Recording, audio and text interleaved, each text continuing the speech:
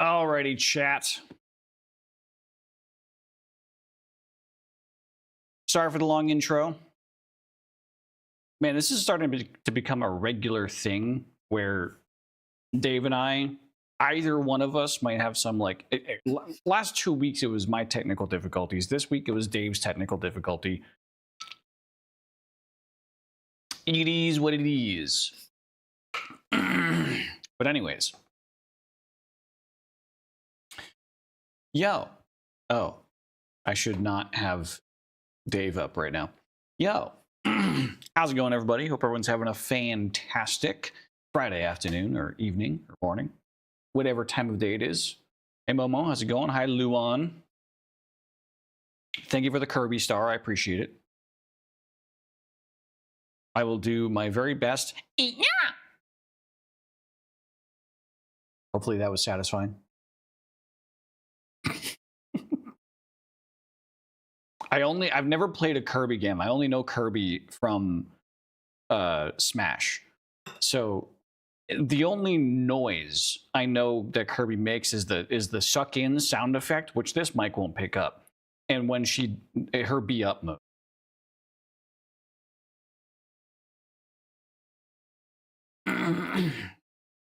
Or no, not her, his, right? Kirby gender. Referred to as male in English localizations. In Japan, gender neutral. There be up move.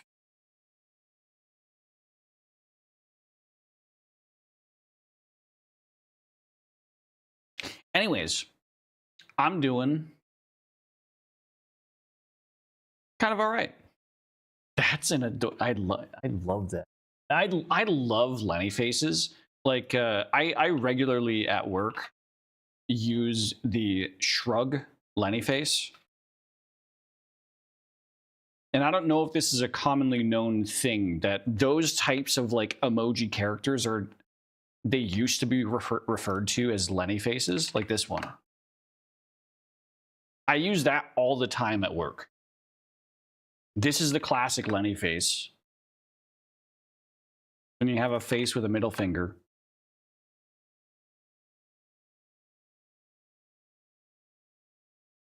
You have a face with really cool. Wait, hang on. Nope, I got an ad on that one.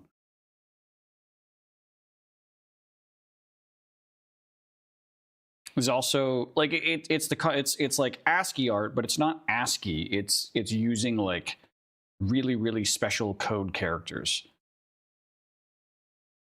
Also Z, yes.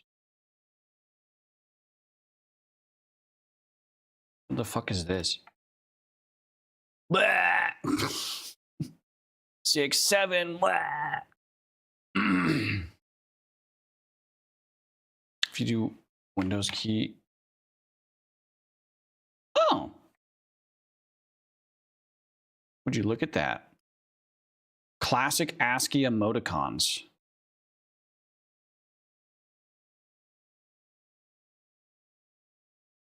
Is this a new Windows 11 thing? I wonder if this works on my work laptop.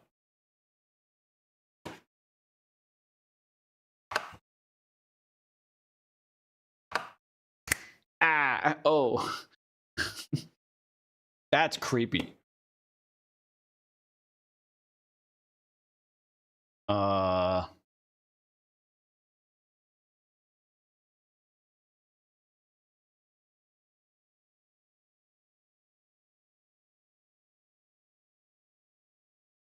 I use it as at work instead of gifts, and my Gen X, Gen Z coworkers have no idea what I'm trying to convey. Fair enough. I mean, I just get people really confused at how I whip out all the time, and it's because I literally just Google Lenny face shrug. and it brings me to Lenny Foss.s, which is where I've gotten Lenny faces from this website for decades, literally decades. I used to use these faces all the time in World of Warcraft.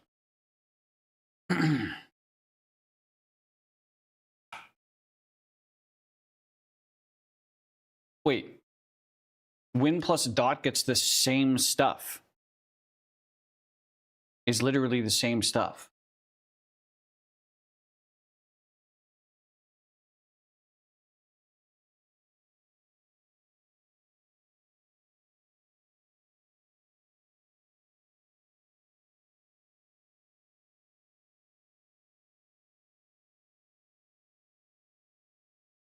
Oh, yeah, right.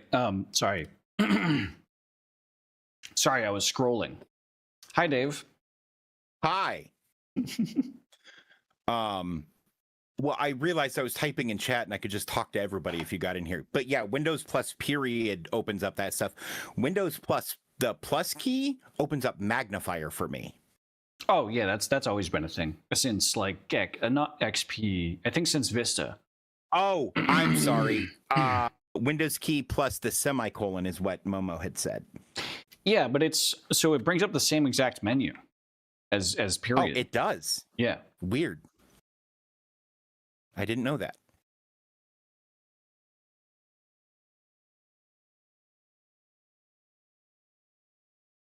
No. Omega is a barred term. That's the highest tier of anything, is all Omega, right? There's category A through F, there's category S, and then there's category Omega.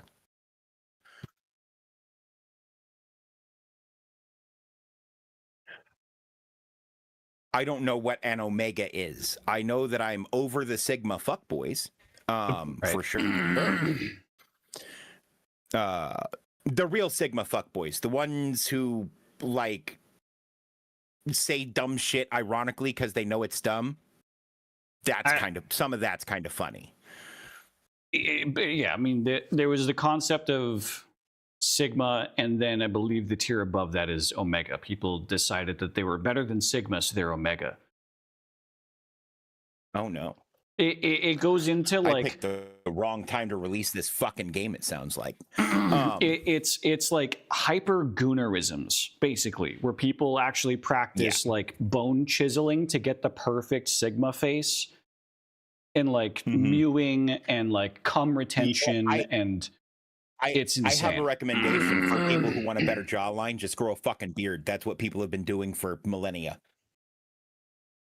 Yeah. Just blame the supernatural fandom. Oh, that's not okay. Yeah, it's different than I thought then. Because like I watch a lot of Wake Wilder, and he has like gone into deep dives on his stream about the Sigma Giga Chad like community online, and how people will literally like purposefully bone chisel their jawline, their cheekbones, not surgically. They'll do it at home in order to get the Giga Chad like face. Yeah, that's stupid. That's just stupid. Yeah. And in addition to being just stupid, it's also stupid. Mm-hmm. It's the same people. Did I mention it's fucking stupid? It's the same people that'll if get you're like doing this shit to yourself, go have your head checked. Yeah, because there's obviously something wrong with like, and I don't mean like I'm not saying this like, but legitimately go see a doctor. There's something wrong with you, and you need an evaluation done. Yeah, because that's self-harm on a scale that is heretofore unseen. True. Also, it's the same kind of people that'll get like surgical leg extensions, where they cut the femur in half and they put in like a titanium expander. Mm-hmm. Oh my god, it's fucking ugh. Just be happy with who you are, man. When it comes to that kind of stuff, that's just like, I don't know. The femur is such an important bone. Cutting it in half seems like the wrong thing to do. Correct. Look, if you're not tall enough, get stilts or deal with it. Get Probably stilts, the get second one. The second one, why is all the text on top of your head? Get stilts or shoe risers or like inserts. Or get used to being a short king, Sam. Yeah. Stop trying to date tall bitches. Yeah. It's fine. There are plenty of short queens out there for you. Or better yet, get you a tall bitch. You need somebody to defend your tiny ass. Or pick you up and use you as a weapon. Right. Then you can say you contributed to the combat for once in your goddamn life. Damn. You minuscule fuck. Damn. You shorty short fuck. Haha short. I knew one guy who did that, but he had a severe birth defect that had his left leg was only as long as his right femur. Oh, well, yeah, I mean, that's different. Someone getting voluntary, like, I want to be 6 inches taller, though, is like pure getting cosmetic. Corrective surgery is different than getting cosmetic surgery, right? Yeah. Like if you have your jaw restructured because you got in a car accident and a tree limb went through your fucking face, is different than you taking a chisel to yourself in your fucking house because your jawline isn't as pretty as you think it could be, or however the fuck they're doing it. They'll take like a metal plate up against their jaw and use a rubber hammer to like crack their own, like fracture their own jaw, to chisel parts of it away through skin. So the bone fragments are just in there now. It's fucking stupid. I would rather you cut your face open at that point. Right. That's worse. Yeah. Anyways, chat, how's everyone doing on this fine Friday evening? I got a full 8 hours last night. Look, I'm all for certain types of body. If you want to pierce something, right? If you want to get the dermal implants, I'm fine with those. Those aren't a permanent change to your body. If you want to stain your skin, you can kind of see mine. Yeah. With a tattoo. Sure, not on your face. Don't be a fucking moron. But like, you know, and if you are rich, tattoo the shit out of your face, right? But if you have to work, don't relegate yourself to jobs that will only let you work, that you can only work with a face tattoo, right? Like there's a different class there. You know, I mean, I would say that that's opinionated and not necessarily like advice level, because I mean, some people just don't give a fuck. Correct, but we are not yet at a point where enough people don't give a fuck. Right. Most companies are still run by people in their 60s. True. And that age group is not as accepting as. But that's where it's still just opinionated advice instead of like genuine advice is don't try body modification at home. Go to a professional. you know? Yeah, definitely go to a professional. And I recommend against visible tattoos unless you are in your career and you know it's fine. Yeah. Because it can close doors. It won't always, and it closes a lot less than it did when I was in my early 20s. So I'll fucking tell you that much. Because we've come, believe it or not, we've come a long way as a society. Like, True. Look, everybody wants to talk about how bad the world is now. I almost died multiple times as a child because of bullying. Right?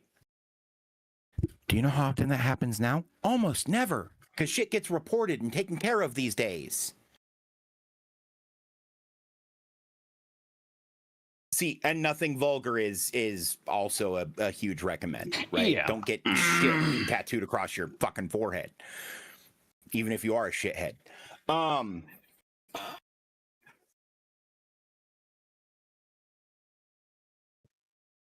Anyways, anyway. But yeah, I'm all for fucking letting professionals do shit every time. Yeah. Every time. When it comes to your body, let the professionals do it. With a few exceptions. Like if you're going to pierce your ears at home, fucking whatever. That's probably right? Okay, yeah. I showed my department clerk the tattoo I want on my forearm, and she was like, "It's a memorial tattoo for your dad. Anyone gives you shit, I'll deal with it." That's, yeah. Yeah, no, and that's the way it should be. I would love to get more ink. I just... I'm sorry. Haven't ever been able to afford it because I've been broke my entire adult life. I just Probably scrolled comes from starting having children at 21. I just scrolled to a Twitter post of someone quote retweeting PETA, where they just spam repeated the phrase "turkeys don't want to be eaten" over and over again, and someone quote retweeted saying they literally go around saying "gobble gobble." Gobble, gobble, gobble. Yep. Get wrecked.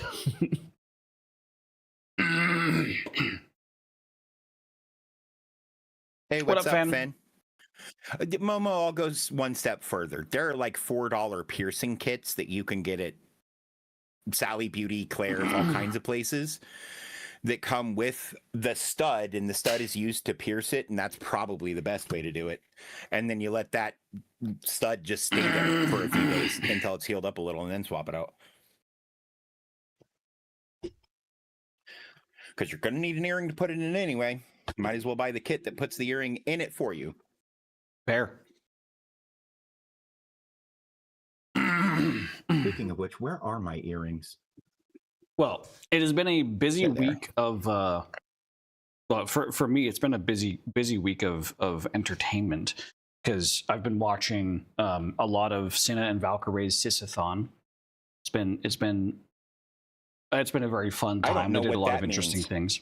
It's just a marathon stream that Oh, like they rent out an Airbnb for a week and do like a bunch of event based, like they wrestled with Zelina Vega. They like, so Sisathon is in sisters? as in like it's like girlhood sisters. It's like Right, okay. they're really close friends. Yeah. Yeah, no, that's when you first said it, I thought CIS. Oh God, no. And That's I'm like, how the fuck are they not getting railed for being that's anti-LGBTQ? That's what Which Ludwig and it Squeaks wouldn't proposed. be, in my opinion. That's what Ludwig and Squeaks proposed would be their competitor to the Sisathon, is the Sisathon, where it's two straight guys doing a marathon a week. I would get in. I would get it. Go in for that though. Like, I feel I am in the minority these days as a straight white person on the internet. No, but this isn't about like lesbianism or anything. Yeah, It's just two girlfriends. Yep. Nope. I just needed clarity because those aren't creators I typically follow. I don't typically follow creators, to be fair. Right. I mean, I But do, there but was- like not like other people. So there was I'm that, autistic, but then forgive me. also yesterday we had a resurgence, a reawakening of the Unis Honest crew. Okay. Markiplier went live yesterday with a YouTube stream titled Unis Honest. And it did the whole Unis Okay. Honest countdown at the beginning. And ultimately, it was a 5-year recap and telling old stories of the behind the scenes. Like, it was just like a couple hour long, like, here are our thoughts on Unis Honest 5 years ago. Here's some background stories around it. Here's some interesting factoids. Here's a couple of things that were real, a couple of things that were fake. It was just a really, really wholesome, like, it's the 5-year anniversary of Unis Honest, and they just got together to just hang out, kind of, and just Right. like chill with the community. See, and I was never when that was all going on. Like, I didn't even watch YouTube at that point because I didn't have fucking time. Yeah. You know, I was a fucking electrical contractor working 12 hours a day. I came home, I ate, I fucking passed out. I Fair. got up at 3 o'clock in the morning to do it the next fucking day. Because apparently you have to work 60 hours a week to run your own goddamn business. I'm still doing that. And making far less money. So much less money. You didn't Zach, finish, I but you're miss stoked to getting do paid. so later. Yeah. Sorry. Yeah, I couldn't tell where, like, you kept pausing and I couldn't tell when I could, like, Yeah, no, you're enter all it good. back in myself. No, it's just really, really wholesome. I had to pause my Sisathon watching because that was like, it was. Yeah, no, it's awesome. I'm glad they got the opportunity to do that. Hellcat out of the blue just messaged me the link to the stream with no context, and what I typed back was a mashing of my keyboard as I was basically. I went from having a really chill night to go, oh god, what the fuck? Hang on, no, I gotta open this. I gotta tell a few people. Jesus Christ, like it just because I didn't know what it was gonna be. And, yeah, if they're not going to be taking the VOD down, no, they're not. Get me a link because Amber might want to watch it. Yeah. They did say that they'd be keeping the VOD up. At least Markiplier kept teasing for now. Oh, hey, I go to my YouTube and there I am on my own YouTube. It's always weird when that happens, right? Or You relate to D&D? I'm pretty sure Foot was late to D&D as well.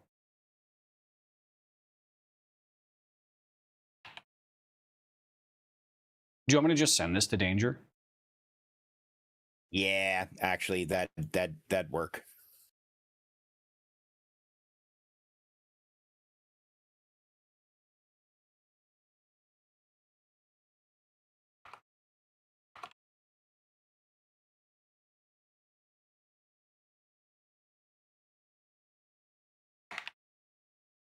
All right.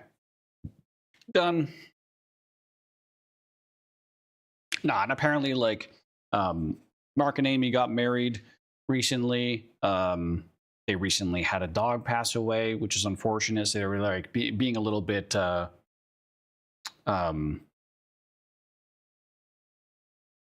nostalgic for, like, how things were before and what things are coming next. And Mark talked a little bit about his dive into movie making and TV show making, and so there was just it was like the entire stream was like a sigh out of exhaustion. It was like, man, I've been running for 5 years and been so busy behind the scenes, and we haven't had a moment to just sit down and recap what happened with Honest. So this is nice. It was very wholesome in that sense. I liked it. Rip Henry, bestest boy. Yeah. It was still nice. You got to see Chica a little bit on stream. I love Chica. I don't know who that is. It's Markiplier's golden retriever. Oh. I think. See, I think she's a golden retriever. I barely watch Mark videos. I have never seen a Mark stream. Golden retriever and a good girl, the goodest girl.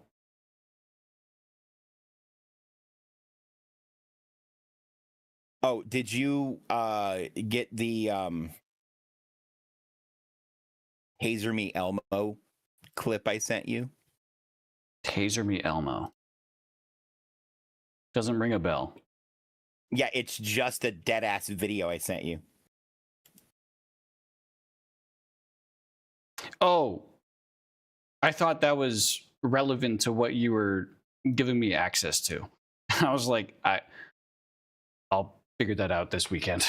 No, so no, I didn't look watch at it later. It's funny. Yeah, look at it later. It's just an anime character who says corpses don't talk, and then pulls out a taser and tases some guy in front of her, and her friends are like, "What the fuck?" And she's like, "My street name is Taser Me Elmo." And she's like this 5 foot tall tiny woman just zapping the shit out of some guy. Sorry, I don't know why that popped into my head, other than I saw something with the word "me" in it, maybe, that triggered that, and I thought, Taser Me Elmo.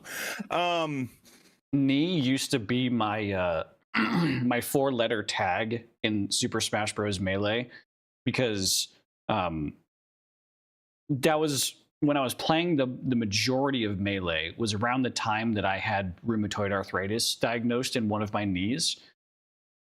And at that time, I didn't have like an online alias like Invader Z or Mr. Zi-Fi. So I didn't know what to have as my like above my character's head tag. I didn't just want to say Zach. So I just put knee. and then I just kept doing knee, and then like it got years later where people just was just like, why the fuck do you choose knee? And I just would be like, I don't know. Like it doesn't matter anymore. Chat, this is a prime example of why English sucks, because the word that I had said was me. Oh. And 500 years ago, the K in knee would have been pronounced knee. All the silent Ks used to be pronounced knife, knee, knight. Neat. You're the knight who says knee, yes. Correct. And plays nothing but Mario 24/7. It's still a great fucking story though, and kind of hilarious. I think I just re-pierced my ear. I don't think I found the hole in the back. I think I just pushed this bitch through. I'm in a lot of pain. No, my ear is just very warm all of a sudden. Oh. Which is an indicator that it has received damage. Right. Yeah, because it's like but swelling. I just had to push it through the outer layer of skin on the back and not through the cartilage in the middle. Fair. I would have known if I was doing the second one. I would have felt that. Oh, yeah. That would have hurt like hell.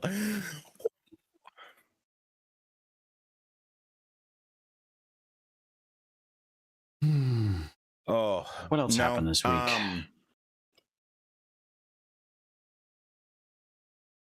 Trying to think if there's any other... Started snowing near me. Nothing stuck on the ground, though.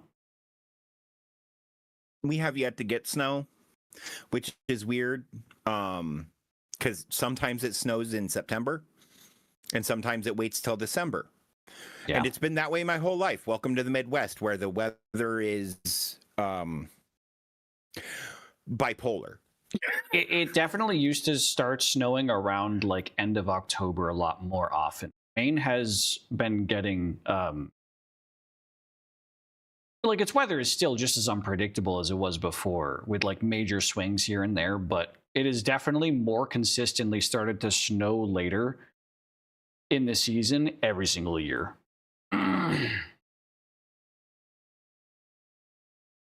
Yeah, no, my snow, last JK, year it's we now had 71 a 30 degrees. Degree day in September, so.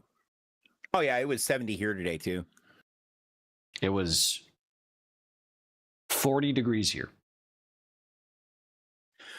I'm not gonna. Okay, moving on, because my brain has one joke to make about getting 4 inches. Yeah, no, it was just spitting around here. I know people up north got a bit more, but we don't, Momo. Yeah, you don't. You're 2 states away from me. I have Momo's address. She bought a book. And I just go off of context clues. I hate asking personal details directly. And if someone tells me a personal detail, I like delete it from my brain. I just like, I don't. Like you've probably told me. I was literally just working on shipping stuff today, so it's ready for when I place the order on probably Monday.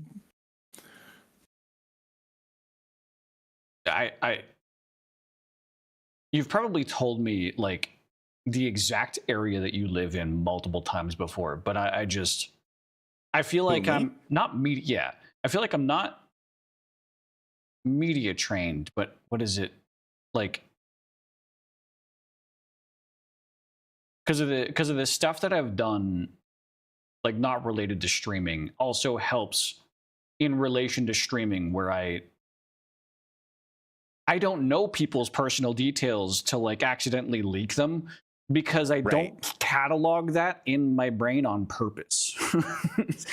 Yeah, no, like I said, the only reason I remember is because before I got a call with you, I was just looking at it to make sure shipping stuff hasn't changed. I mean, the friends that I'm planning on using will still work.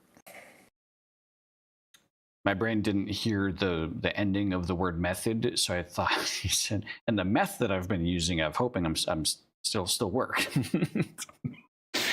No, if I physically visited a friend, then I remember where they live, but because then that's like physical memory. But if someone just tells me, yeah, I live in this city in this state, and I'll be like, oh, okay, neat, and then my brain will just not write that down anywhere.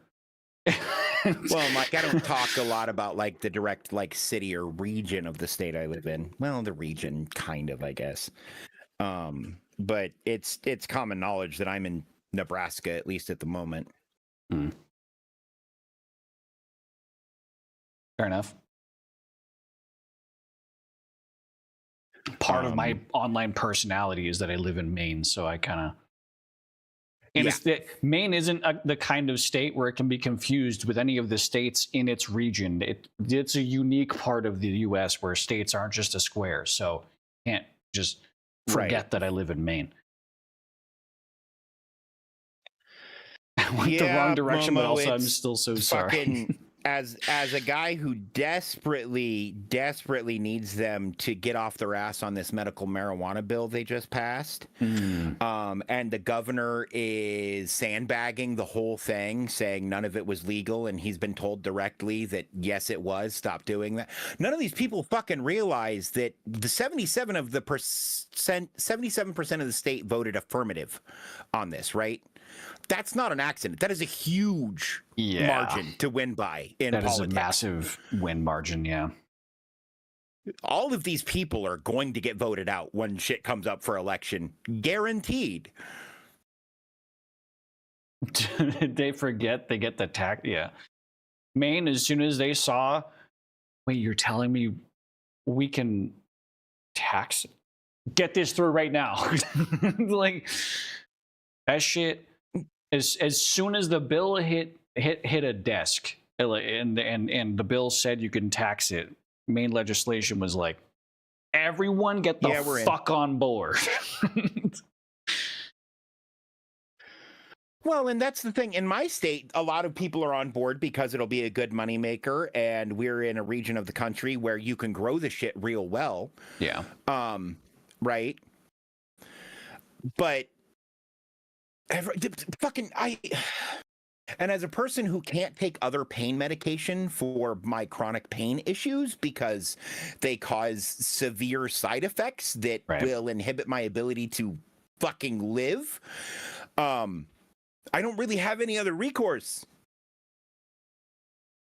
So I have to buy the fake shit, the hybridized stuff, etc., etc. It sucks. Sorry, I'm drying fingernail polish. Fair. Legit, the reason that it got passed, though, is the only thing that almost my mom. Marijuana has a lot of success stories. And I joke about getting high and getting fucked up a lot, but honestly, like, I don't really do enough to get fucked up. It just takes the edge off the pain when it starts to happen, or calms down my nerves enough and like my hands so that I can keep doing shit. I tried, unless I got like pre-rolls, I don't think, because I've smoked like with my buddies weed. I've vaped, I've done edibles. I don't like vaping. Like I don't like it got me high and it was a fun experience. Like it got me just high enough that I felt really chill. It was really good at relaxing me. But I just didn't like it. Smoking actual like leaf was also good. Probably a bit more enjoyable. It's so much better, in my opinion. Yeah. So it was more enjoyable. Less of it, and it doesn't give you that weird like the film that vaping does in like the back of your throat, and then you just feel weird the rest of the fucking like, not emotionally or mentally, but like physically weird in the fucking throat forever after, or I do at least. No, I mean not too dissimilar, but like actual leaf, of course, is a better experience, but it's the smell, it's the smoke, it's the fact that I live in a basement in the middle of a metropolitan area. So so then my next option is edibles, where I just don't like the punch of edibles. where it just like, now it hits. Get ready, bud. Like, That's what I like about these. This brand doesn't do that. if it was, It ramps was up, it yeah. stays at a place for a while, it ramps back down. It's honestly one of my favorite brands, and I'm glad that the place that replaced the place I used to go to carries it for the same price. Shoot me the brand name, because I need something to help me relax that isn't alcohol. Yeah, because that's alcohol super also fair. increases cortisol levels in the hangover. So Yep, which makes it terrible for trying to manage any type of yeah.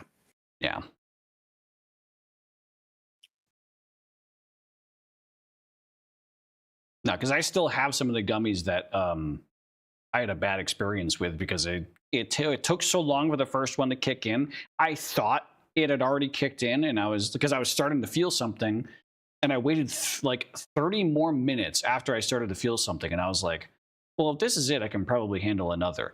And then I got sent to the dimension of pure energy. Yep. Uh, Yep. I've spent time in the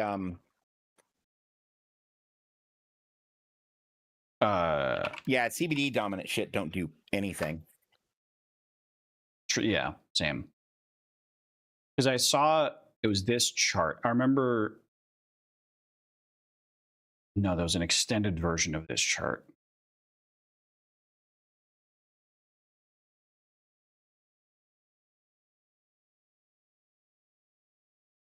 That's the chart I use.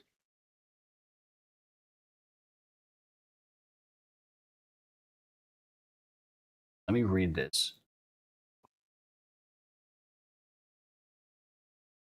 Oh, yeah, okay. You know, it is this chart. Okay, yeah, I'm going to show this. Cuz I did one edible, and I was about like between I was at a 3. And I was like, I want to get to like a 4 or 5, because I'm chilling, I'm hanging out with friends. I got to 9.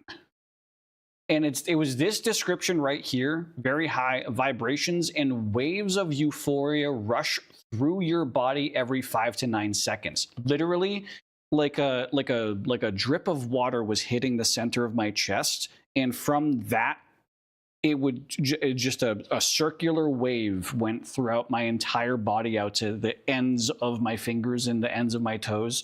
Just a pulsating wave that just kept like hitting my body.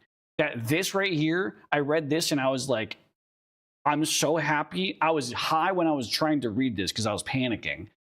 And I was like, I'm so happy this is described exactly like this, because this is exactly what I'm fucking feeling. Thank God I'm not going to die. Fair. Yeah. That was the point where I was like, okay, so I just need to breathe and sleep. And then I slept for 16 hours straight. So you want a sativa dominant blend and not an indica dominant blend? I mean, I've done both. Like when it comes to right, but indica, if you are prone to relaxing to the point where you sleep for long periods of time, indica helps with sleep. Sativa, for a lot of people, gives a little boost to energy. Right. No, so I know if you that don't want much. to pass out for a day and a half, you know what I mean? People with ADHD also saying sativa helps them focus too. I've heard that too, which makes sense because it's a mild stim effect in a lot of people. Yeah. No, I just remember this chart literally feeling like it saved my life by the fact that it was worded exactly that way. I was like, thank fucking God, because my roommate was no fucking help whatsoever.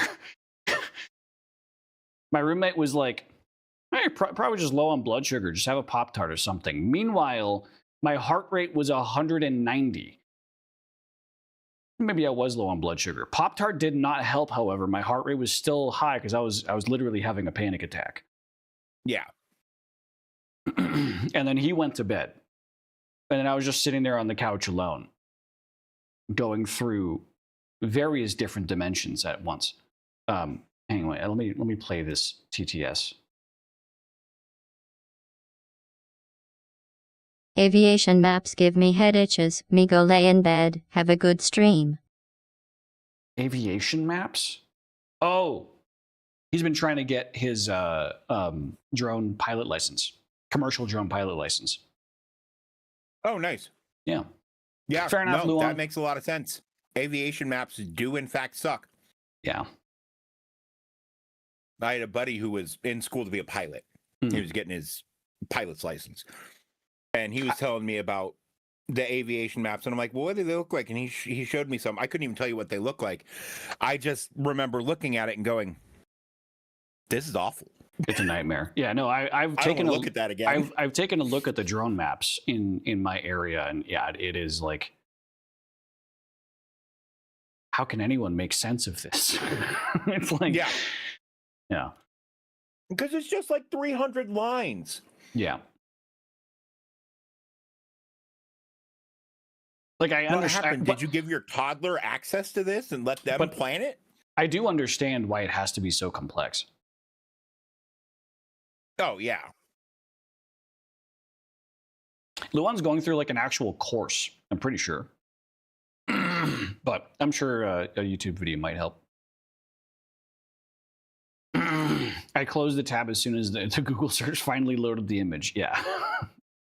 It's like no one voluntarily wants to look at this and understand it. Yeah. But there isn't any other way of doing it.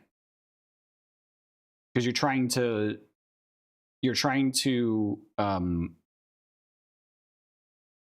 find a way to put a 3D bucket of space onto a 2D media, you know? Right.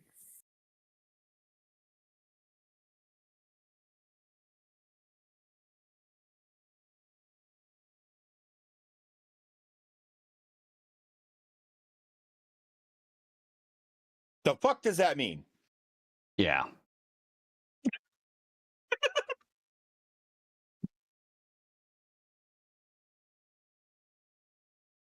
It's various levels of like this color, this border, anything within this area, you can fly these devices at these altitudes, in this color, this area, Right. these are devices at this altitudes, this is banned, here is your radar region that you need to stay all within. the colors and everything are standardized. So once you learn it, you can read any fucking map, apparently. Yeah. The problem is there's not a legend on any map. So unless you've learned it, the maps are fucking useless. Yeah. It tells you where all the mountains are, where all the cell towers are, and yeah, it's crazy. Now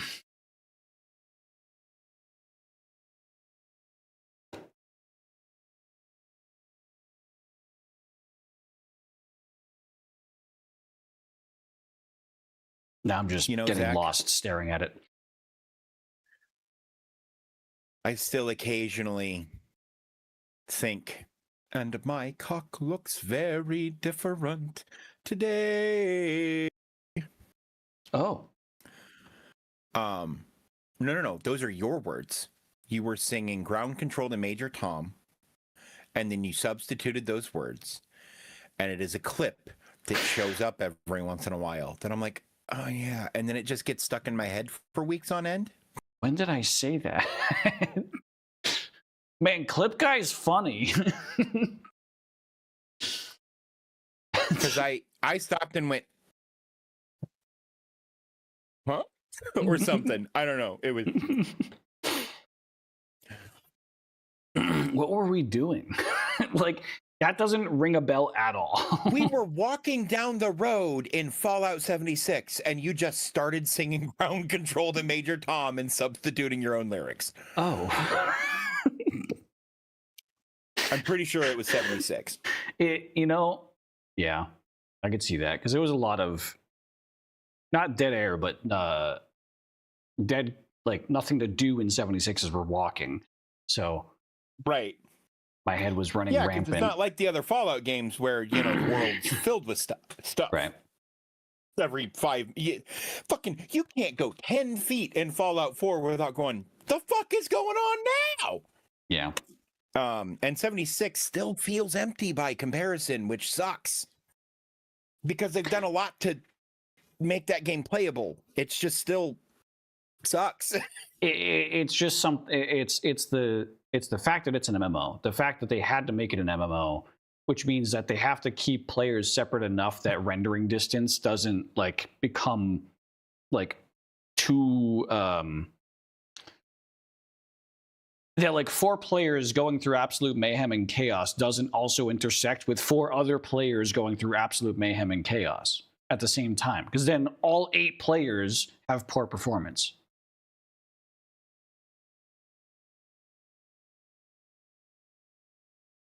Do you want to read that out in like a voice? The victim told the police that before he I'll start over. The victim told the police that before the incident, he was cleaning his firearm, which was identified as a shotgun, and had placed it on his bed, officials said. He then proceeded to sit down on the bed, at which time one of his dogs jumped onto the bed, causing the weapon to fire a round into the man's lower back, officials said. Guess what state this news article is not from? Is it not from Florida? Did he shoot himself in the fucking back? Shot himself in the back. How do you get a team kill on yourself? I thought Kurt Cobain was talented pulling the trigger of a shotgun with his toe while his boots were on. God damn. Talk about a rough day. A Pennsylvania man is now hospitalized after his dog allegedly fired a shotgun.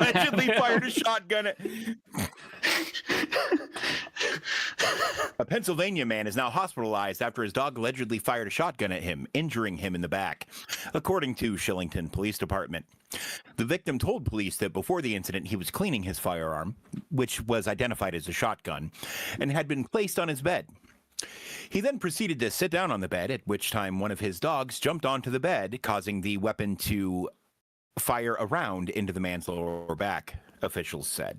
Please tell me they have like an adorable picture of this dog. All right. I've now read the whole article with all the context in the correct order.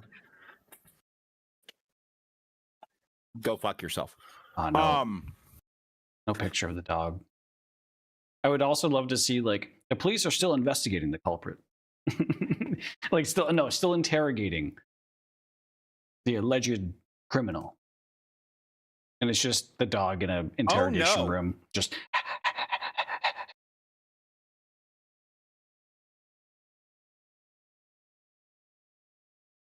Hang on. I have to go tell Amber that a dog in Pennsylvania shot its owner. In the back. In the back. Yeah.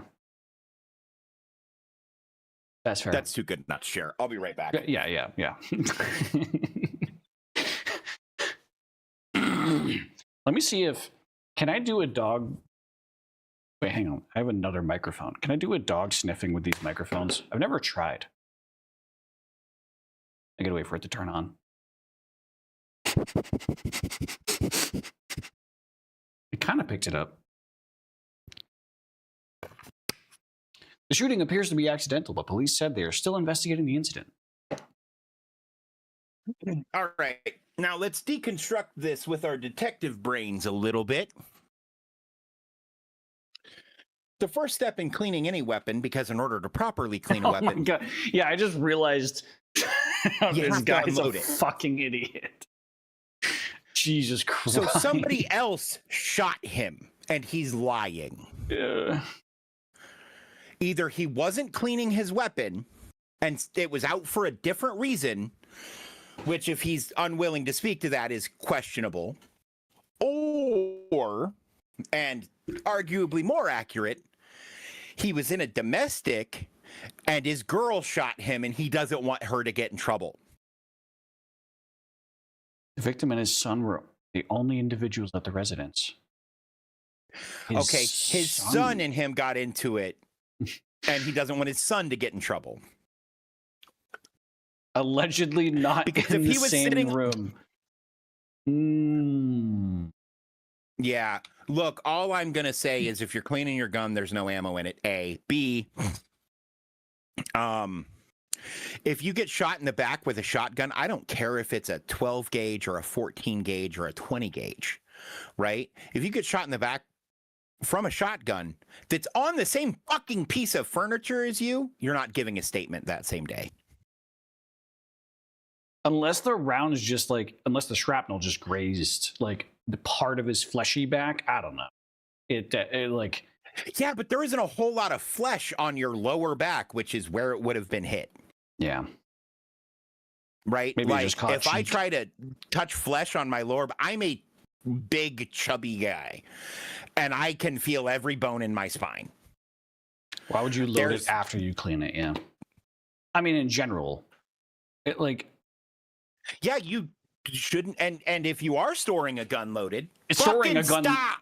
yeah, storing a gun loaded is like, if this was, with a few exceptions, right? If this was exactly as described, this man should not have guns.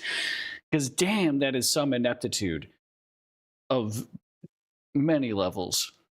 Where he immediately went into surgery for his injuries. Yeah, this whole story is sus to me. And I apologize for kind of bringing the conversation there, but like, I can't help it. I have detective brain. And when 1 and 1 equals 3, I need to find the missing one. Because we haven't been given the whole equation. I just wish they had a picture of the dog and it's just like an adorable like corgi or something. Oh my god, can you imagine getting shot by a corgi? Oh.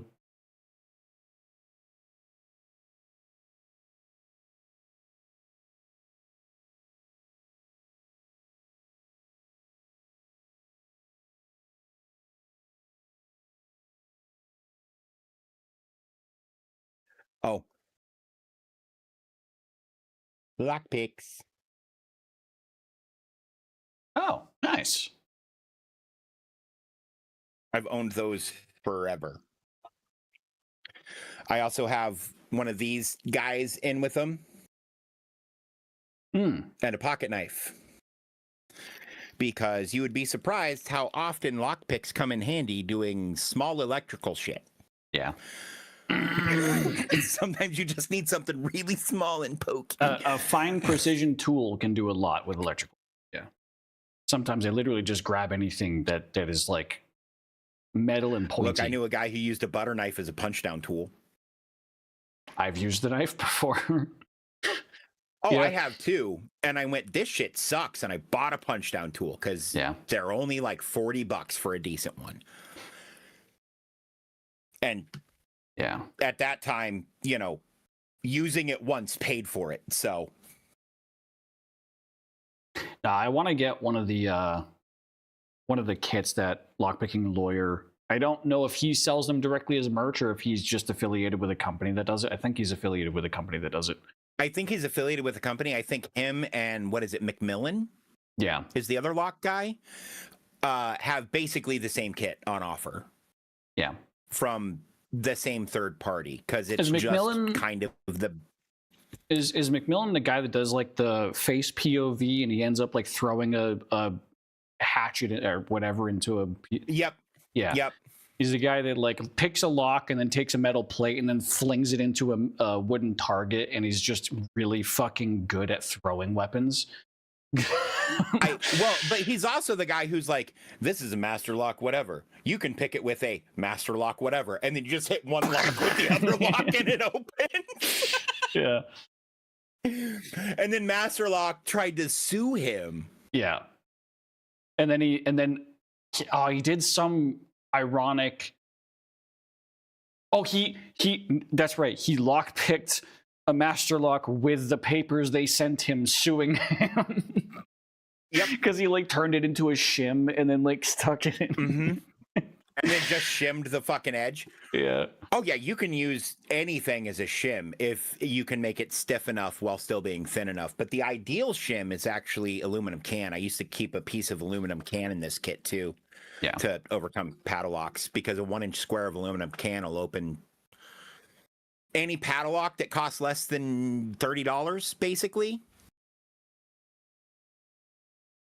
Fair.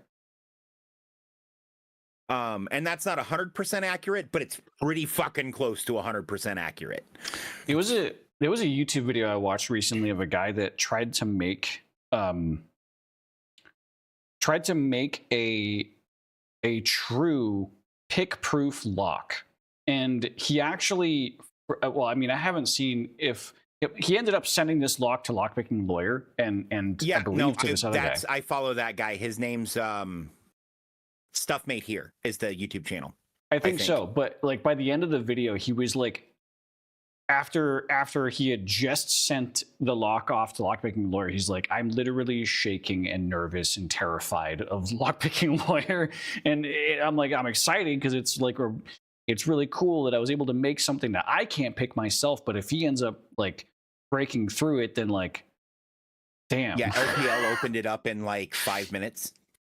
Did he? I didn't look into his follow-up video. Lockpicking Lawyer opened it immediately, and Stuff Made Here made another video who's like, okay, yeah, I missed a huge thing. The video I watched recently was, I sent him one of my designs before, and I've fixed the design now, and I sent him a new design. Right, and I haven't seen the update from that one, but I knew that. Yeah, because he uses beads instead of pins, which I thought was a really ingenious way of handling that. Yeah, you just have no idea what's happening. The problem with using the beads he used, though, is they're ferromagnetic. So if you get a strong electromagnet and just put it above the door where the pins go, and then stick a screwdriver in it and turn it, it'll unlock. Fair. If those beads are ferromagnetic and not like aluminum or nickel, not nickel, the other one. I just also remember him at the end of the video being like, I had originally planned on making this something that's potentially commercially viable, but this absolutely no longer is. Yeah, no, like, no. The amount of custom machining. But this is also a guy who made a basketball hoop that it doesn't matter where you shoot, you make it. Yeah. And it does all of the math while the ball's in the air to put itself in the right position and have it bounce off the backboard. Like, this guy's a fucking genius engineer. To be fair, all you got to do is slap a modern GPU and some machine learning, machine vision, because a GPU can just render the field in 3D and then just do trajectory analysis. I mean, that's basically how he did the brains behind it. The more complicated part was getting the basketball hoop to go where it needed to fast enough. There's a level of fast enough because there's a level of precision required there, right? In addition to the compute time. The compute time is literally like instantaneous. But yeah, you are right. It's the servos and the motors needed with precision and speed, which is hard to do. Sometimes you get one, sometimes you get the other. And even if you get both, it moves so fast that if it hits you, you'll die. Yeah. No, Stuff Made Here is a cool channel. Check it out. Yeah. Well, all right. Damn. He makes stuff. We went a bit longer than ADHD hour before I woke up. I'm now awake. Hello, world. My name is Steve. Anyways, let's get into some dolls. By the way, Zach, if you do end up trying these, start with a quarter, because sometimes I take half and sometimes I take quarter. I never take a whole one. A whole one ends my day. Fair. I mean, that's what I did with the other gummies too, and then euphoria ensued. Yeah, sometimes I take a whole one because it feels good, if I'm being honest. Like when I've had a real rough day. Fair. And I don't stream on those days because I can't remember how my computer works. Oh, that never happens to me. I know how the fuck you work better than you do. We get into arguments. It's probably true. Your computer doesn't know anything. It cognizes many things, but it knows nothing. No, it knows exactly how to piss me off on some days. And then I teach it that that's a bad idea. Anyways, let's do some bills. Wordle. I forgot how a toaster worked last time I mixed up my gummies and my mom's. Oh, Jesus. Did you put the toaster in the microwave? How to Because open that's the how you fridge. make toaster ovens. Mom's now has a bright ass sticker on it. Make it That's fair. funny. Fucking okay, we got a vowel at least. It is funny. I on the topic of like parents and like family members in general and weed, my family has always been like, besides my oldest brother who's tried literally every single like street market drug, and hasn't been addicted to any of it besides alcohol, which he's fixed. He's now 3 years sober. Try Vapid. He Vapid. Yep. Interesting.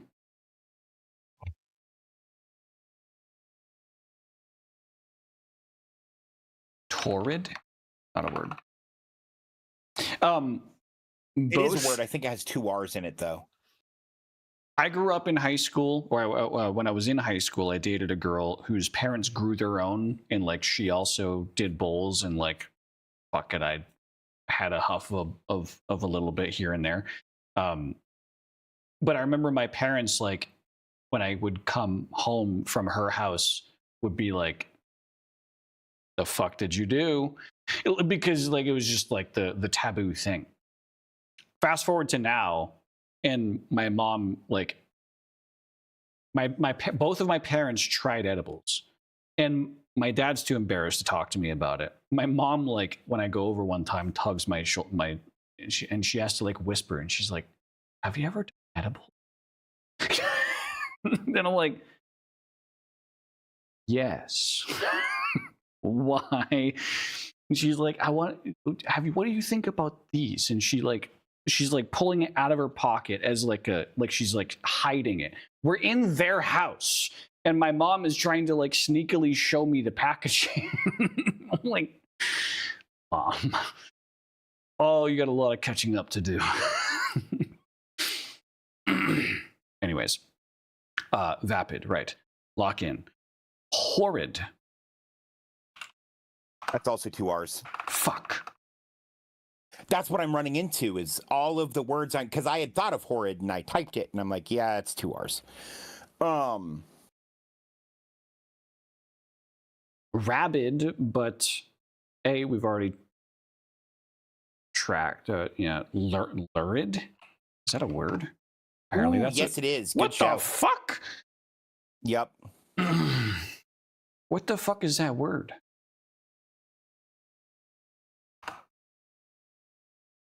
Very vivid in color, especially so as to create an unpleasantly harsh or unnatural effect.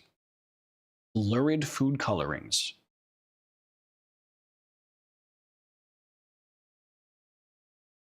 The more lurid details of the massacre were too frightening for the children. See, that's the context I'm used to hearing it in. Because it doesn't necessarily mean colorful as in color in that definition. Colorful as in like graphically explicit. Right. Gruesome, sensational, or vividly shocking. Characterized by shocking or outrageous behavior. Yeah. Interesting. The lurid man whipped out his dick and pissed upon the crowd in front of him. He was then promptly arrested, executed, and served for dinner. Did you guys realize the basis of DARE is an MLM? Yes. Why do I only kind of know it? Wait, DARE, isn't that the thing that's like, don't do drugs? Yes. Yeah, okay. I never took them seriously. Yeah, I knew not to do... It's basically an MLM that like cops and firefighters get roped into exclusively. I was already on board with like, I don't want to do that shit. That just sounds like a bad idea anyways. And then DARE came around and I was like, this is fucking stupid. I didn't take any of it seriously. Off-duty cops get paid more the more other off-duty cops they got to join. Oh. Yeah. Yeah. Fascinating. Anyways. Tyler.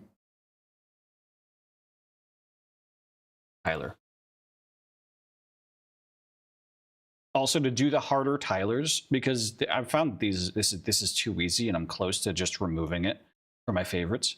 But to Yeah, get the it's harder not- Tylers, you have to pay. Well, and the thing is, the problem I have with Tyler is it doesn't make words in all of the directions, and it really should. Yeah. Window. WINDOW. What? Is there another W? Oh, the W at the top needs to go at the bottom. Moo. Moon. Bitch, Yeah. I'm a cow. Bitch, I'm a cow. What is this A Page. for? Page, It's for the word page. bear. Spice. Yep. Oh, I didn't realize there was Zach. For the first time ever, I noticed there is a word list attached to this that I never looked at. It's so easy. These puzzles are so easy. But yeah, the Tyler XL, yeah, makes it far as I think Yeah, I'm just but gonna play a bigger puzzle of just random letters that only read vertically, so it feels half-assed. I didn't try weed until I was well into my 30s. I don't consider what I did in high school to be trying weed because I was such a pussy. I didn't even take like a full huff. I wouldn't take it into my lungs. I would take it into my mouth, not into my lungs. I barely felt anything back then. So I tried, my first try of weed was, I would say, like 25, 26, maybe.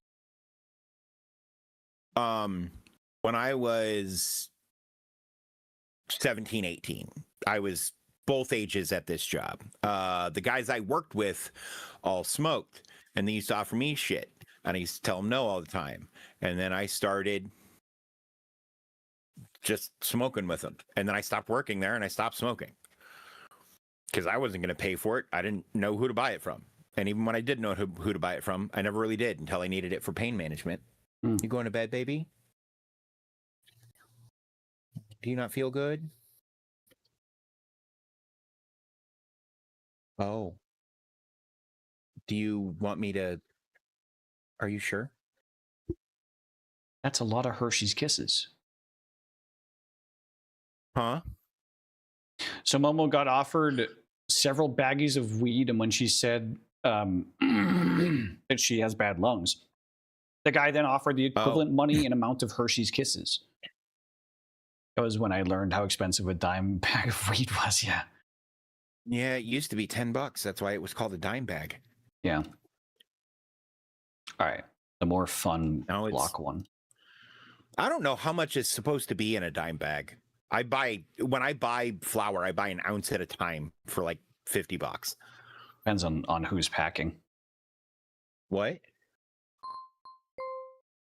No, I think it's more than a gram. It might be a gram.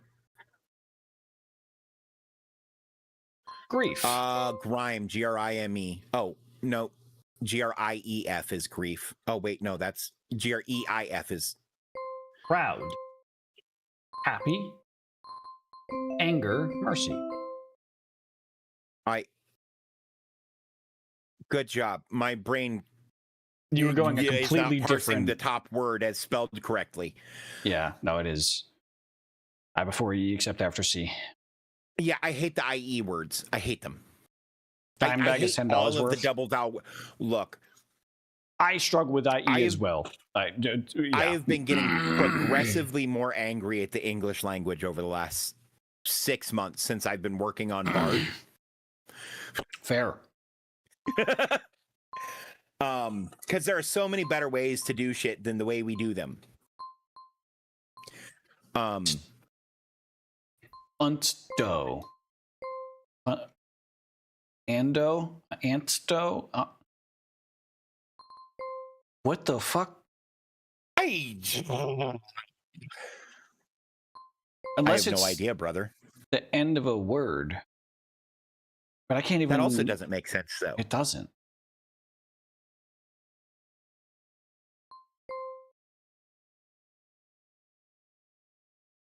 What? A T and a D together is just... What? Oh! Hot dog. Yup. That's 2 words. Game. Sunday. Summer. Warmth.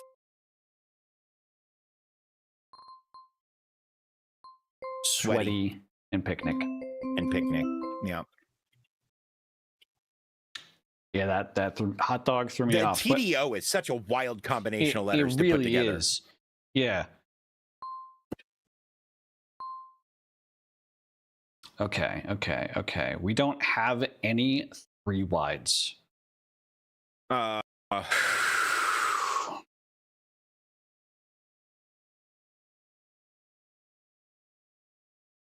That's conductor's too many letters. Conduct would be enough letters. Do you see? Oh wait, there's a CO. Conduct. Blue T Trolley. and trolley conduct. How did you know it was train shit? That's what I'm saying. Momo. It's one of the green A's Yeah. for rail car, and then the other one goes in the other side. Caboose. Yep, that one goes there. Caboose. Yep.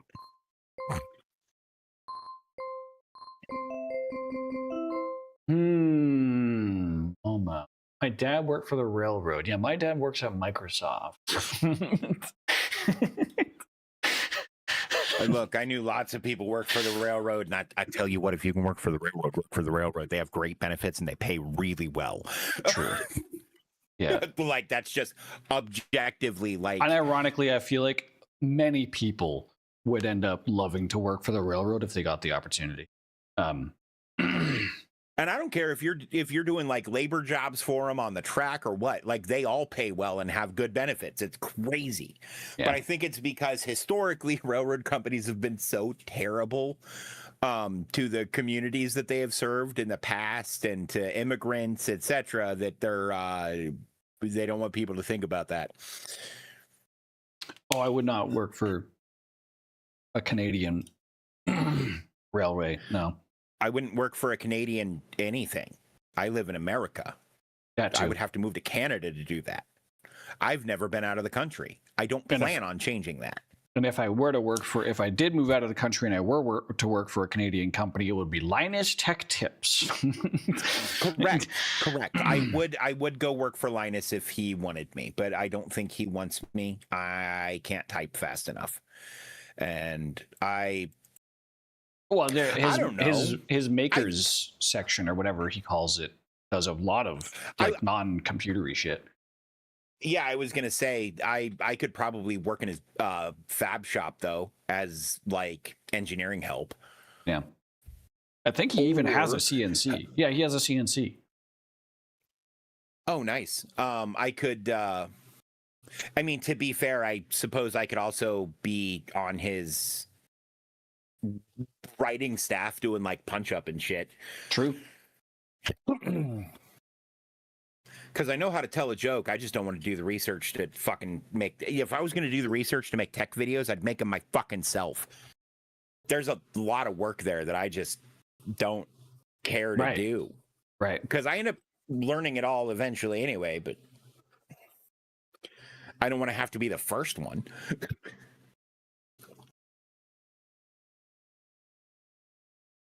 Golf. Maybe whale. Yeah, whale and battleship. Maybe battleship.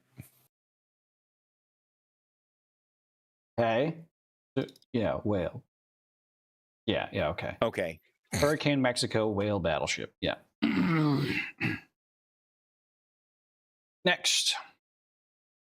Gulf whales are real animals. I mean, I know, but you just never know what this game's theme is supposed to be. Right. Milestone. Birth. Oh, yeah. Groom. Undertaker. Gotta be, yeah. Yep. You're born, you get married, you die. Yep. Very poetic. Knights. Wizard. Sword. Dragon. Dragon. Table. Yeah. Coast? I was also thinking potentially Loch Ness. There was only 4. I thought there was 5.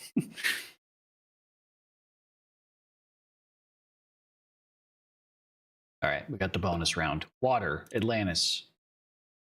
River. And paddle. Paddle. Banana. No, snow. Snow is made of water.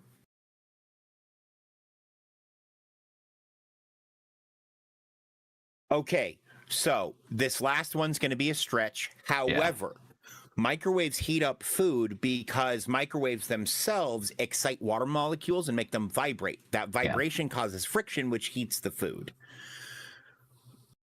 I was thinking of water, that too. A microwave doesn't work. Ooh, caution wet floor. Okay, yep. That's a shorter. That's less of a stretch. Yeah. Fuck. It was bank? Bank. Oh, bank of like a water bank in a river. Oh my god, yeah, like the riverbanks. I'm gonna kill myself. Okay, in a video game.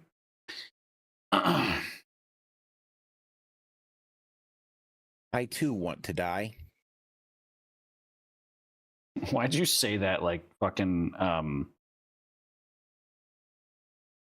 Space Odyssey?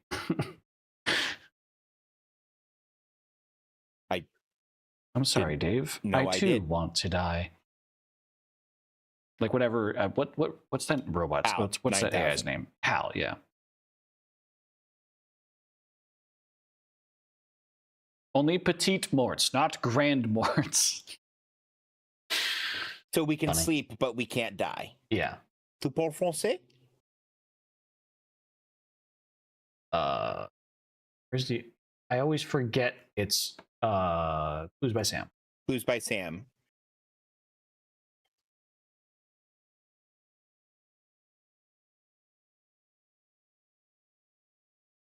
Right. Katie, and remember, Vera, and Wally are all innocent. Hang on. Remember, we can get more details on a clue and reveal a clue of a person. Yeah. Right. I have 3 innocent neighbors on the edges. So yeah, is innocent. What? Oh, on the edges of the. Yeah. Okay. That's why I said Katie, Vera, and Wally. I didn't hear the names you said because I was too busy reading down here. That's fair. Is Maria's neighbor. So either Sue or Isaac has to be innocent and the other one has to be evil.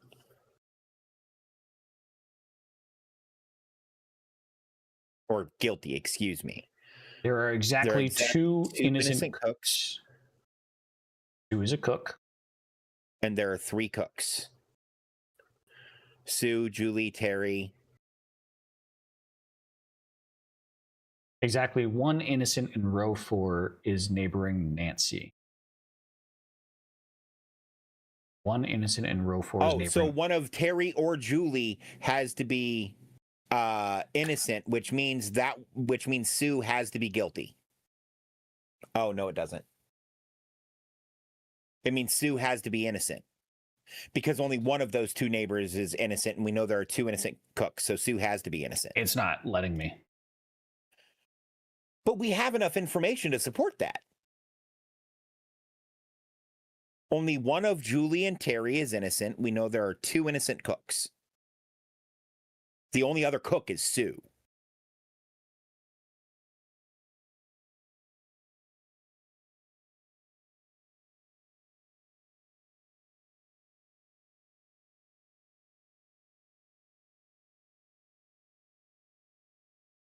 Exactly one innocent in row 4 is neighboring Nancy. So yeah, these two are both potentially. Wait, no, Terry's It's a 50-50 Terry's between guilty. Sue and Terry. No, Julie has to be innocent. Because only one innocent in row 4 is neighboring Nancy. Stu has to be innocent. Which means Terry can't be, because Terry is also in row 4 and neighboring Nancy. So Julie has to be innocent, Terry has to be guilty, and Sue has to be innocent. Oh, what the fuck? Yeah, Sue innocent. What the fuck? I guess. All right. It's not Anyways. understanding that we know the dichotomy of the two cooks and Nancy because they're from different clues. Yeah. And they apparently didn't link them properly. Exactly. 2 of Gia's neighbor, 3 innocent neighbors also neighbor Vera. So Rob is innocent. Both innocents above Gia are connected. Hang on. So Maria has to be innocent. Erwin could Correct. also be innocent. Because if it's Isaac, it could Sue be has Erwin. to be innocent. Oh, yeah. Yeah. If Wait, no, it's where is it? Exactly. both innocents above Gia are connected. So if Sue is innocent, Sue then it could has be to Maria. innocent, which means Maria has to be innocent. It's not liking it yet. But because it's broken, it's literally broken. That's annoying.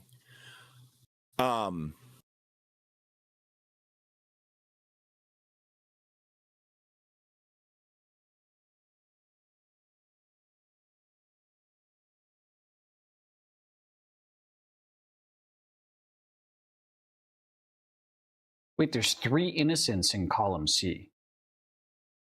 Correct. Gia has to be one of them because there are 2 above her and only 2 above her. So Gia has to be innocent. Rob is the only one with exactly 7 innocent neighbors. Okay, where the fuck is Rob? Right here. So Luigi or Maria. Maria's innocent, Luigi's guilty. See if you can mark Sue as innocent yet. No, yeah, it's still considering that a 50-50. There are more criminals among painters than any other profession. Luigi's a painter. What the? Luigi, Nancy, Zara.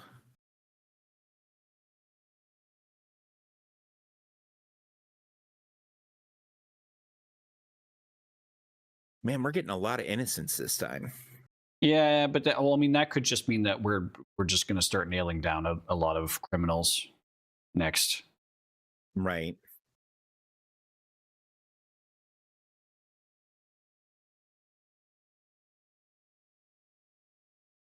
Only one of the 3 innocents in column C is Maria's neighbor. Wait.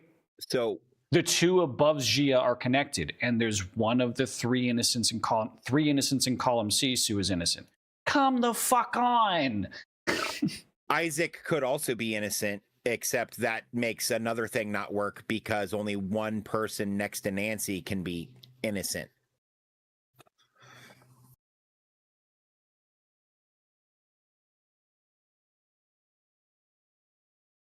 I'm annoyed. Exactly one innocent in row 4 is neighboring Nancy. But Nancy has 2 row 4 neighbors, Sue and Terry, who are both cooks. And it can't be Terry. Oh. We have to find another way to verify that Terry is guilty. Oh, see if you can mark Terry as guilty. No. Okay.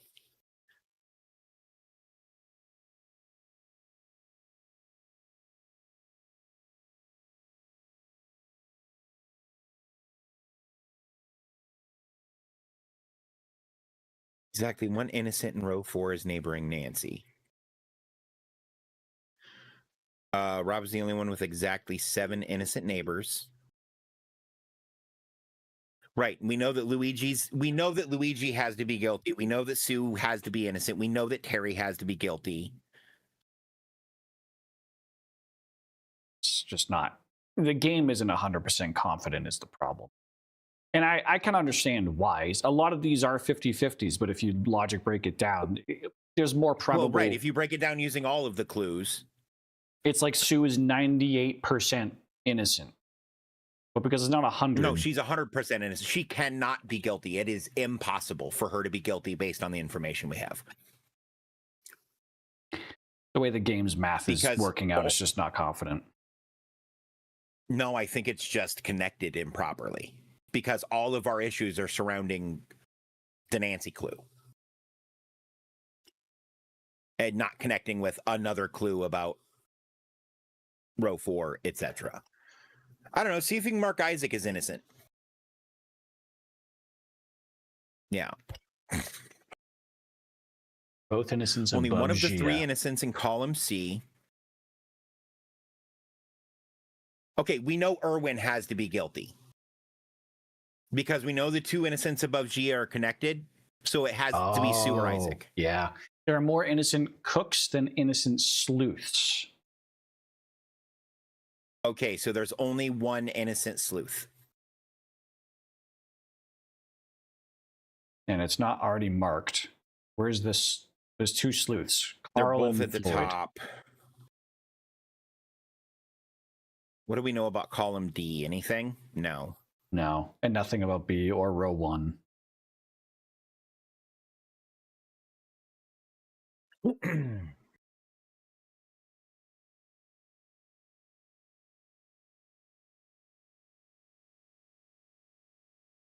So only one of the 3 innocents in columns. So Katie's clue.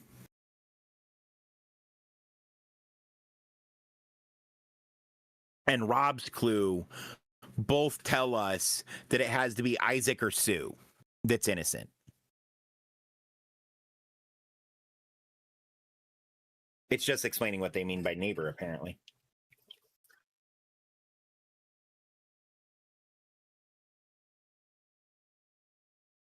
Above someone means somewhere above in the same column, not including that person. Connected means an unbroken chain of adjacent neighbors. Both means there are exactly 2. Yeah, okay. So it's still either, yeah. I don't know why, but I just clicked that and there we go. We're just moving forward. There's an equal number of innocents in rows 3 and 4. We knew that already. Yep. God damn. See if you can mark Luigi as a criminal yet. No. Fucking damn it.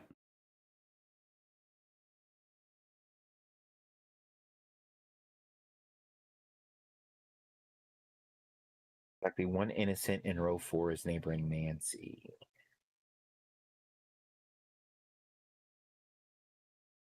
Rob is the only one with exactly 7 innocent neighbors.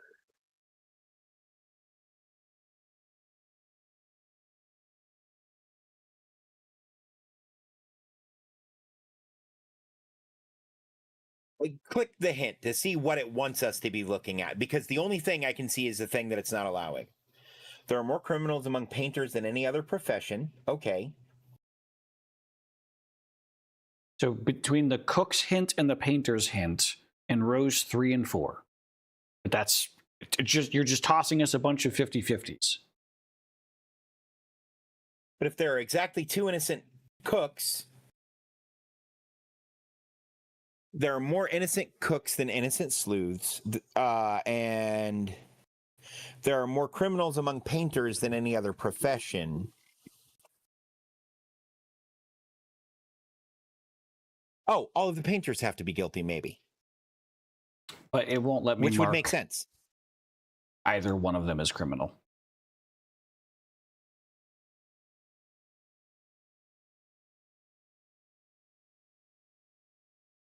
Or innocent, for that matter. Because there's only the 2 fucking painters, isn't there?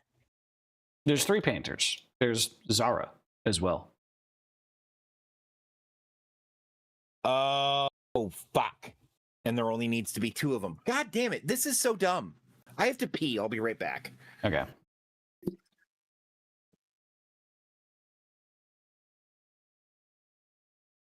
What does Austin have to do with any of this?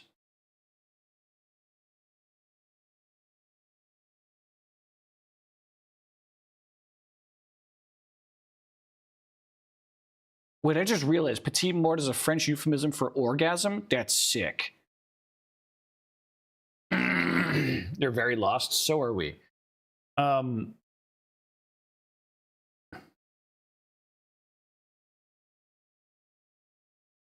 There are more criminals among painters than any other profession. Wait! I figured it out. I figured out our next step. I'll explain when Dave gets back.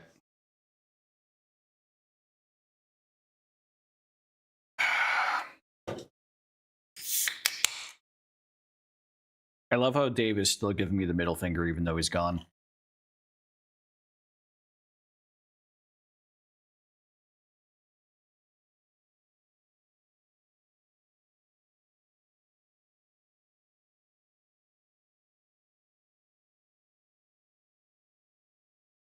Yeah, no, I remember on the topic of weed again, I remember when I got into I got into vaping and doing edibles before one of my best friends did. And I started to like send him links, send him the research that I had done on like whether it's healthy or not, because he had concerns. And I told him about like sativa versus indica. I told him about blends, and like I did a lot. I did like 3 months of research before I started to actually like try any shit myself. And then I sent him all of my notes. I think like 8 months after I told him all of my notes, and he was like, "Yeah, okay, I'll see what I can do." I ended up going over to his house. He lives in a different state, so it was like a vacation. I went on a vacation to visit him, and he has an entire like laptop-sized Pelican case that he pulls out from under his desk, and he opens it up. You make any more headway?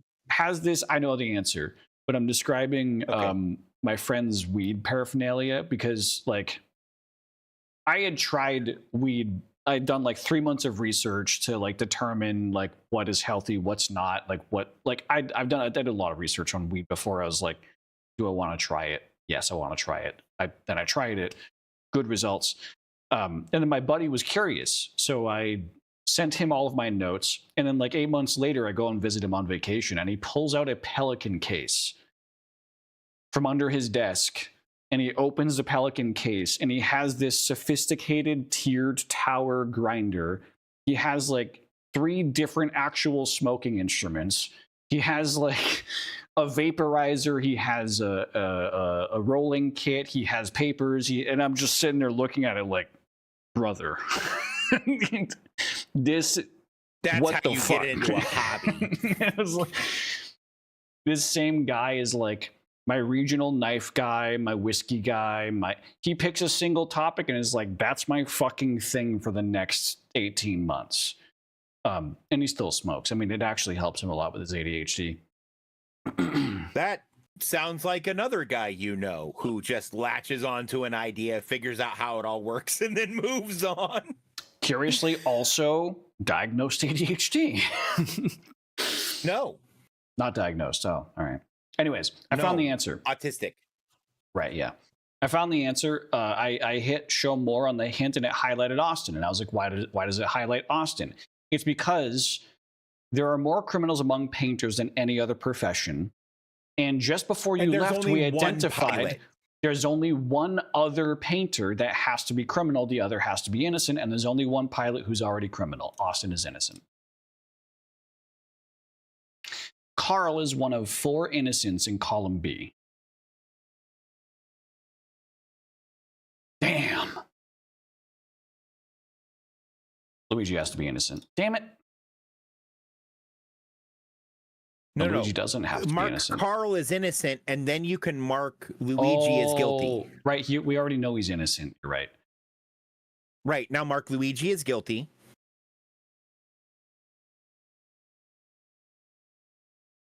One But nice continue. thing about the shop I go to, I see the same people all the time. They asked me once if I wanted a free sample of a roll, and I told them I have bad lungs and can't smoke.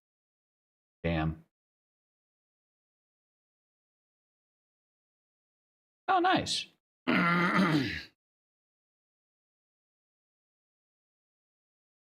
4 innocents in column B. So Hilda is potentially innocent, but we know she's not. Well, no. She could be. Hilda has to be innocent. Luigi has to be guilty. Sue has to be innocent. Terry has to be guilty. Which means Gary has to be guilty? Or wait, is there another singer? Oh yeah, there are all kinds of singers. 1, 2. But he has to be guilty because there aren't more than 2 innocents. I thought we saw somewhere. The most number of innocents is cooks, and there are 2 of them. There are exactly 2 innocent cooks. Oh, that's all I it is. misunderstood that. Yeah. I'm trying to combine things in my head, apparently. There are more criminals among painters than any other profession. There could be one criminal singer. Yeah, there we go. Didn't give us any hints, though. I also don't know why that was valid. Yeah, I have no idea. I think 2 of the card logics got flipped on us, is what I think happened. Like the text on the card doesn't match with the logic that was programmed. There are more innocent cooks than innocent sleuths. There's only 2 sleuths. But we know that 2 of the cooks are innocent, which means Floyd has to be guilty. Yeah. Katie has more criminal neighbors than Nancy. Where's Katie? Katie has more innocent neighbors than Nancy. Katie has 2 criminal neighbors, which means Nancy can only have 1. That actually doesn't help us. We know Nancy has 1 more criminal neighbor. Same information we've been tossing. Are there any other farmers? Yeah, Maria. Isaac has to be innocent. Oh, never mind. Wait. Are there any other singers? No. Yes. Pam and Vera are singers. Gary's a singer. None that aren't. I was looking at Gary and I was saying, wait. Yeah. Because they can only be 1 criminal of any type, basically. Right. So do we have? We have 2 cooks, 2 painters, a farmer, and a cop.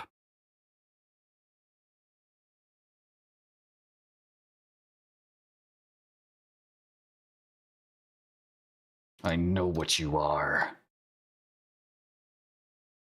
We know Nancy has to be a criminal.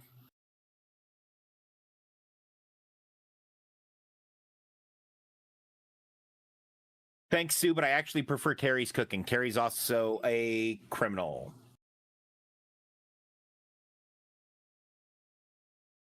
What? Okay, so what? So then Sue's criminal. Isaac is innocent. Which means Luigi has to be innocent? Yeah. And Hilda is Which means Hilda has criminal. to be criminal. Yeah, there was some card logic that was wrong there. There had to have been. Because some of those things made no fucking sense. Yeah.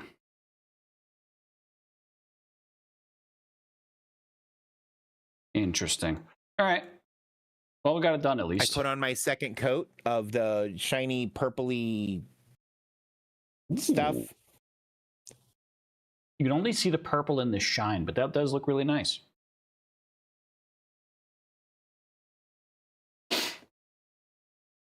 First Cropple. Tomorrow This it'll look actually even better when all the paint has flaked off my skin. Yeah, that's right. Cropple was on Tuesday was sushi. And this is hand. Yeah, but a Cropple on Tuesday was sushi, and I was I had sushi typed out. Enter, enter, enter, nothing. Direct caps lock, sushi, enter, nothing. Sushi, submit, nothing. Like I clicked submit, nothing. And then I skipped all the way to the end. It was sushi. I was like, what did I do wrong? That's infuriating. Not hand. Vagina. No. Oh, foot. Because if that's not skin, I don't know what it is. It looks kind of like an eyelid. But there's not enough. Yeah, but that's too many letters. Foot. But I was thinking like the crease between fingers or around a knuckle. Baby. Oh, it's a whole ass baby head. Okay. See, I was going to go lips next, Momo. Yeah, it was this one. Literally, I typed sushi like 7 times and tried entering it. That's frustrating. All right. Like mega. What's car guesser? Oh, this is where you guess the make and model and year of the car. Oh, that is a. I was going to say I want maybe to say that is a Toyota. Dodge. No. Wait, the like silver mirrors actually are a little weird. That is a Dodge Durango. Or no. That's one of the new Ford Explorers. Wait, hang on. 172,000 miles. Yep. They've been doing the same. The new Ford Explorer has been the same body for the last 10 years. It's not Ford. Chrysler. It's a van, also, not an Explorer. That's not a van. That's a CUV. It's not a Chrysler either. It's a Dodge. Nope.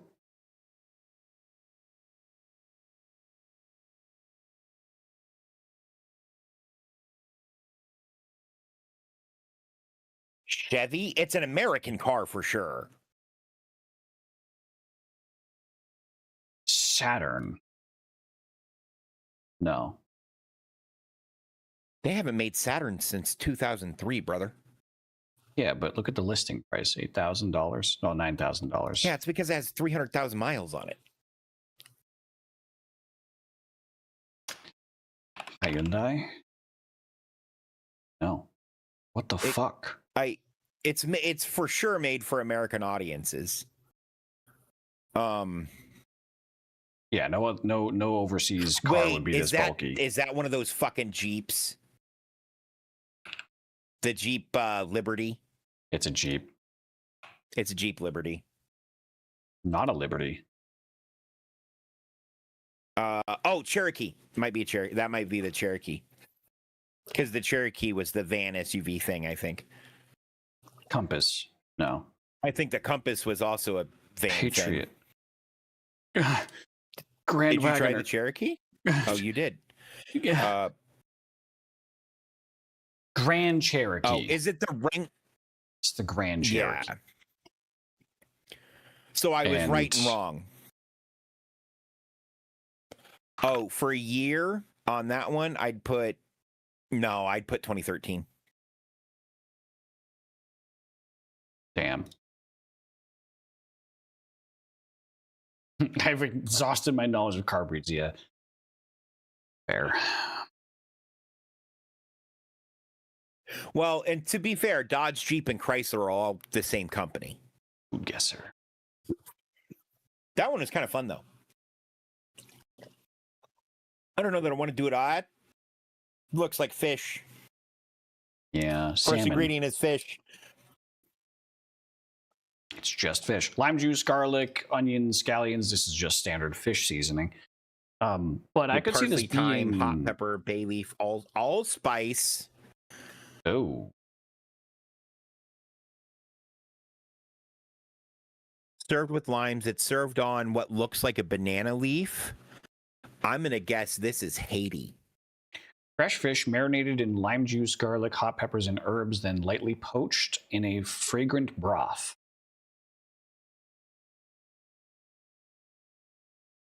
Its name comes from the sizzling sound made as the seasoned fish meets the simmering liquid, creating an enticing, flavorful meat full of vibrant flavors and delicious textures, like my dick.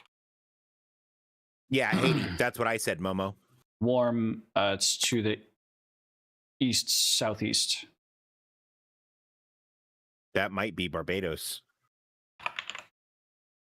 Wait, east southeast of Haiti Very hot. is now. Cuba. Try Cuba. Northwest of Barbados. Cuba. Warm, east of Cuba. So we went too far the other way.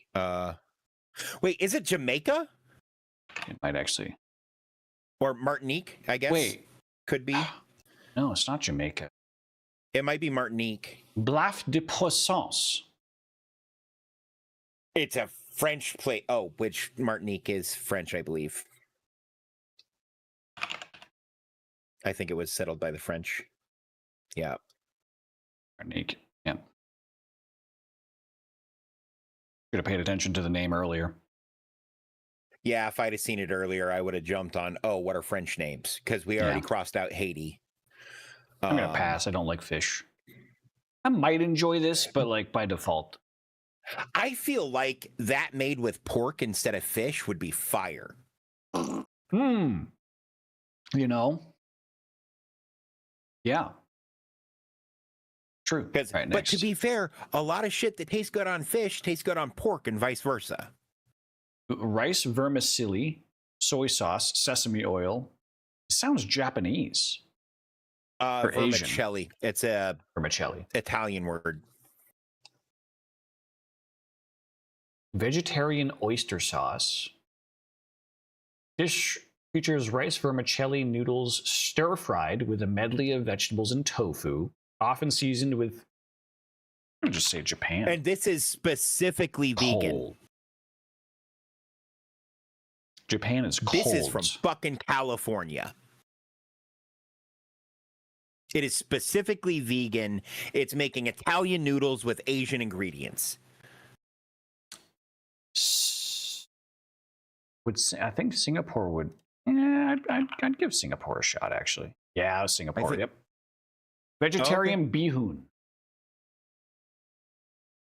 That was my nickname in college. Sorry, I see vegans and I think I see vegans and cuisine that doesn't quite match up, and I think California, the birthplace of chop suey.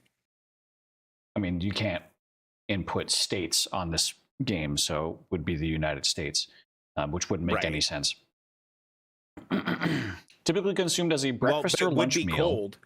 It is a variant of the traditional Chinese bihun, which is rice vermicelli as its base. The dish is particularly popular among the Buddhist community, and they're adhering to vegetarian diets as it aligns with dietary restrictions that exclude meat and pungent vegetables like garlic and onions. Pass. Oh yeah, I always forget Buddhists aren't supposed to eat alanols. That's not right. It's the family garlic and onions and shit like that is in. Noticed Momo said that she had this for lunch today. Alliums. Alliums. Yes, thank you. Interesting. Is that donuts, flour, sugar, milk, yeast, salt, oil, apples, cinnamon? Oh my god! Oh, that's just, apples are not optional. That makes it an apple fritter. Yeah. And those look like traditional fritters, like from the south of the U.S. This might Polish. be U.S. That is so Polish. Yeah, because like a lot of American cuisine that is fried and shit doesn't actually come from America. It's just popularized in America, but it is Polish. Yeah, and we get a lot of fucking fried dough shit from Poland, Belgium. Yeah. Like Eastern and Central Europe. That's super fair. Man, I want to call this the Rachusi. I don't know. Oh my god!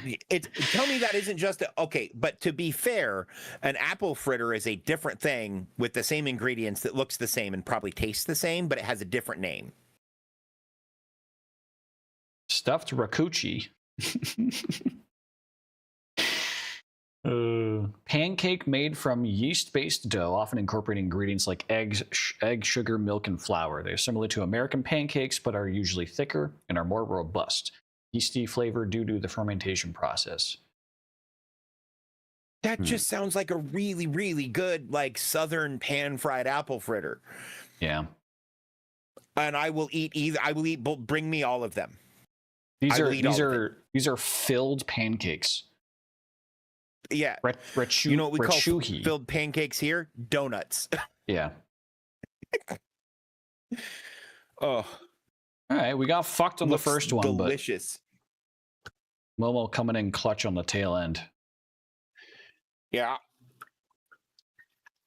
Thank you, Momo. It does look delicious. Oh, I didn't yum that one. Oh, That one I'm deserved sad. it. That one did deserve it.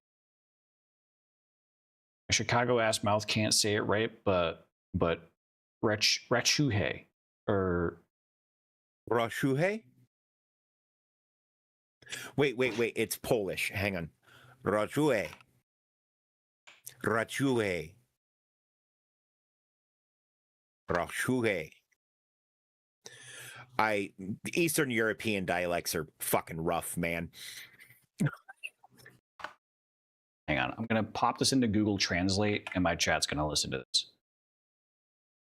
Do it in a browser window that this is in too, so I can hear it. Oh, you know what? Fair.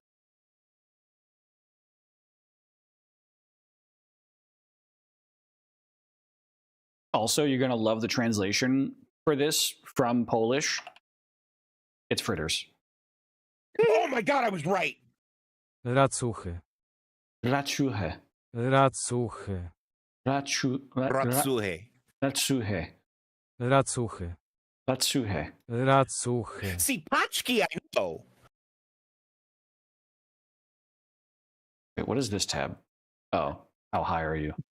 No, officer, it's how high are Leave that one. Hi, I'm how about are to you? take. Fuck. I don't know, officer. Your eyes look glazed. Have you been eating donuts?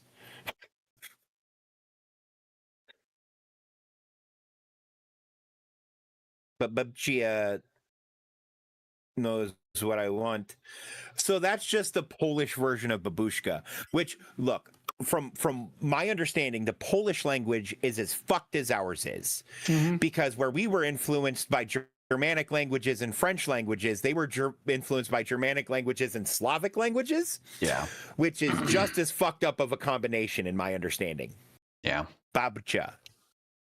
Let's do Pokto. She wouldn't tell me her government name, just Babcha. Fair enough. Which means grandma, I'm pretty sure. All right, Zappy boy. Damn.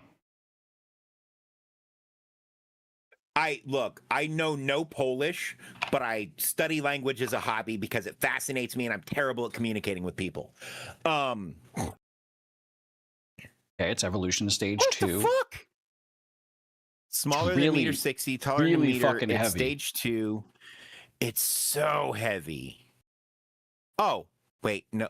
It's Snorlax, which is now technically the stage 2. Because there's a baby Snorlax. This isn't considering new shit. This is only 151. I know it's the original 151, but I think on Pikachu they call it the second evolution stage. No, they don't. Even though the first they don't. They do call Pikachu the first. Yep. This is only considering 151. Okay. Fuck. This could be. Oh yeah, Steelix doesn't even exist yet. No. It could be. It could be Onyx. Onyx is stage 1. Oh yeah. But Nidoking is. I was going to say stage 3. It's poison and it's purple. What about It's Staryu. It's Staryu. Is or Starmie Starmie, whichever the stage 2 purple one is. Starmie? Damn. What? Okay, it's lighter than Starmie, but taller.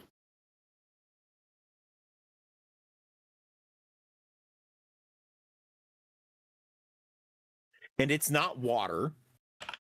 No. It or ground or poison or electric or flying. Right, so it can't be the Wheezing. snakes. Could it be wheezing?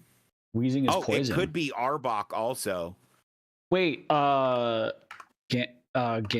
Gengar. Gengar doesn't weigh shit. He's a ghost. I don't think this is. I don't think the ghosts How do you spell have Gengar? Gen. Oh, and he's stage 3. Anyway, stuff. Yeah, you were looking for Haunter. They do apparently weigh stuff. But not as much as you would expect given his size. He is the exact right height, though. It's not water. It's not poison. What else would... It's purple. What the fuck?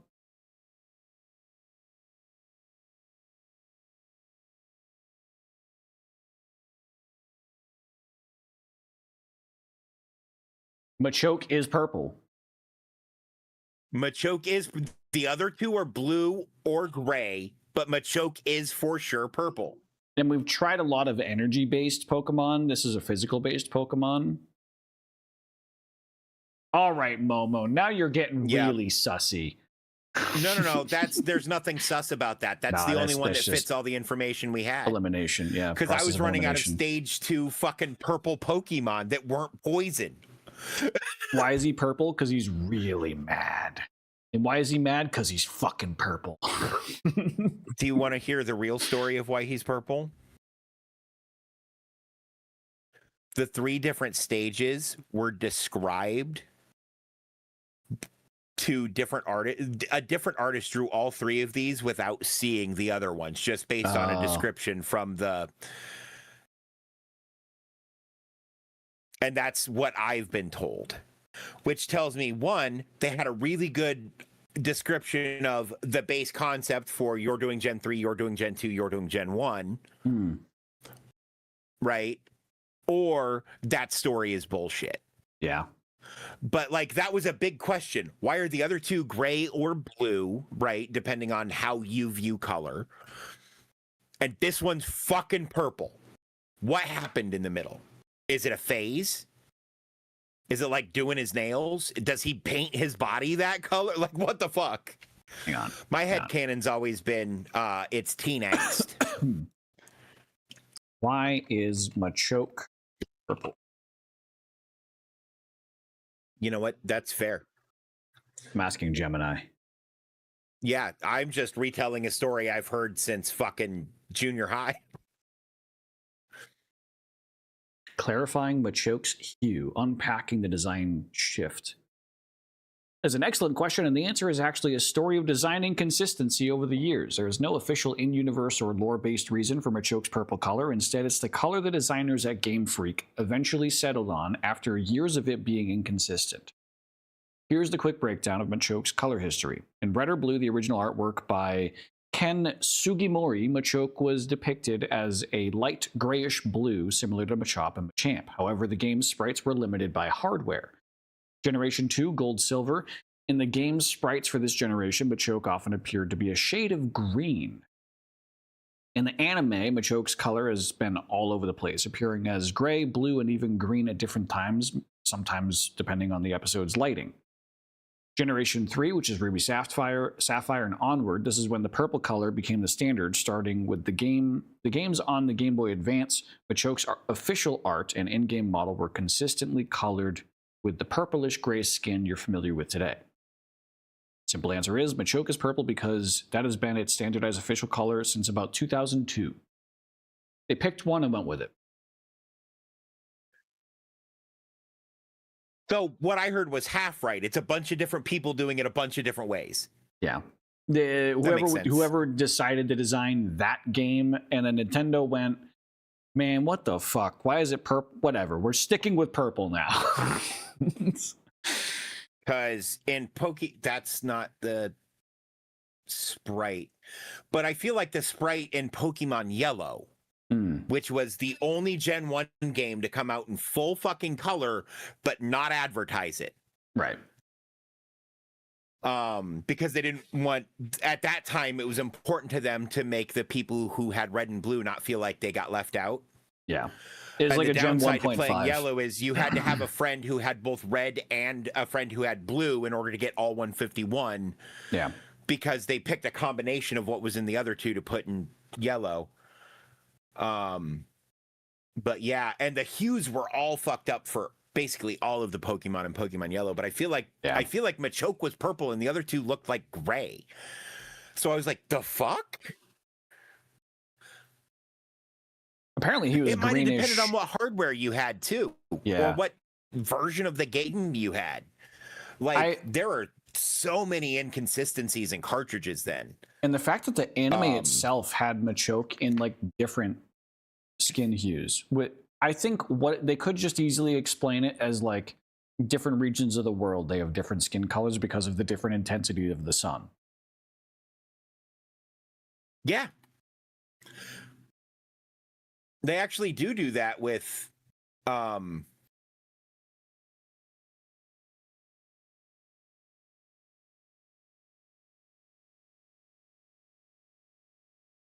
brother had original this is Game Machoke in Boy Pokemon Crystal. That's the sprite I can find right now. Yeah, that's like a puke yellow or just a green. Yeah, it's like a yellowy green with red accents. The red accents are there for all the sprites. Yeah, but you don't want to put that weird yellow green color with red accents. That's gross. It's gross looking. My brother had a Game Boy original, and I say that because Game Boy Color exists, but it exploded in his backpack at school once, and they thought he had a bomb. That's kind of funny. Yeah. That was back when AA batteries weren't as like safe as they were today, and they just overheated in his backpack, and the batteries just popped. I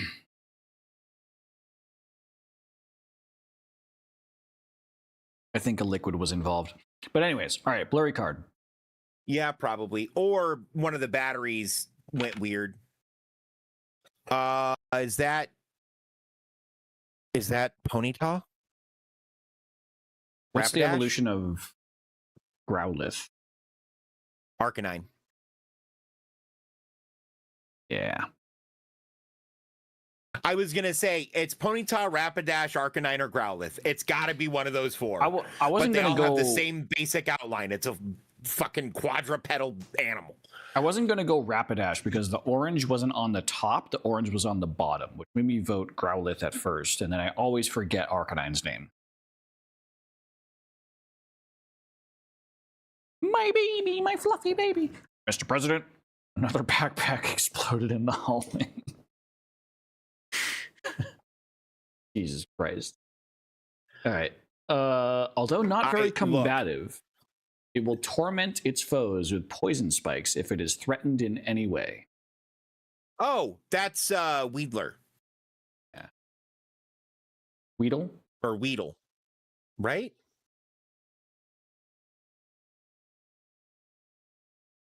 Oh, Nidoran. Yep. Ah. Yeah.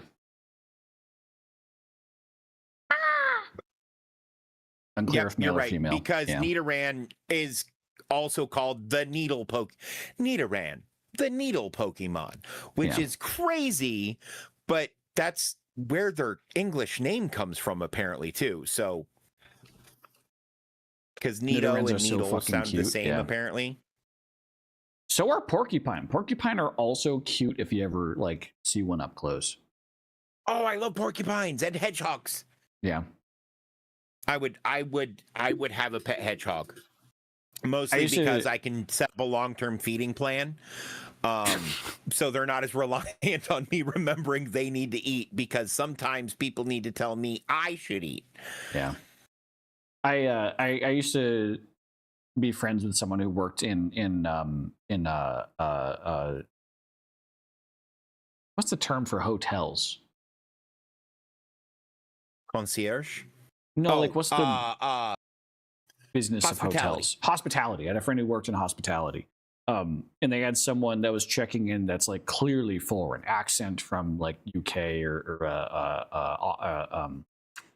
not Australian, but New Zealand, either UK or New Zealand, because both accents can be very soft, and so it's hard to tell. And as they were checking in, just behind them, there was apparently a porcupine that was like friendly to the area, and the hotel staff were like just familiar with this porcupine because it just regularly pops in through one of the windows in the hotel lobby and like starts just walking across the floor. And this person starts freaking out, and in their action is like, "What is that? Is that dangerous?" And the hotel staff are like, "Oh no, that's just Jerry." And then they like walk over to it with like a piece of paper and they try to shoo it away. Yeah. Porcupine they're not scary. You just don't make any loud noises, and they're not going to be freaked out by you. And don't try to touch them. No. They say, "Hey, I don't want to be touched, but we can be friends." There's so many different like theories and stories about how they can throw their needles, and they kind of can, but it's more so just like a flinging reaction. It's not like a purposeful, I have gunpowder in my fucking needles and they're gonna shoot and penetrate and that through your fling body. propels parts of their body in your direction. The needles don't actually leave them until they go into you. Yeah. However, if they had little air gun pores that could actually fire That'd be sick. the quills, that would be so cool. That'd be Then we're sick. getting into and that's how you invent a new Pokemon. Gonna make some food and do some WoW. Fair enough. Enjoy Legion Remix. Rico at the Cincy Zoo is so cute. Yeah, I've seen a few porcupine in my life, and I've never been afraid by them. That's the Machoke I remember from the anime, Yeah, like season 1. yeah, same. And it's purple. That is like a light purple compared to the other two, which are like a light blue or a gray. Yeah. No, so right now, World of Warcraft has this mode that's like a reminiscent mode of a previous expansion. It's doing its classic expansions, right? But then in retail WoW, you can they found a way to like give a single character the same stats and balancing of previous expansions, but in the retail world. And they do it in this way where you have infinite power scalability. So if you grind enough, if you collect enough rewards and materials and shit, you literally can scale your HP, your stamina, your agility to just fucking ridiculous. So you turn into this walking god, basically, but only with other players of that mode. It's really fun. I haven't gotten into it. I just haven't had the time. They're getting ads for Fair. Mists of Pandaria. That's the classic expansion of Mist of Pandaria, I'm sure. Yeah. Guess what started showing up in my Twitter For You feed? What? A whole bunch of game dev stuff. Makes sense. And I'm No, like, I will occasionally play WoW on stream when I'm like sick. So WoW is my comfort game. So if I'm ever sick and don't want to play whatever current series I'm currently doing, I'll like no cam, just play do random shit in World of Warcraft. So that's why. I also did try to do Hardcore Classic for a while. And Dave hates when I Yes, bring you up did. WoW. what? Dave hates when I bring up WoW because sometimes I accidentally I don't talk about hate it for it. 3 hours. I mean, it's relevant. So the problem is I looked at like game development stuff occasionally anyway, but like I've recently started kind of interacting more with other game developer posts. Like there was one today I even commented on, and she was like, "Hey, just so you know, not everybody gets, sales, and that doesn't mean you failed and whatever. I released my game and I have 5 players currently active, and I'm like, hey, I ran my first pre-order for my TTRPG that I'm releasing, and I have 5 pre-orders, so I completely understand.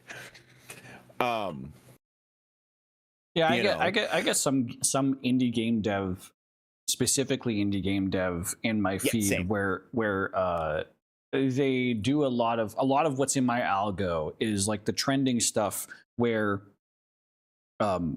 recently it's been indie game devs copy pasting the same text of the post that says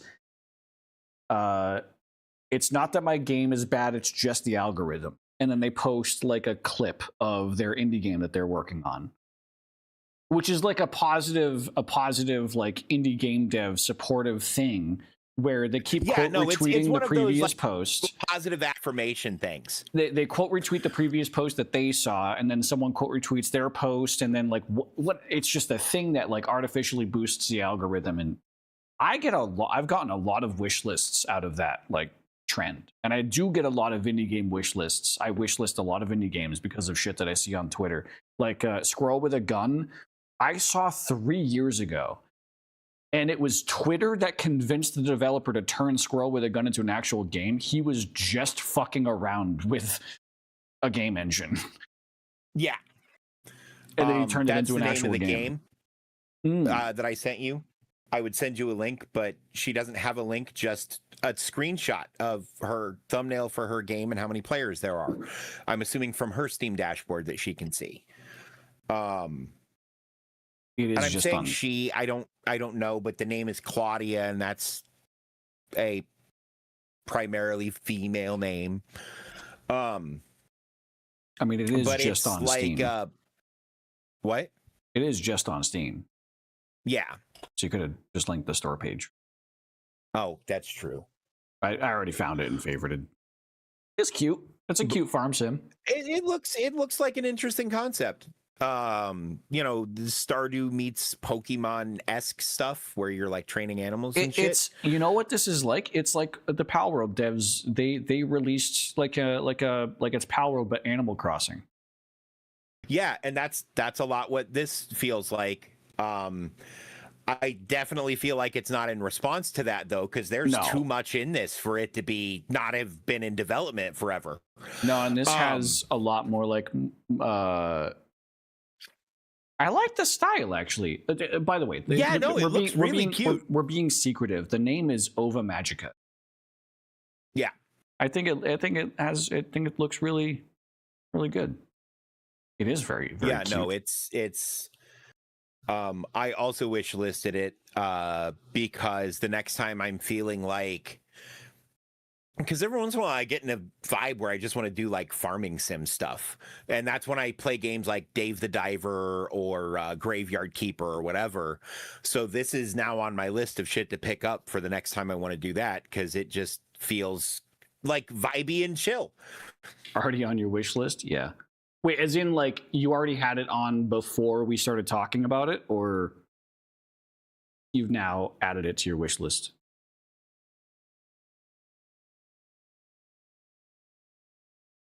Oh, okay. It was already on her wish list. Fair enough. Good. But yeah, no, it looks cool. Yeah. All right. Anyways, we got sidetracked. Silhouette. Yeah, no, and it was a thing Kirby. I saw that looked interesting to me, and I thought, that's Jigglypuff. That's Wigglytuff. Oh, no, that's Spearow.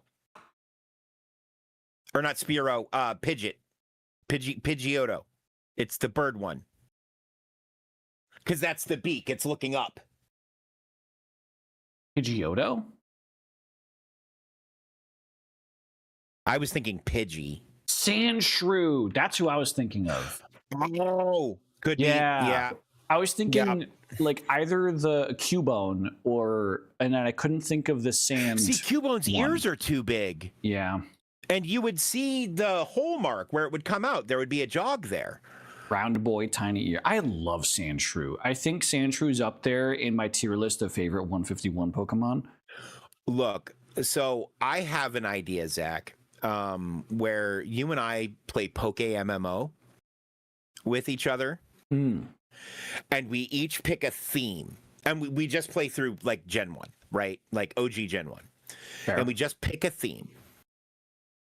And that theme, like it could be dogs, right? Or birds, Okay. or things with knives for hands, you know, like Sand Slash and Scyther, and I'm going to count spoons, Kadabra, or Alakazam. Fair. No. Poke MMO is Yeah. Poke massively multiplayer online. Yeah. Basically, somebody figured out how to take the old like Game Boy games and make them huge multiplayer lobbies, and it works incredibly well and has no reason to just be as seamless as it is. Honestly, And you can progress through the generations with your same character and bring all of the Pokemon up through the generations with you. I've thought about doing like not the Nuzlocke, but Nuzlocke-esque ROM hacks for like gold or silver, because I do enjoy those original games. Maybe even I would do going that up with to you. Gen 2 We or don't 3. even necessarily have to do it Poke MMO.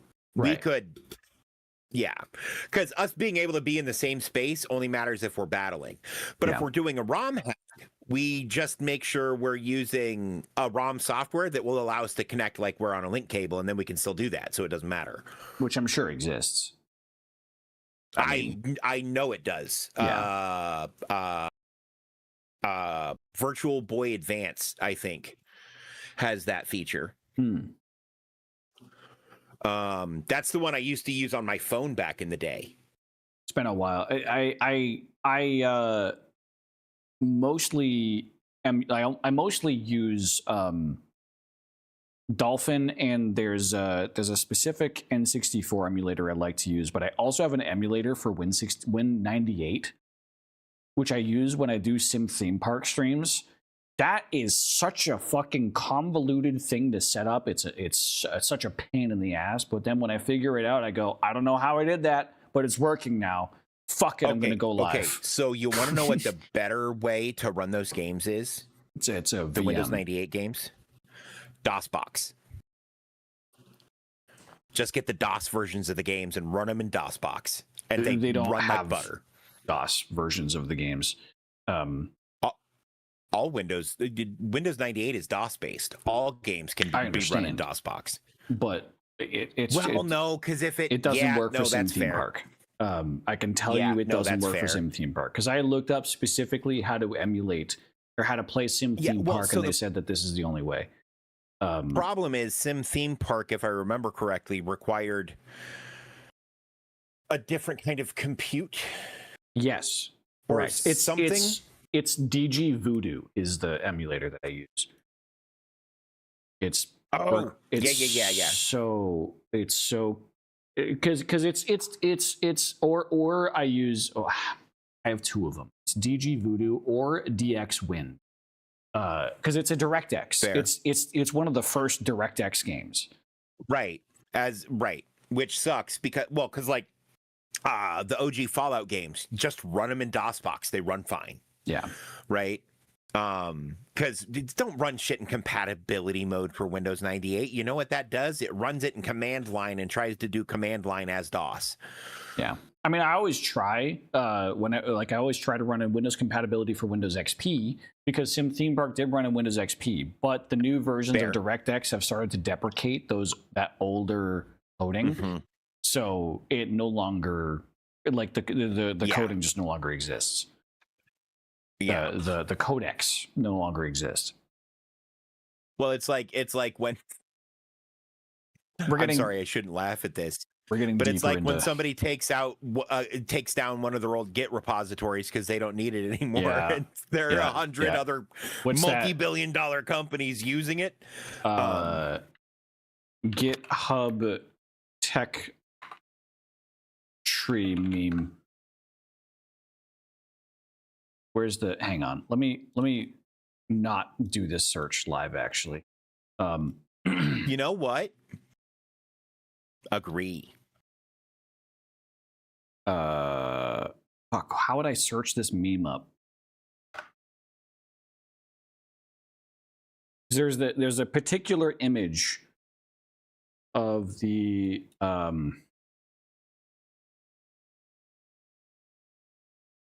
that I have in my head that I can't.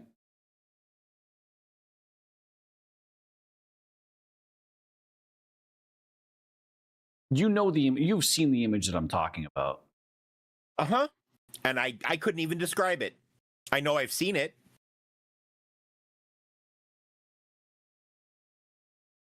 To be fair, there are a lot of... This is what it is. You find?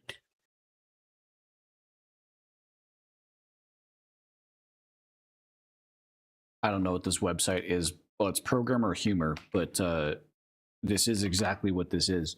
It's Programmer Humor. This.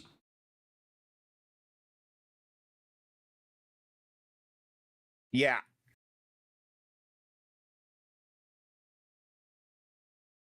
This literally happened, by the way, one time. There was one time that nearly every service on the internet collapsed. And it was because one developer decided he would clean up his old GitHub repositories, and he ended up deleting a GitHub repository that was part of like DNS. Yeah. It was so deeply I think it integrated. was part of the DNS like backbone. Yeah, and it was or like some other critical service like that. If you've ever done modding in like video game modding where you have like dependencies, a lot of technologies on the internet have very ancient dependencies that have their own dependencies that have their own dependencies that go all the way back to some random person that did some free shit just because he was bored one day and he wanted to figure out a problem that he was trying to solve. Mm-hmm. And if that person ever decides they want to clean up their old shit and just remove projects that they're not working on anymore, then the entire internet collapses. This is a legitimate, real thing that occurs so often. Or airplanes fall out of the sky because some of the code that the radars use to interpret the incoming data is based on this code, which nobody knew a guy tied to this Git repository. Yeah. Look, I'm a terrible coder. I'm worse than Doug, and he's competent. I do love this new term that's been developed, by the way, vibe coding. Mm-hmm.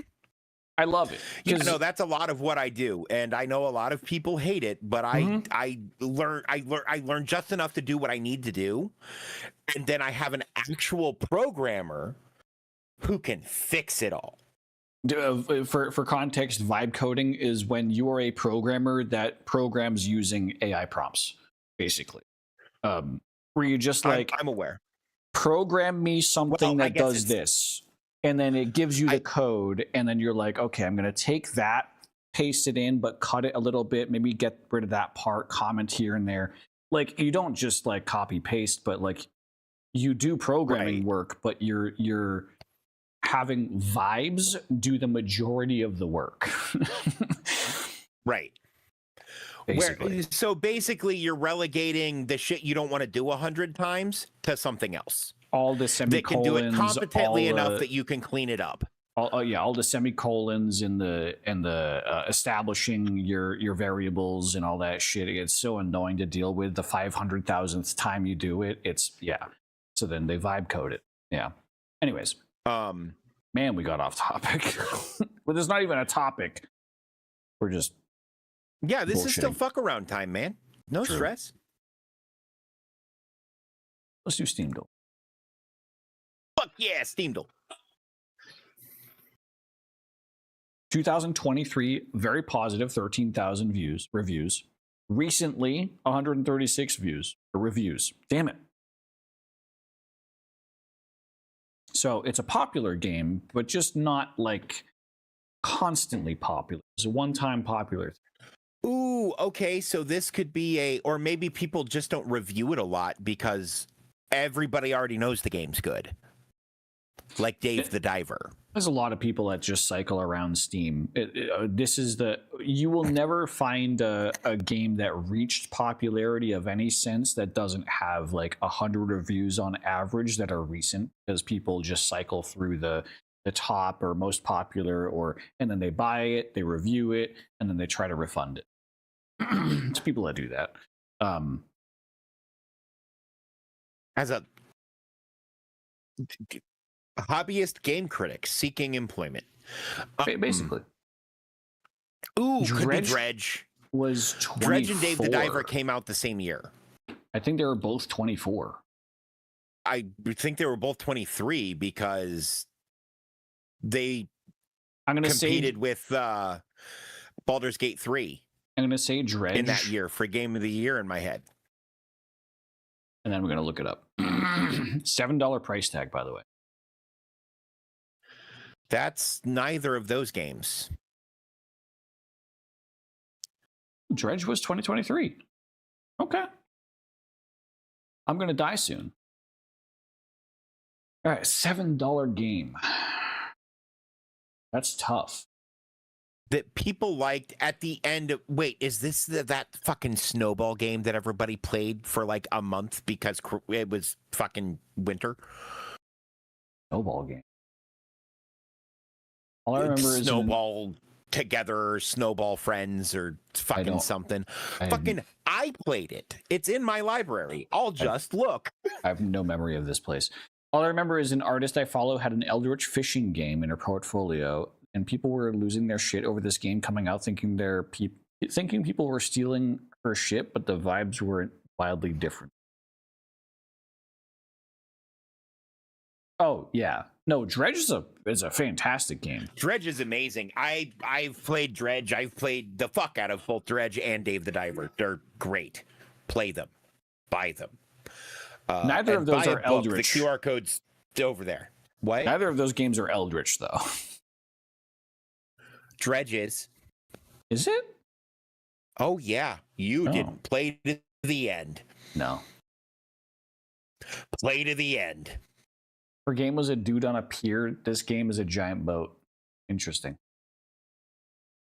Yeah, no. You die in the good ending, Zach. Oh. It doesn't get more cosmic horror than the good ending is death. $7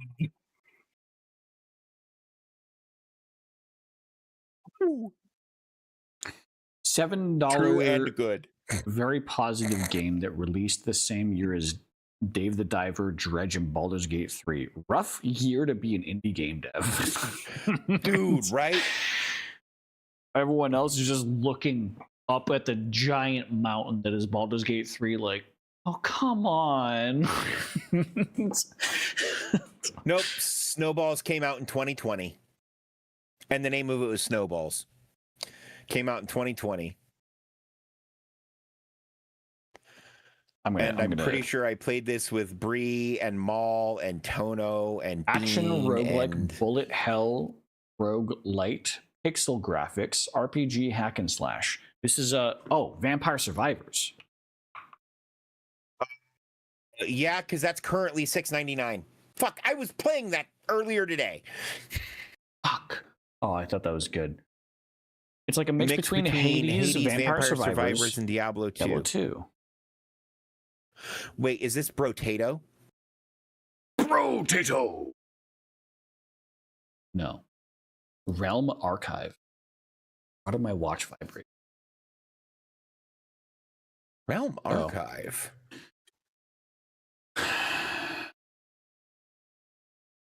Death Must Die? What? Oh, she's Hotwood. Hang on. What? This is a $7 game. She is hot. Hang on. No. We're watching this together here. Okay. Take our Make big hero. Oh, you can't. Never mind. Collect your Oh, you can. Don't. focus your Okay, I see the Diablo vibes. mind and enter death's realm once again. Skill tree reminds me of World of Warcraft, Wrath of the Lich King. Oh my god! There's the Vampire Survivors gameplay. multiplayer? I want this game. How am I just now finding out about that? Oh, because all those other amazing games came out this same year. Exactly. Tough year to be an indie game dev. I'm gonna buy this game right now.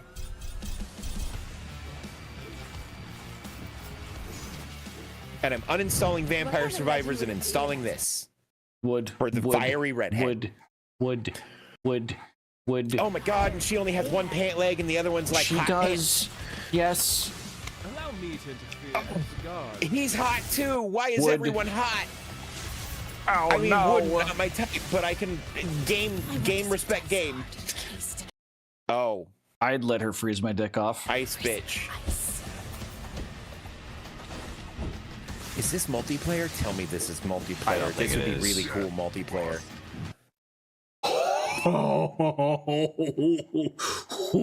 That's me. That's my. Look at the muscles that have muscles. He's got a six-pack in his God. armpit.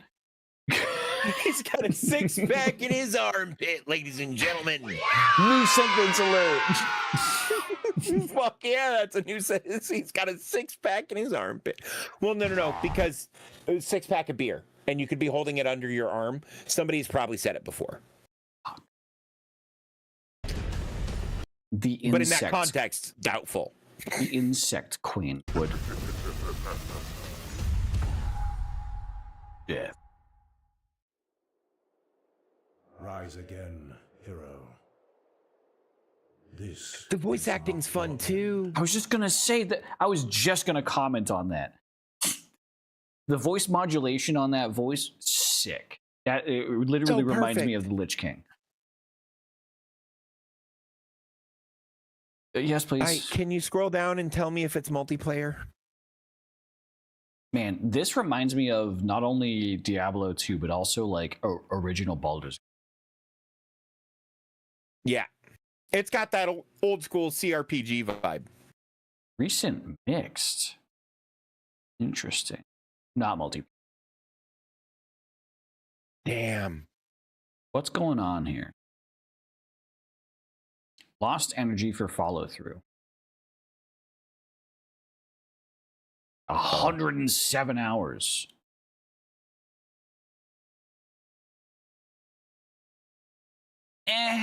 $7 But I is do not recommend this game for entirely new fair. players in its current state. In its current state. Okay, yeah. But $7 for 100 hours of play time is like, buddy.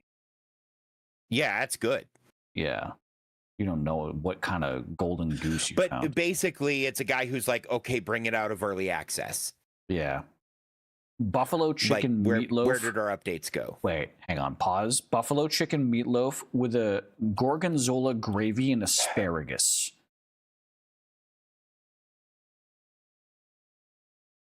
Oh my good gracious heaven. That This looks guy delicious. has a positive review to anyone who is considering purchasing. Wait for the official release. The amount of content is very light at the moment. So content light. Okay. Okay, so maybe I'll wait, It's a wish but list it's going for sure. on my wish list. Yeah, that's a definite wish Another list. game that I want to look at, if whether or not it's multiplayer, is Mega Bonk. Because I've started getting. Buy. Yes. I've seen so many fucking people play Mega Bonk. It is just a better Vampire Survivor. Mega Bonk, yeah. Pull it up. You're already on Steam. I was hang on. I need to mute the player in Steam. I was wishlisting this. Mega bonk. You just Foots just started playing Expedition 33 on Tuesday. And while I was streaming, they unmuted and said, I just finished the prologue. Fuck. Yeah, no, Expedition 33 is amazing. I played that game to its art. completion. It's art. The third act is weak. But it's weak in a way that I accept because the way the story is done, it has to be.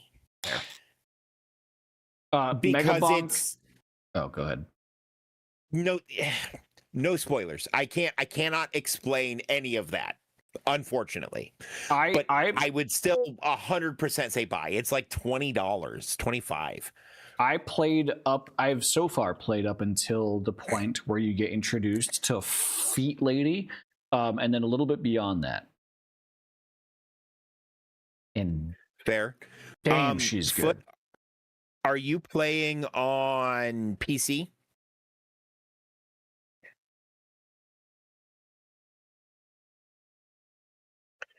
Cool. I will find the mod link and send you the link to a mod that you can basically turn them off as long as you hit the button at some fucking point before the animation is done. You're fine. It's the same mod that I sent you. On PC, the game has a lot of input latency. Accessibility.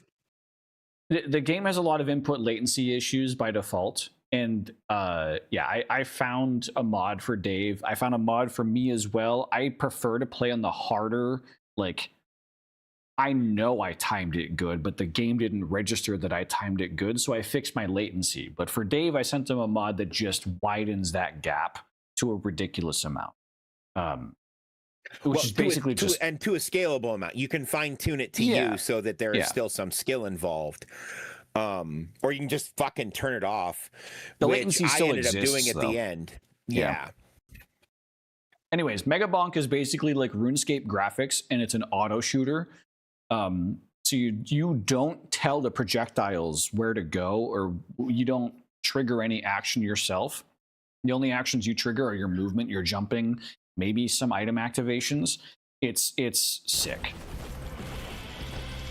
Yeah, no, it's been on my radar. And Gory Tom's been playing it. Fucking RTCE played it.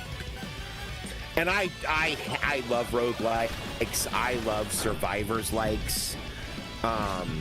This is the first survivors like game that I'm aware of, other than a mobile one I have on my phone that's like a parkour survivors game, which is kind of cool.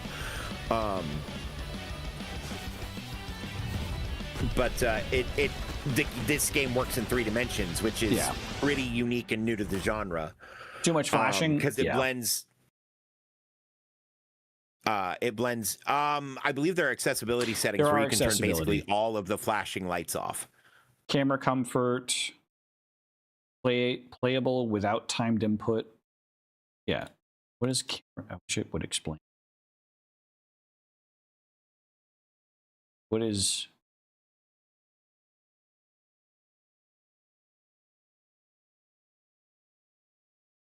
The game either permits players to adjust or disable uncomfortable camera movements such as screen shaking, camera bob, or motion blur, or the game doesn't feature...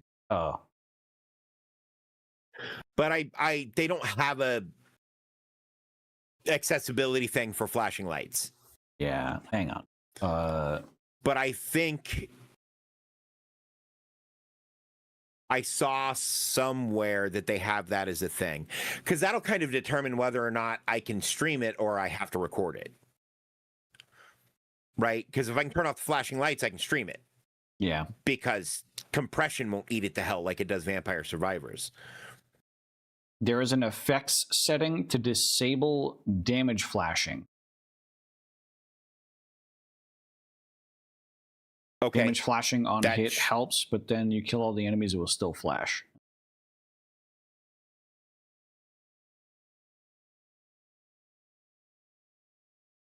Oh, but then the developer responded and saying they added an accessibility option to the latest patch. This was on October 12th. So maybe there is an extra setting. Because this game is still very much in an active development. Yeah. He added a new map recently. It came up in my YouTube Shorts feed. I'm getting developer stuff on YouTube now too. Also, it runs on Potato and Potato 2.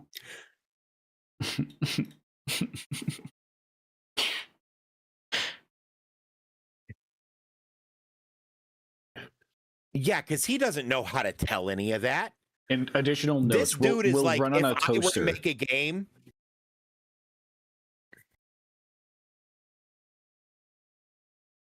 This is prime like Steam Deck. oh yeah, After I started playing or Megabonk, fucking my life fell phone apart. with like remote.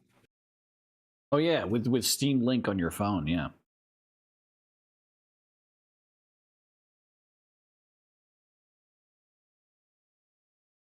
I'm not logged in. Don't you dare tempt me to buy Kenosha. Balatro again. I don't know who Kenosha is. Oh my god, Balatro's so good. And Clover Pit. I've heard. And there's an expansion for Vampire Survivors that I just today unlocked a Jimbo from Balatro. Clover Pit is also amazing. Don't buy Yeah. it. I've heard the same from Luan. It's so fucking fun and addicting. Don't buy it.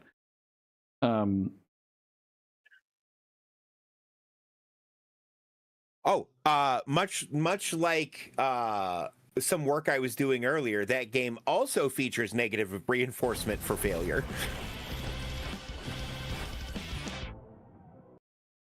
Monkey. Kenosha, Wisconsin. Oh.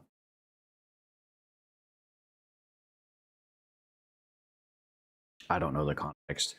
All right. Anyways, Death Must Die also does look sick. It's wishlisted. Can't wait for it to full release. Hopefully, the dev gets out of whatever slump that they're currently in. Which happens. Yeah. Let's do the other Steam. Fuck, it happened to me after my computer blew up. They have a Christmas tree sculpture that looks like a 30-foot green butt plug. Is that what's in my Oh no. Reacts channel? I can't pull it up on stream. Yeah, you can. All right, let's do it. I don't need much tempting. I enjoy this game. It's a lot of okay. Yep.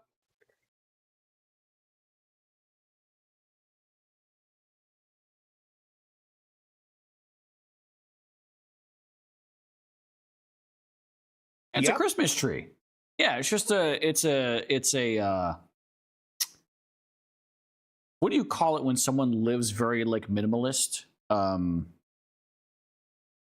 Minimalist. Maybe it is just minimalist. Yeah, it is just it's a minimalist Christmas tree. I love how Momo's also like minimalist. Minimalistic. You said Well, no, the word. I thought there was a decor style. Yeah, it's called minimalist. Is it just called minimalist? It's just called minimalist. Calling it anything else would defeat the purpose. Just call it what it is. Anyways, I really enjoy playing this game. It's a lot of fun meeting new people and making friends. 8 hours played, buddy. You're not making friends. Oh no, that's Roblox, or that's either Roblox or VR chat. Roblox is not on Steam, but VR chat is. It's not letting me select. Yeah, it's VR chat. JJ I'm Nutty so Butter sorry. says I'm this so game sorry. took over my life for 3 months. Still, parents had to step in, destroyed what innocence I had left. Met some cool people though. We had attachments on their real life penis. I spent 3 hours talking to a dude dressed as an anime girl about my problems. 10 out of 10. Don't need therapy anymore. Good for you. This is the best VR experience I've had, and I don't even own a VR experience. Yeah, that's the cool thing about VR chat is you can play at Pancake. Yeah. Downloads game with no VR headset, sees 2 anime girls kissing each other, buys VR headset. I understand. Nearly 2,000 hours. Guy named Lick the Dentist's Fingers. That No sounds better about right. place to meet weebs, furries, and dead memes. They're still running around with Ugandan knuckles. Oh yeah. Okay, the last time I was in VR chat, I met Velociraptor. Yeah, it just happens. You'd be like, I'm sure I could pop open VR chat and run into Rafflegator eventually. Probably jerking off in a corner somewhere. Oh yeah, Jorkin is jerking. Yeah. Jerkin the gherkin.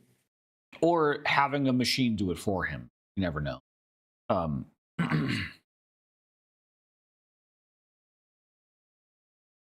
That's nice. All right. Let's Hopefully, it's not the man who goes, "I am the machine."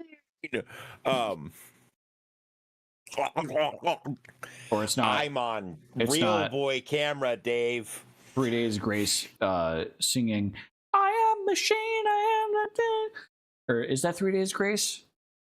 No, 3 Days Grace is, let's start a riot. A riot. Yes, 3 Days Grace. Let's start a riot. I am machine. Oh, I haven't heard that song apparently. I am machine, a part of me wishes I could just feel something. I am machine, I never sleep This until I can dick in your fix mouth? what's broken. Yeah. Oh, I never closed this tab. All right, let's do video game band. Yeah. Yep. I'll try not to be as good this week as I was last week. Yep. Yep. All right. Audio adjusting.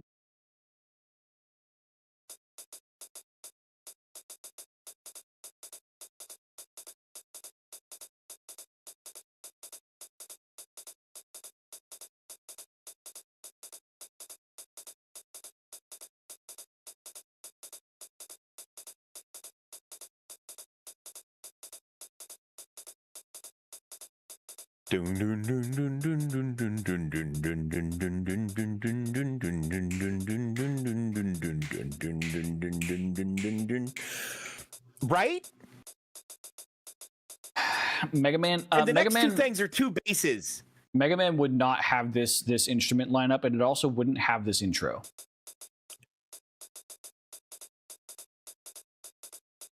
Right. This is like That's Mario. This is a Mario. Yeah. I'm thinking Overworld 1, to be completely honest. Mario. Yes, Oh, yeah. Mario has technically two bass lines. It is Mario Bros. Wrong console, wrong release date. Okay, then it's Super Mario Brothers 3. It's just the theme. It's just the Mario theme. You hear that bass? Yes. Okay. It's not SNES. No, it's Super Mario Brothers main bum. theme.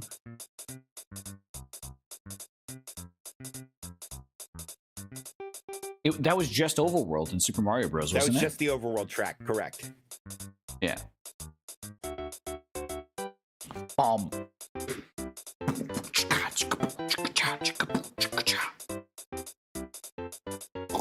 I was gonna say, I knew I recognized that fucking Yeah. right. This is almost what I was fucking doing with my sounds too, isn't it? No.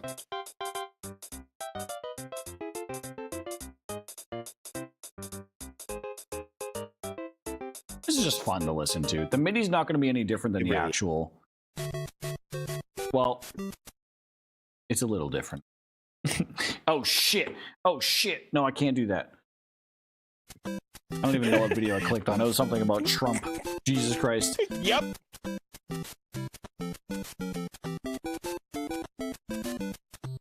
To be fair, I think it was just a video about the executive order that made the government get the fuck back to work. Fair. You You know what's weird about this main which theme? I think everybody can agree, if you're still getting paid, do your job. Yeah. Because they were the only government employees still getting a paycheck. Yeah.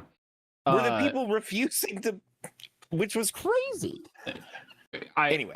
It's a weird thing about this song is whenever I listen to this song, the main like tonal that I listen to is actually the bass.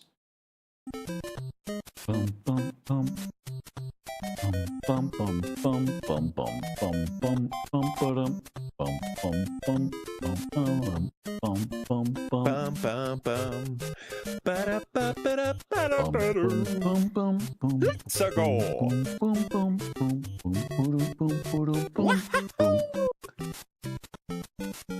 I don't know why. I just like the bass It's better. me, I'm Mario. I'm Luigi. That's what Mario sounded like in this game. It is. He sounded like shit. It was 8-bit audio. It was all shit. What? I noticed this game says copied to clipboard every time I... What is it copied to clipboard? Oh.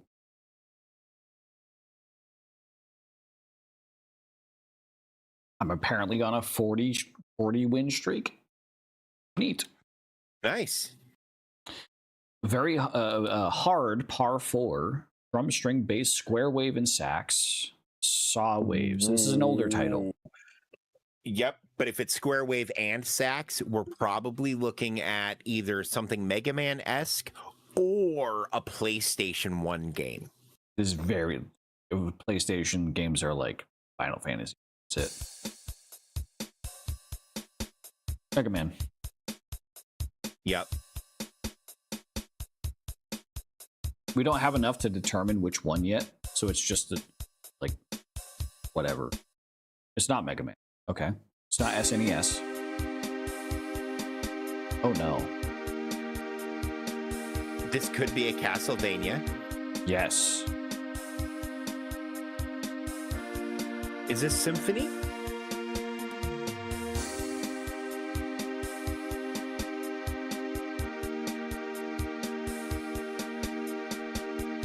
This ain't try Terraria. Vampire Killer. It's not Castlevania, not NES. Not NES, not SNES. Oh, this could be a Terraria or a Cave Story. It could be a cave story. This sounds like it'd be a geothermal. I could see Moonsong too.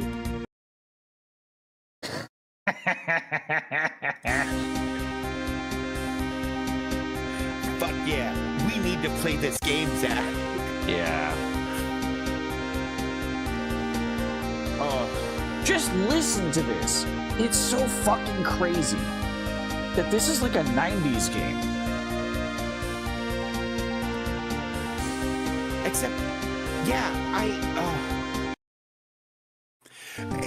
okay. And it's so much better here, in my Yeah. opinion, It's so clean. than the MIDI. Like, this is someone who knew music theory. Who the fuck? Hang on. Because there's very complicated layering happening here. What? Cave Story music artist. Cave Story soundtrack was composed by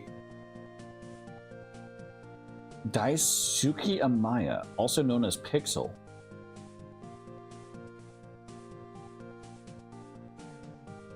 Also known by his pseudonym Pixel, is a Japanese indie game developer. He's known for developing Cave Story, which has been remade many times. Okay, let's look at his. Did he work on anything else? That's what I want to know. Because he should have, if Nintendo didn't snatch him up.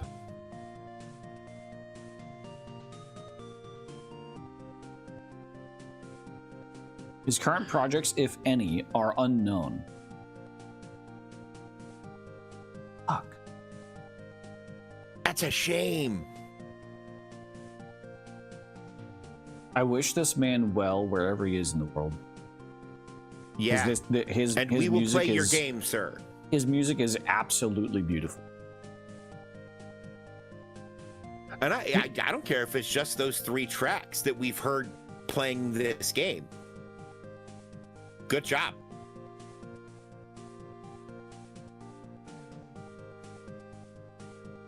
And he's not even like it. This Wikipedia article is him being described as a game developer, not as a musical artist.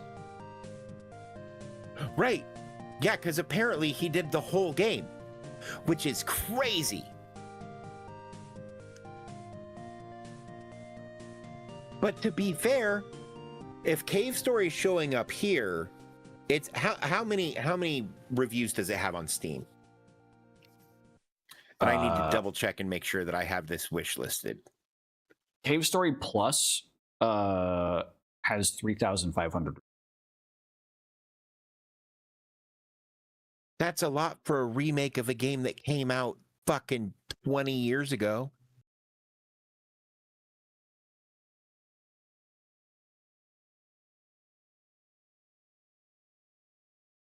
minimum requirements. Windows XP. Intel Core Solo. Memory 128 megabytes. Eesh, I don't know if I'll be able to pull that off. I could run this on fucking my dumb smartwatch.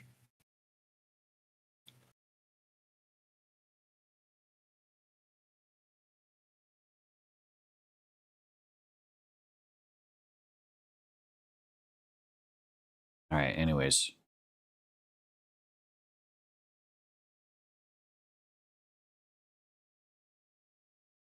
Right.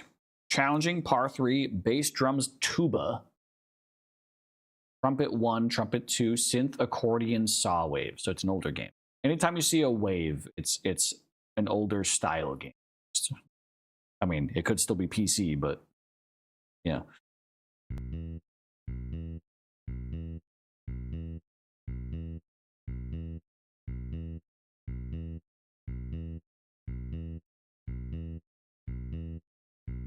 Uh-huh.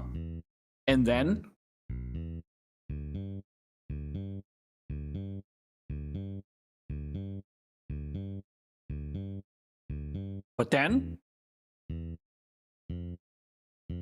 this could be a Bomberman. I could see this being Bomberman.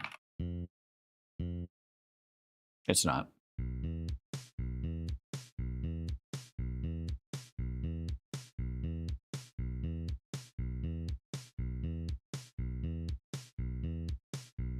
There's no Wario game in this list.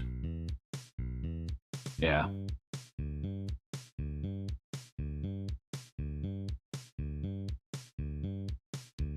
Oh my god, this is a Kirby. I could see this being a Kirby, yeah. That's one of the old Kirbys, like one of the shit ones.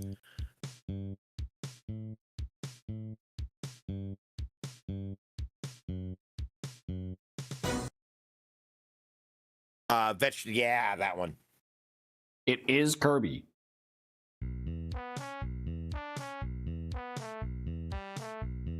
So it's not NES because it didn't release in the same year.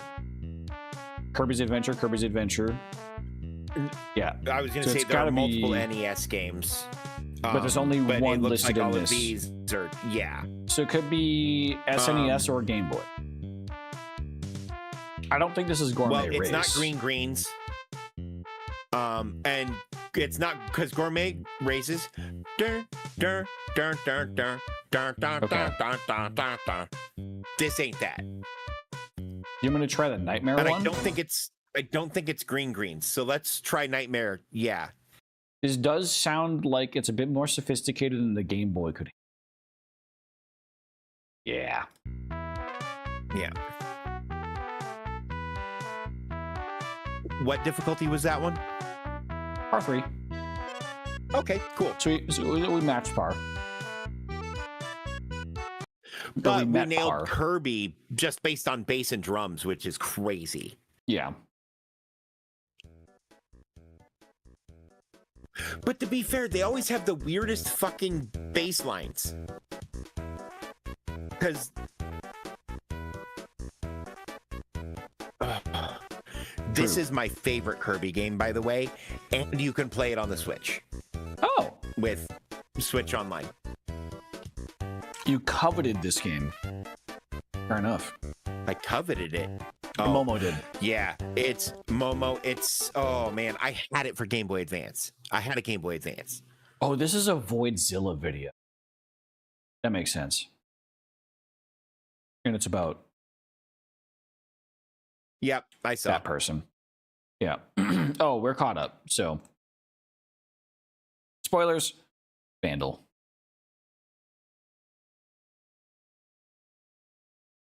You wanted to steal it from a classmate, but he was poorer than you were, so you decided to be a good person and didn't. Well, ain't that shitty then?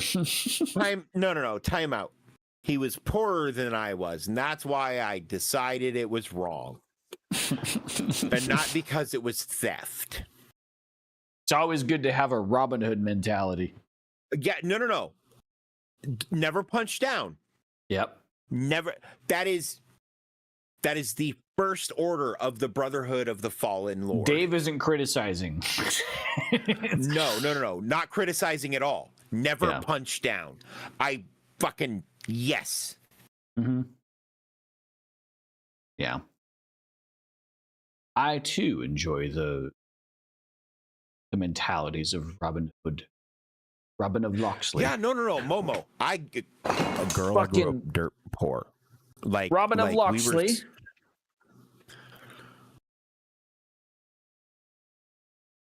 This goddamn Okay. sword.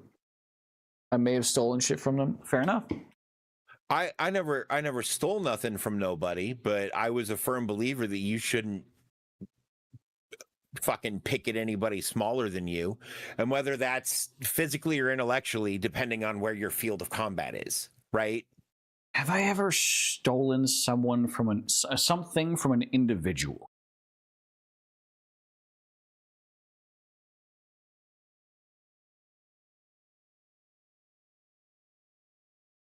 I don't think I have.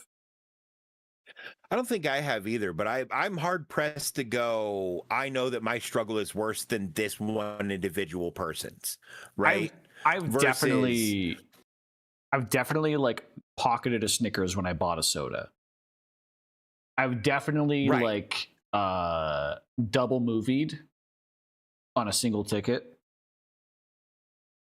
Oh, Momo, that's not theft, girl. Oh no, That's not. No, Yeah. that is, if they don't want it, you facilitated them getting something closer to what they wanted. that's a is what donation. It's all about perspective, girl. Yeah.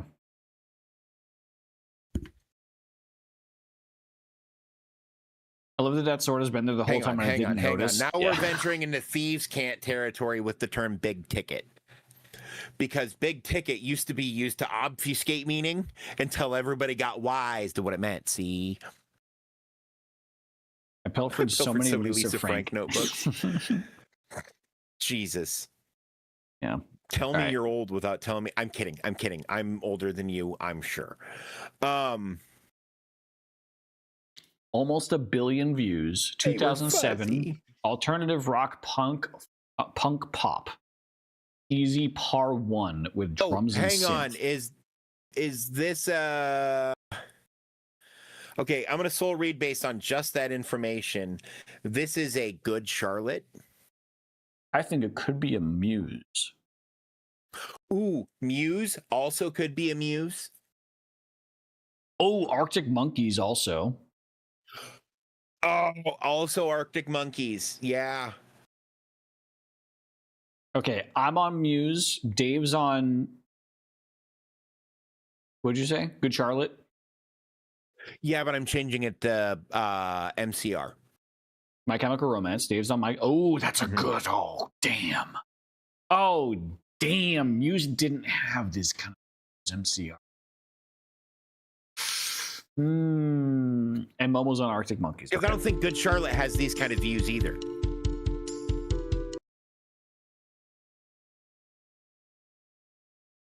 Hello?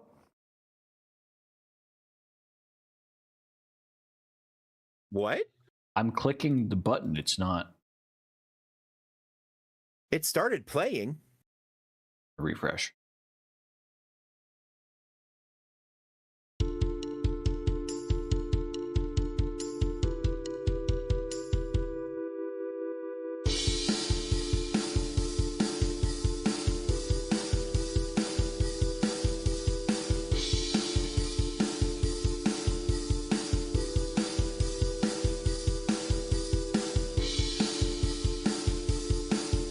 I don't know. This feels closer to Arctic Monkeys than it does My Chemical Romance. It does. But I don't think Arctic Monkeys got those kind of views, did they? I don't think so. Try, I bet you look good on the dance floor.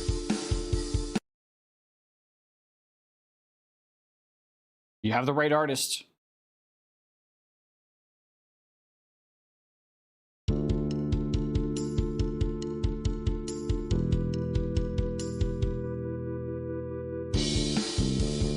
Oh, fuck. Yeah. Baseline. It's 5:05.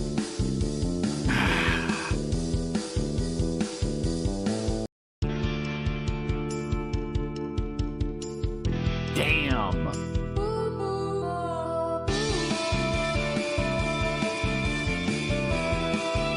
I didn't listen to much Arctic Monkeys when I was a kid.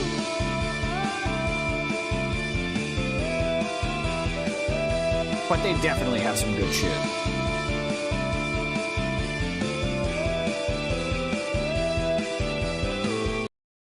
I just detest love their these like monkeys. dreamy, like surf rock, like Yeah.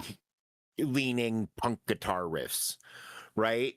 They are, their music is a vibe.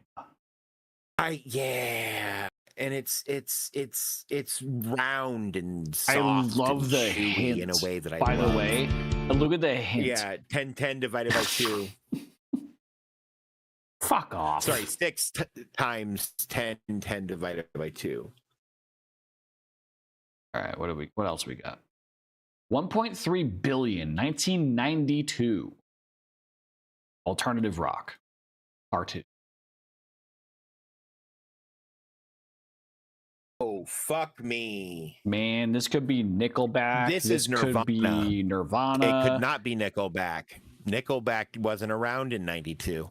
Weren't they? Oh, damn, I guess not. No, they were later in the 90s. So Nirvana, this could be alternative rock. Was U2 Radiohead around? could be Radiohead. A Creep. Radiohead. Creep by Radiohead. Creep. This could be no. Based Creep on would have. piano and synth. This could be Creep. Yeah, Because you're right. Nirvana didn't have synth, but I think Radiohead did. This is Creep. This is Creep. This is Oh Creep. my god. This is Creep. That's Creep. Because this is. Hang on.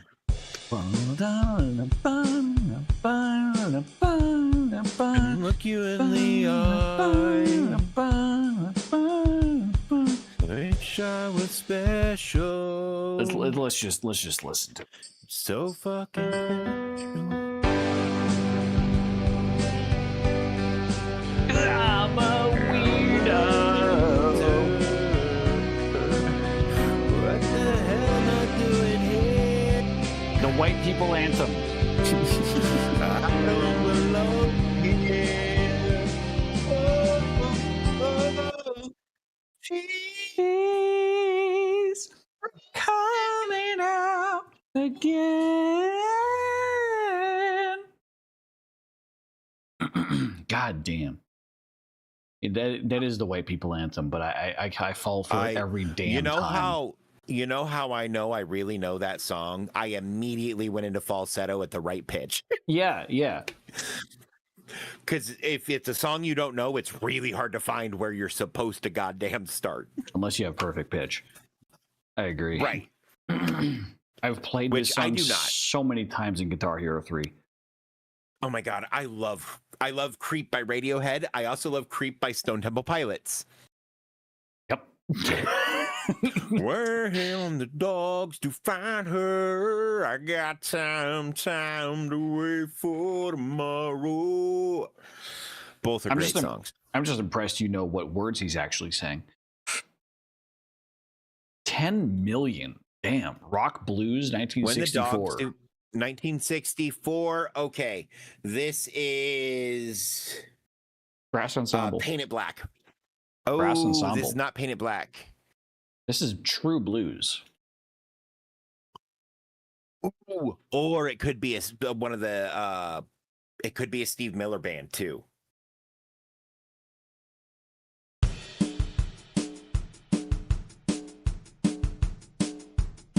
Oh no.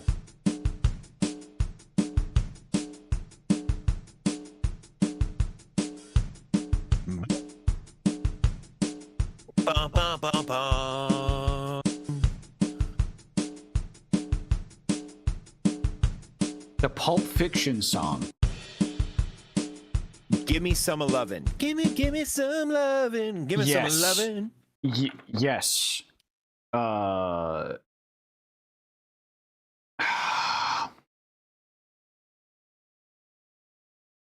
Fuck, what's that song called though? Is it gimme? No, it's give not. me some lovin'. Is it ZZ Top? No, ZZ Top didn't do blues. Hmm.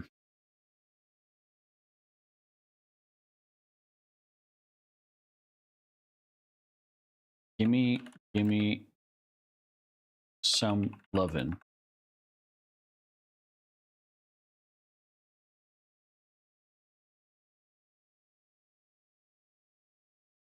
The French one.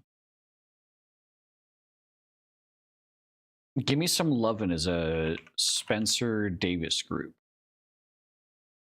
Which isn't available. What's the French Yeah. Pulp Fiction song? Oh, fucking Man, I need to watch Pulp Fiction again.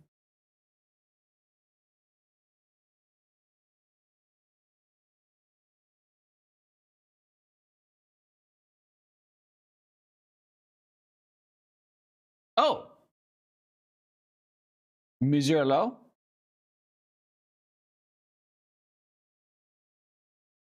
yeah. Maizelu. Dick Dale and the Deltones.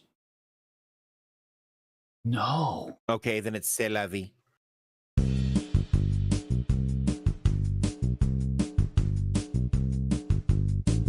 Oh wait, it would tell us if we had the right. Yeah. Oh no, because it's a It different would tell us artist. the right artist. But we didn't get the right artist because it's a different artist just attached to that movie. C'est la vie is also There French. it is. There it is. Yeah. Damn. Okay, I'll give it to Momo. She had that on just drums. She had a par 5 on just drums. She knew it was from Pulp Fiction. My mom just Oh. yelled it at me.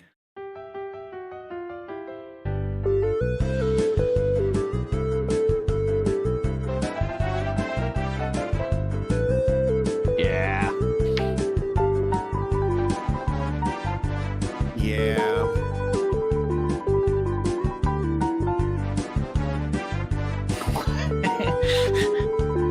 Mom! What's the Pulp Fiction French song? It's great. Wait, bonus round correct lyrics? No, thank you. Not on this one. They always have bonus round, yeah. Yeah, I don't want to guess the lyrics. Top wrong guesses? Oh.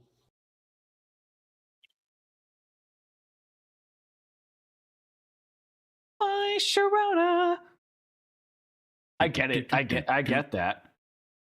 I get that. Yeah, I guess. Johnny Be Good by Chuck Berry is a good guess for step 3. Yeah. Oh yeah. Because it is Chuck Berry. Jailhouse, hang on. They thought this was Elvis.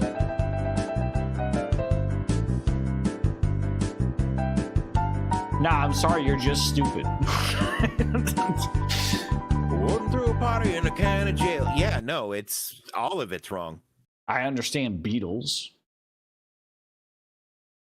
Especially Hard Day's Night on step 2 when you just have drum and bass, basically. How do you guess That's Life by Frank Sinatra? Entirely different tempo. Ooh, Queens of the Stone Age, no one knows is kind of fucking great, though. Yeah. True. Like, I like this song. It's a terrible guess. Oh, I also It is like a good You Ought to song. Know by Alanis Morissette. Those must just be like people's favorite songs. So if they don't know, they just put their favorite song. True. Like, if this was like half the tempo, I would understand Frank Sinatra. Because, like,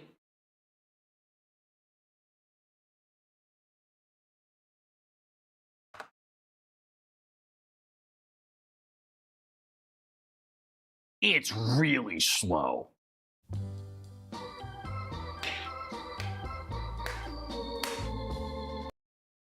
It's really Yeah. slow. But lots of people don't have rhythm. Like, I understand not having rhythm. It's just faster. They're also stupid. Yeah, that's yeah. I'm mostly kidding, kind of. Nah, they're just stupid. Damn though. All right. Thank you, Momo. I don't think I would have not gotten it. The clue about it being from Pulp Fiction, I would have never established. I would have got there. I love Pulp Fiction. I need to It's watch that my movie again. favorite Tarantino I think movie. I've only seen it once, which is incorrect. I need to see it more than once. Yeah, no, you have to watch it like 3 times before it really because there's shit you miss, right? It's a lot like Yeah. Fight Club in that Yeah. sense, I've never seen Fight where Club. there's a lot of subtext that just isn't visible until you know. Never seen Fight Club. Oh my god. I just know the memes. Why did they have to be in socks, Tarantino? Because then you can't do the twist. Never mind, Tarantino. It's Tarantino.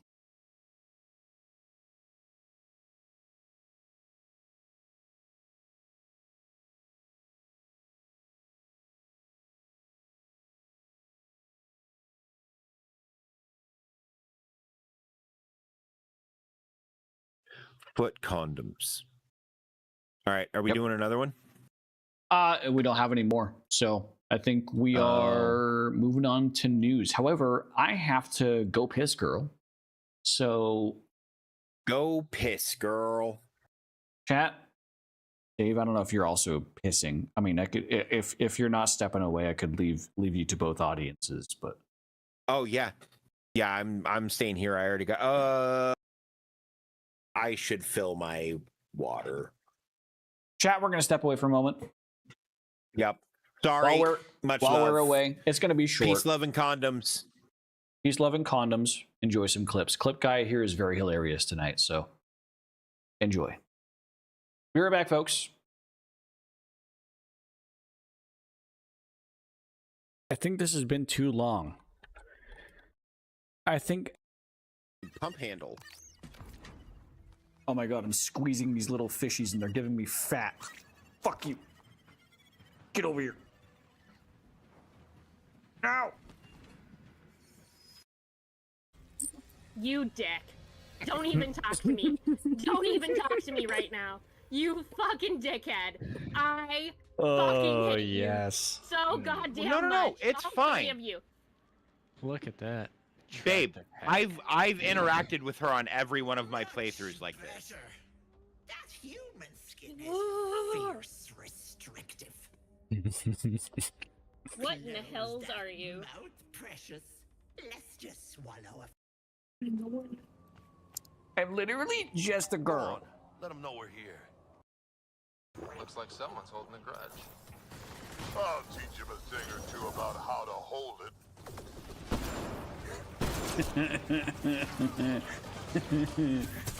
Oh, I wish Drac would show me how he holds it.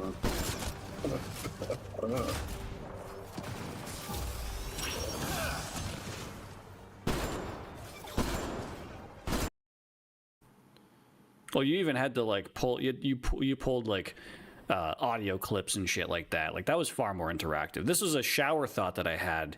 That no, I'm not gonna dab. I'm too salty at you, Uggs. I like. Yeah, this is just a shower thought that I had before stream, and I was like, yeah, that'd be kind of cool because I could see people appreciating this. Cum is my favorite And then just breakfast, no one lunch, fucking and wanted dinner. to participate. I love cum! Clean your ears, I ain't gonna say it again.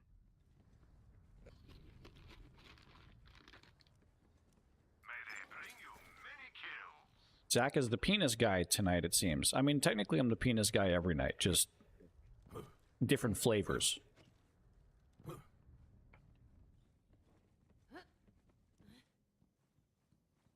Tonight is just penis flavored penis. Right. I love it when my penis is cock flavored.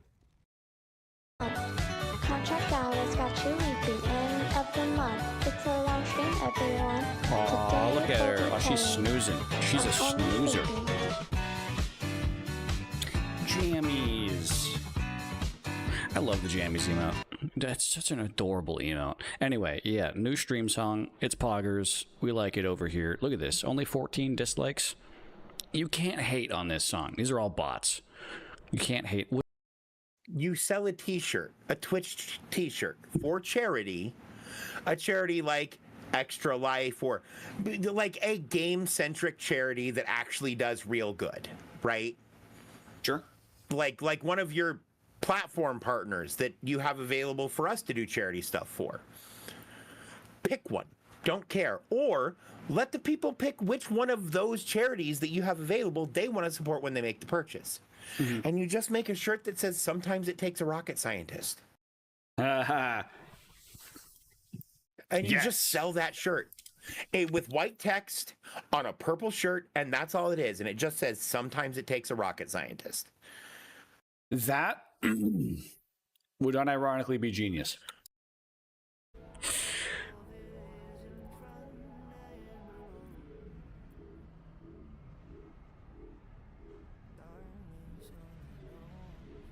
I hope you don't mind.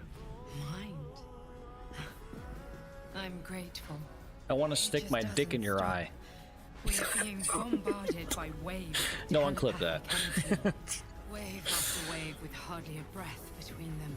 It's like yeah. Especially on maps like that where there's a lot of shit going on, a lot of movement and circles around the camera. Like that would not be a song that if someone was inexperienced with VR, I'd just toss them right into that song because it's amazing to me. But others, they may just kind of freak out. Sorry, I was scratching my nose. I wish I could actually get my avatar to show, but I haven't. Like I have an avatar I could show you. One's actually built into the game. Yeah, look at me. Look at me. Me. Bald, right? Just like in real life. Bald. Not really. Yeah, ugly. That's accurate. It's the fucking bike you riding, stupid. Yeah, damn.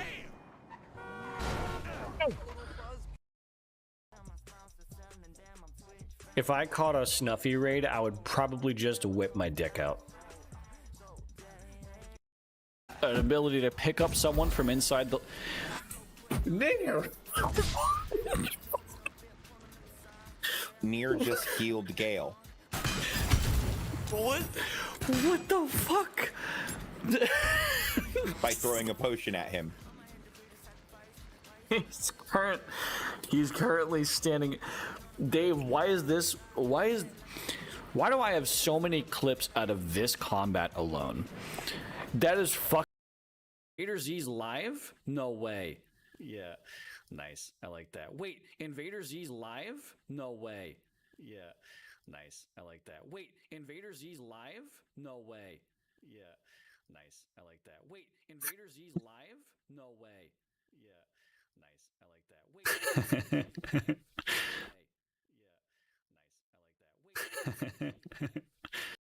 Okay, all right, enough of that. Hang on. Farewell, V. You'd be wise to avoid me entirely. Okay. I've re-established the link. 1,000 thanks, V. With the truest faith. Therefore, I name you blessed and beloved. Wield these, the instruments of our power, to fulfill. All right, we're back. Button? I'm back. There it goes. I am also back. Dave's back. My button broke. Fair enough. Hi. Can you hear me? We're gonna. Yes. Oh, they can't hear you in this scene for some reason. Rude.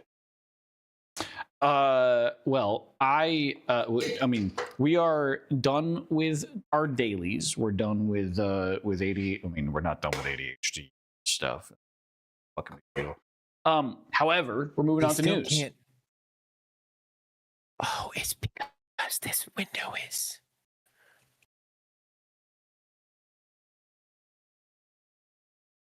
What is going on?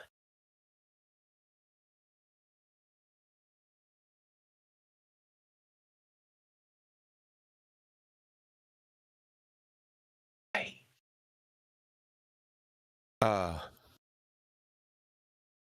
Buck? And or me. Chat, look at this. I'm removing my thumb. Yeah, it's working now. Okay. It's okay. There's this stupid thing OBS apparently does now where or Discord updated in some way where it no longer identifies the window capture and your voice as different audio sources. So because the window capture was muted in the background and it, for safety reasons, only plays audio from the same source once, it prioritized the one that was closed because it's fucking stupid. So I had to change it to target a different window. Oh, which I'm going to have to fix and go back to, but it's ass. It's complete and utter horseshit. I wonder if... That's right. Guest star just shares desktop audio, which is just bad. Correct. The only reason we still use Discord for this. Yeah, that's the only reason we still use Discord is because it's the only way to like separate audio tracks. Yeah. Have you guys heard of toddler and raves? there is a way to do it in OBS Ninja, but it's the same problem with the video share. It doesn't capture a source; it captures desktop. Which is why we think that guest star is just a layer on top of OBS Ninja. Anyways, right. Chat, we have some news to talk about.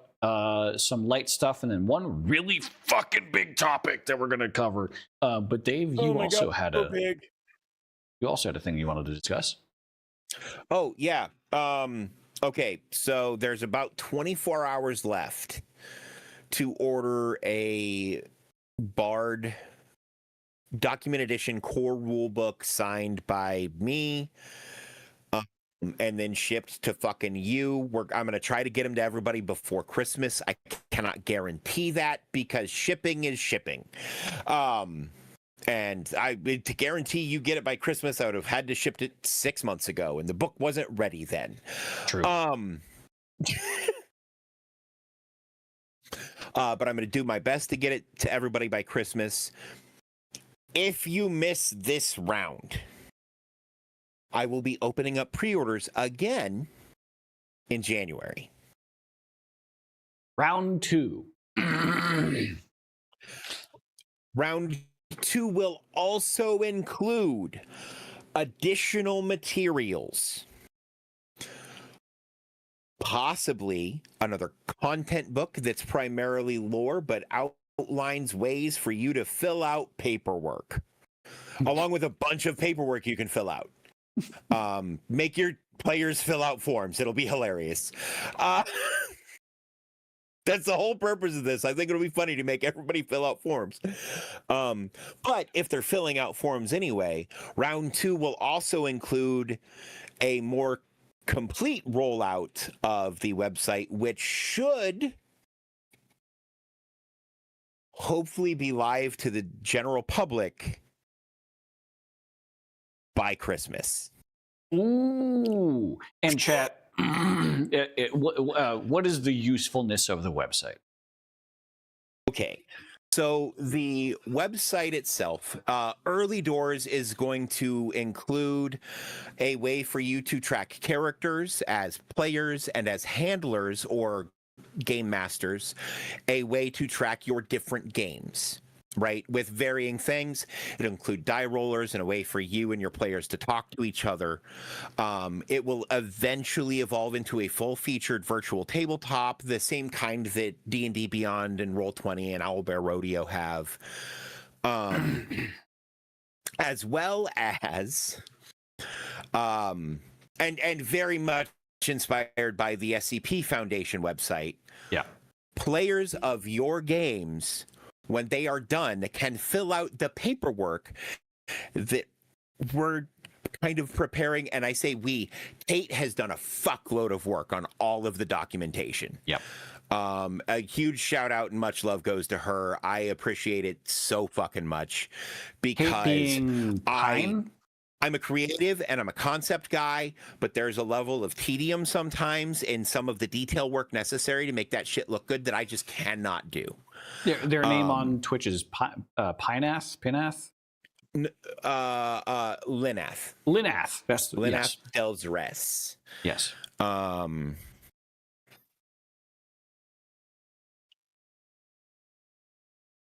They do stream as well sometimes. Yes, go follow her. Yeah. She is awesome. Yeah. And a great friend. She's been incredibly busy lately. But you know, that shit happens. But yeah, and inspired by, you know, you can submit games you've played and artifacts that you have developed in your play that you have cataloged for review by the Directorate Council, who is canonically the people who run Bard, and in the real world will be the people who run fucking Bard, for review and admission to or omission from the core lore in the file repository, which will have the entire history of everything we've ever made for this game as far as lore is concerned. There will be a couple of different access levels once this is rolled out. Everything from, you know, basic access, which will give you access to the virtual tabletop, and some like rules assistance, like character building stuff. For like a couple of dollars a month, up to full featured inclusion, access for you as a handler and some of your players, and access to all of the materials which you as a handler get to determine how much of your players get to see, because you're the one with the clearance level. Arguably, I think one of that's one of the features that I consider the coolest is this whole like collective contribution to this online database of shit that DMs have invented for their stories, which is and then they all get awesome. To use each other's shit. Yes, and then another DM can look at that as reference and then pull off of that, then invent something new off of that, or just copy paste it and make their own story off of it. Conceptually, the Directorate Council is playing a game with the worldscape as a whole by interpreting the data you give us from your home games. The entire thing is an ARPG. The entire thing is an ARPG. Yeah. And which means we can hide clues to upcoming events and shit like that in the lore, in the file repository. Yep. So if you absorb the information and interpret it correctly, you may know something is coming, like a cataclysm event, right? Where I shouldn't use that word, that's WoW stuff, but you know what I mean. An apocalypse event. A cataclysmic. As the SCP Foundation would call it, a XK class end of the world scenario. Which I really want to figure out who's in charge of all of the branding around that stuff, because I think it would be really cool to have some crossover stuff happen.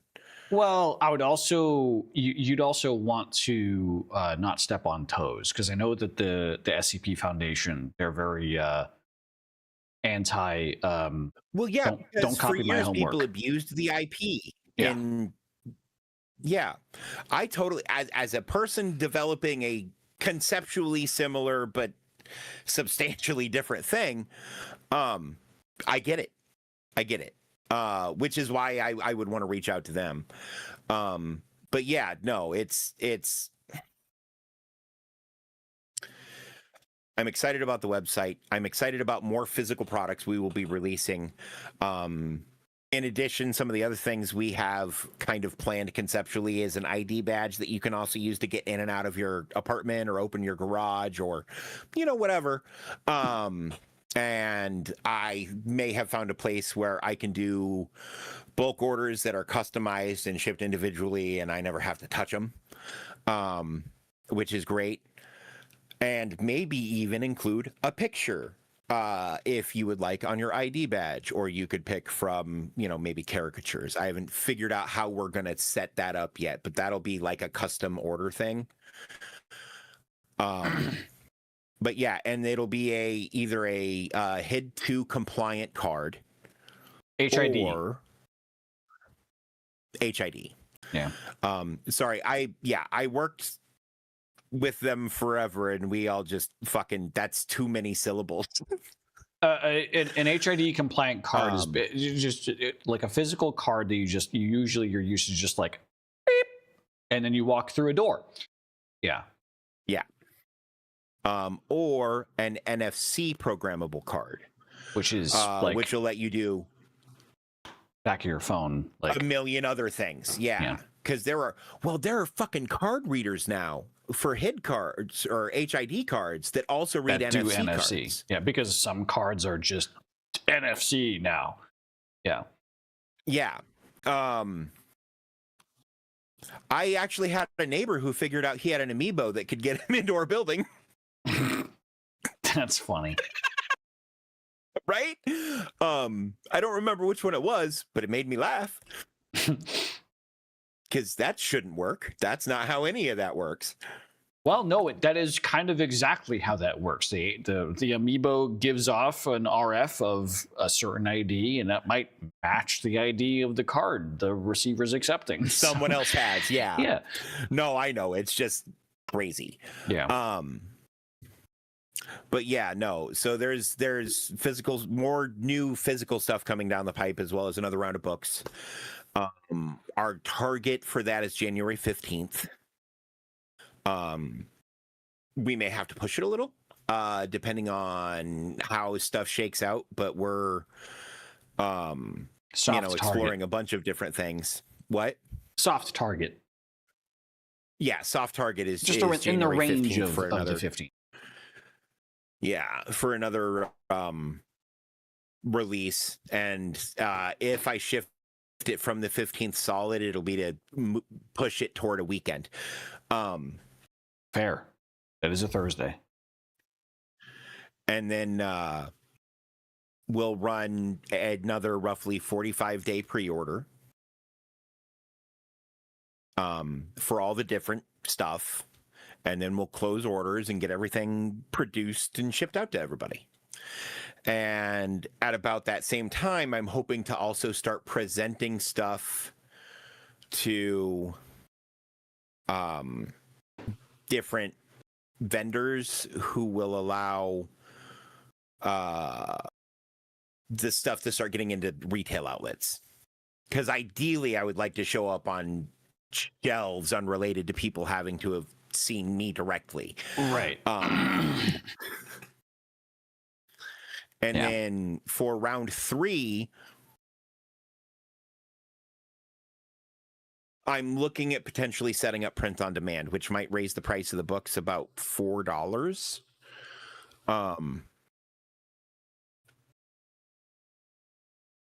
Or it might not, but I think it'll raise the price of the books about $4. Print on demand. What is that? Okay, so basically, if I can sell enough books, my book publisher, basically, at this point, I'm using Book Vault out of the UK.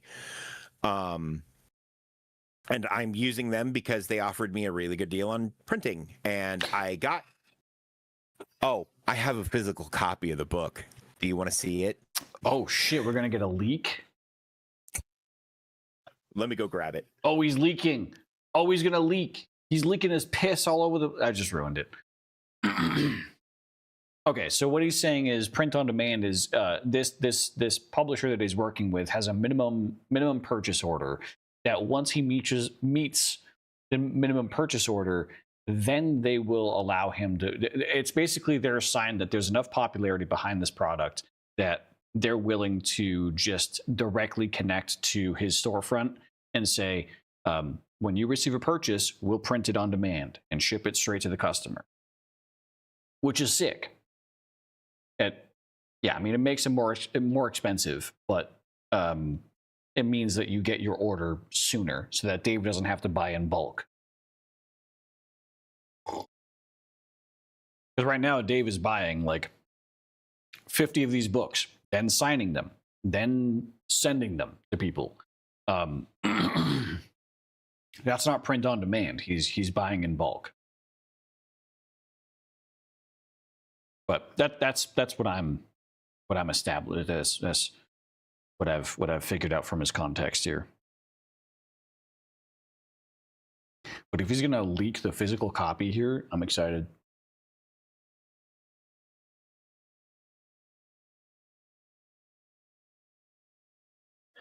Hang on. Let me put on my right. Yeah.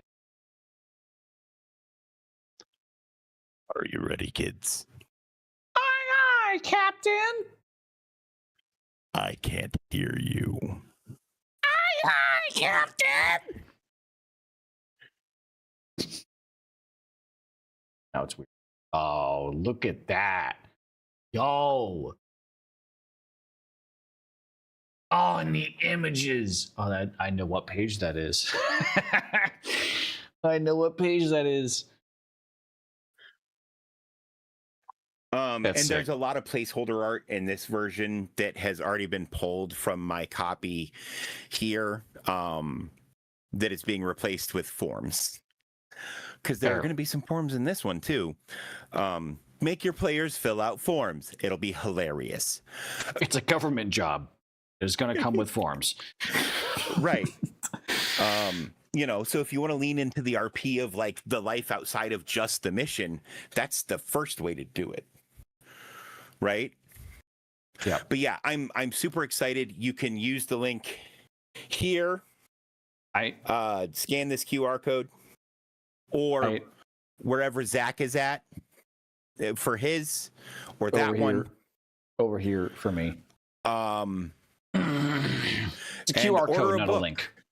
Because this is the only time I will ever have them shipped to me and sign them my fucking self. Fair. Not wait. So pre-order round 2, you're not signing them? No, they're going to ship out direct from manufacturer. Damn. All right. I want to reward the people who got in early. I might do something else for round 2. Fuck, we might. I don't know. We might add a new section to the book. Everybody will get something different. I'm kidding. Round 2 will be the same book. Round 3 will be the same book. Round 3.5 will probably be a whole crazy thing is planned. Because I think round 3 will be or round 3.5 will probably be the first full expansion. And the book will for sure just be available for purchase at that point.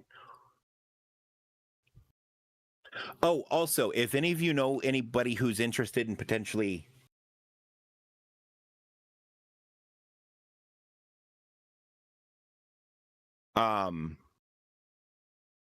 what we could potentially do is and you know who you are, and I would use screen names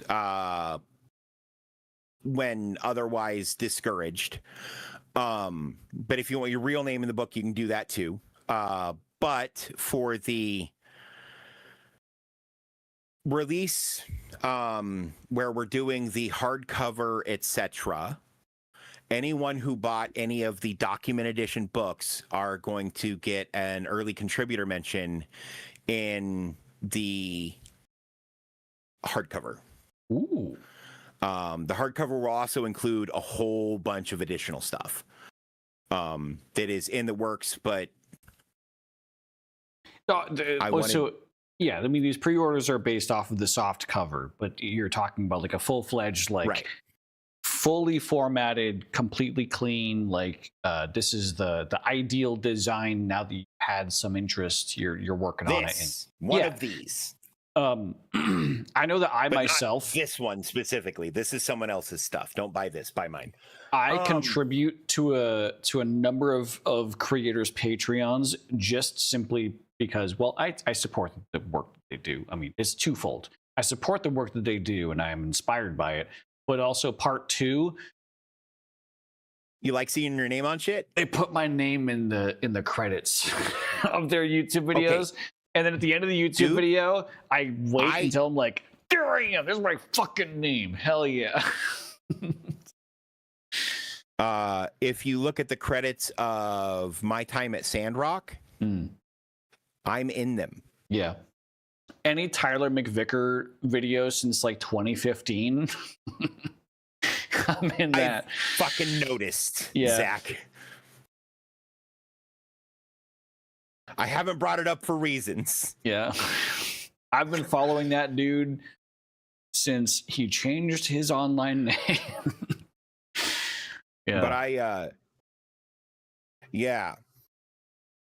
no, because the name used is not. It's not my current name. Yeah. Right. I don't think I've updated my Patreon to be, you know what? Patreon. I think I still am a copyright unfriendly name on Patreon. Yep. Correct. Yes, I am.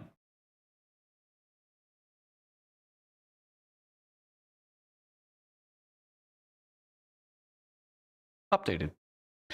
All right. Otherwise, I'd forget. Anyways, sorry. I'm sending you a question real quick.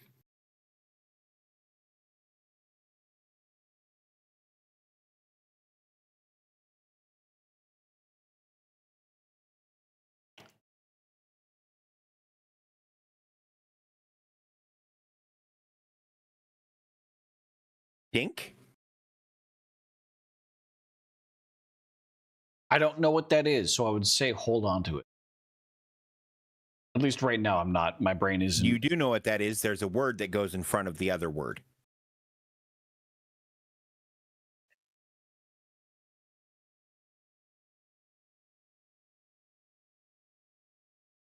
No, wait.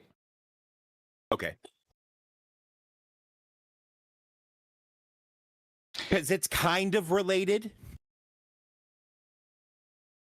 Mumble, you didn't miss much. I mean, Dave did show the physical copy, but he also announced that future physical editions of the release, a hard copy, like a collector's hard copy edition, is going to include like an early contributors section that includes like online screen name. Man, screen name is a fucking old term. Not Spiral, Wire-O. Even better, because it is standardized. And standardized bindings. Those are individualized wires, not spiral. But because Wire-O is standardized the way it is, you can get stuff that clips in and out of the book, like a bookmark to mark sections. Yeah. One of the things we're looking at potentially having produced is section dividers that you can get with a bunch of other like paperwork management stuff. To go between the different sections with a tab that pokes out with the section name, and a pocket folder to hold your 8.5 by 11 sheets of paper, because this is US letter size, baby. Mm-hmm. Crank excited Kermit meme to 13. Dial that shit up, baby. No. So if we have ideas for a lot of cool stuff to do because of the standardization of the binding. Dave says the royal we, because I barely have a clue of what. I'm not really included on the Wii, except for a couple of things. Well, So you're Dave attached to the other compartmentalized. project. Yeah. What do you mean I compartmentalized? That I'm privy to Oh, certain yeah, things I and other am. people are privy to other things. And it's not that you're being Right. secretive, but you're just compartmentalizing. Well, yeah, because I don't want to dump everything on everyone. It's I can handle it because I internally compartmentalize and have like 6 different dudes working on shit. I may have pterodactyl screeched. Mom, the boat, stationary or book, me both. The thing is, this game applies to a lot of different things. We're also trying to, and actually, I'm going to reach out to everyone on this. Please, if you find a way for me to print a fucking DM screen that I can buy for cheap enough to sell to you and make $1, let me know. Because I can't.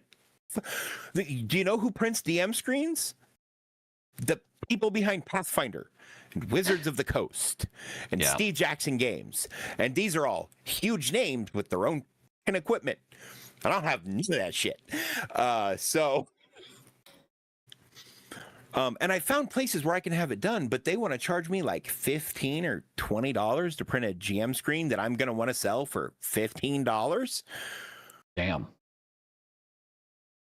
No, I'm not going to do that. I would rather say, hey, if you guys want a GM screen, here's a PDF you can have printed on this one, and just let you guys make them your fucking self. Which I may end up doing if I can't find a fucking way to do it. I'll just sell sheets of paper you can glue or a piece of cardboard. I feel like having a digital copy available anyways might be a good idea. Oh, yeah. Well, and there will be... So, we do have plans for a 3-ring binder called the Handler's Casebook. That the first section of it is going to be... all of the like handler shortcuts. So every chart in the game and what all of it means, right? Just right there on like the first 3 pages, instead of having to go through the whole book to find that shit. Right. And it'll have spots for current caseload, past cases, yada, yada, yada. Because if you are going to be filing stuff online to add and contribute to the lore, you're probably going to want to keep that stuff for yourself too. So a casebook, I think, is a perfect way to go. And then we're also going to do an agent's casebook, which will have some notes sections at the back of it. And the front of it's going to be, these are the core mechanics of the game, right? This is what it means to be an agent. Congratulations. You know everything you need to. Your handler will explain everything else.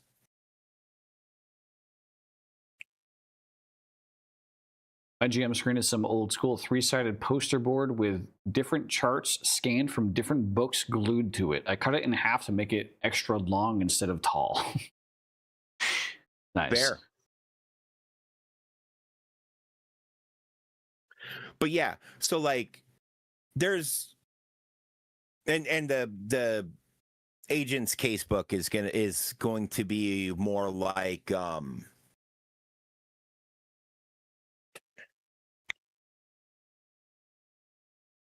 the player's handbook for D&D, right? Right. But I'm thinking we'll do it long bound at the top form factor, like a notepad, still YRO bound.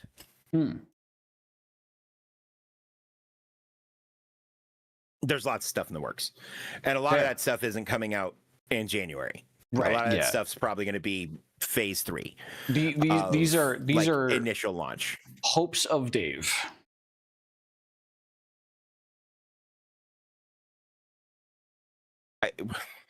Unfortunately, most of them are at least half active projects. You don't understand how little I sleep, sir. No, well, I'm saying hopes under the, because I commonly operate under the hope for the best, expect the worst, but you hope for everything that you want to come to fruition. So you work towards your hopes. But like, no, I immediately expect someone to steal my IP out from under me and then take me to court saying I stole it from them. Right. But here we are with our VODs intact. So, Good luck, buddies. You know what? That's super fair. 'Cause That's I've been super fair. streaming. We've both been co-streaming to YouTube. All that shit's just on YouTube. Yeah. Yeah, that's fair. I'm I mean, less you worried ha- about that now. You haven't streamed the actual documentation to YouTube, but it's Right. all been part of this QR code that's been in our Right. YouTube. Yeah. Yeah. I don't know how exactly the law interacts with that, but I feel like there's no I feel need like for real I'd be concern fine there. though. Yeah. Yeah. Well, plus I a have lawyer could figure it out. I have messages going back to Chris from the first concepting of this idea when it spawned from. I'm like, man, what if I could do Hitman in D&D? You have DMs with And I'm me where you gave me early drafts. You gave Ricky They were early like 2 drafts. pages long. Yeah. Yeah. Like, You and Fen as well worked out some Yeah. stuff. So yeah, they'll probably be.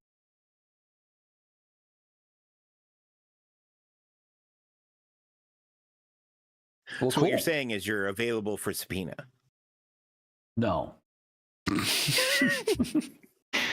Chad, if anyone ever asks you that, unless they're paying you, say no. That's good. That's decent advice. Yeah. I can't fault that.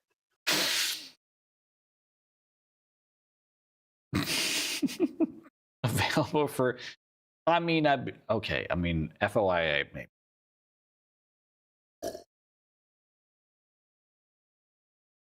Maybe. Unfortunately, Discord messages don't fall under FOIA. They don't fall under FOIA. You know, Discord is not a government platform. Yeah. Unless you're in San Andreas. Yeah.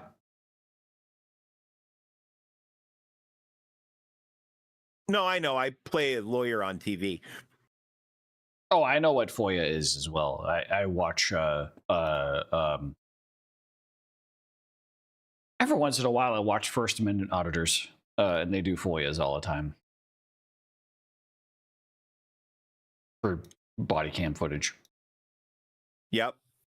I used to have to fill out FOIAs for body cam footage in GTA. Yes, sir. Because if I want to use someone else's video, I have to request it from them. Yep. Well, anyways, otherwise it's inadmissible evidence. What a lovely song. A song Thanks, titled I just wrote it. Inadmissible Evidence. All right. Anyways, well, Dave, thank you for. Of course, you know I love Bard. We have a lot of fun on Sundays. Yes. Let's move on. Yeah. I've enjoyed Bard a bit more than Red actually, but because I feel like I'm more in tune with it. It's not DM diff, it's documentation diff. But anyways. Yeah. We have other news that we'd like to cover. Some small things, and then one really fucking ridiculously big thing that, holy Jesus Christ, changes the current scape of gaming forever. So anyways, let's move on. Let's continue. So to begin, one of the very first small things that we're going to cover, Twitch has officially released UK compliant age verification. Users will need to verify their age using in-app facial scan. Otherwise, they will lose access to watching mature content based on content classification labels. This is solely a restriction on their viewing of mature content. They can view all other content. They just can't mature labeled content based off of their CCLs. Right.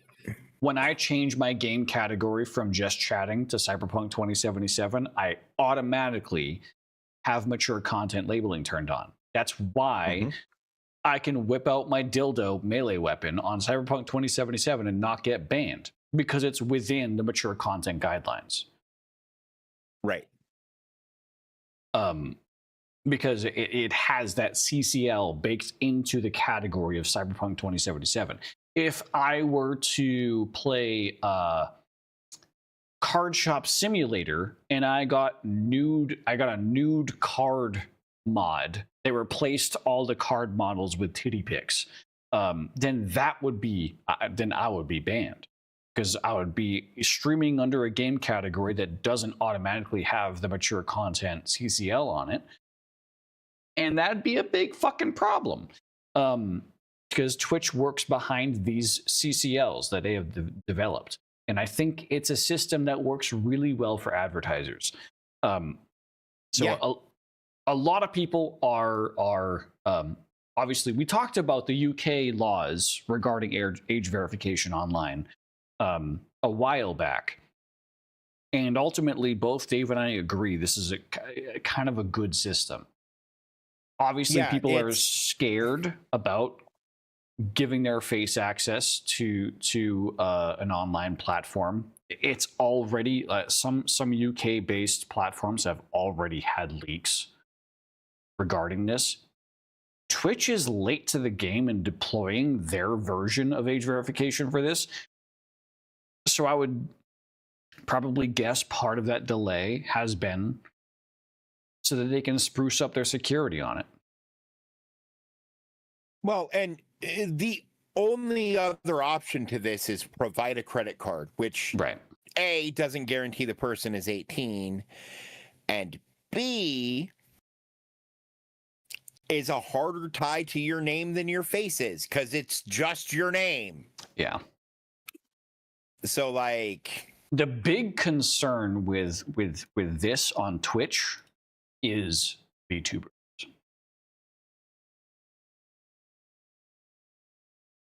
Is that a VTuber who streams on Twitch under a VTubing account will need to age verify to watch mature content, which means they'll have to take a picture of their real world face. And if that leaks because of Twitch's potentially shoddy security, so I'm going to tell you right now, that'd be a big problem. But Zach, content creators aren't going to have to do this. You know why? Because they already have all our fucking tax information. They know how old we are. Our accounts are already age verified. I've seen screenshots of VTubers saying, like, showing that they have in-app the prompt to take a picture of their face. I don't have those links referenced, but I have seen that on my Twitter feed about this change that VTubers are like shit. It's like, okay, what if you're watching on PC? How are you supposed to do that then? I'm not sure. It is in-app. I don't know if that app includes. Hang on, let's see.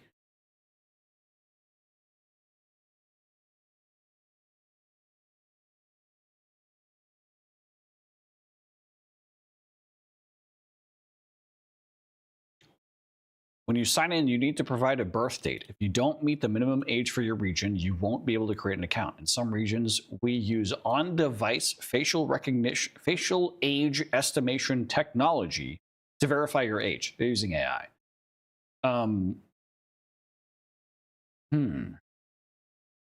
When you may need to verify your age, creating a new account is not going to affect VTubers. Logging in, existing users in affected regions may be prompted to verify their age when logging in. So I don't care then, because it doesn't apply to us. Well, yeah, no, this is a UK-based law. Right. No. But I'm saying, like, for my, how am I going to sign in to shit on my computer? But I don't have to worry about that. I'm less scared now. It's still a thing to figure out. Right. For people in the UK that are VTubers, this is scary. It's scary under the guise of like trusting an online platform with your personal identity. Allowing camera access when prompted. So that's browser based. They're opening up. Yeah. This could be either mobile device or browser based. Both mobile and browser ask, can I access your camera? ensuring you're in a well-lit area, removing headwear that covers the face, keeping glasses on if you normally wear them, following on-screen instructions. To protect your privacy, Twitch and KID, a third-party vendor. Ooh. So Twitch isn't personally ensuring the security. We do not store your face to scan video files. Twitch is saying this. KID could be telling Twitch this. KID is the software. I've seen this happen before, though, where a third party tells the product, yeah, we're not going to do that, and then they do it anyways.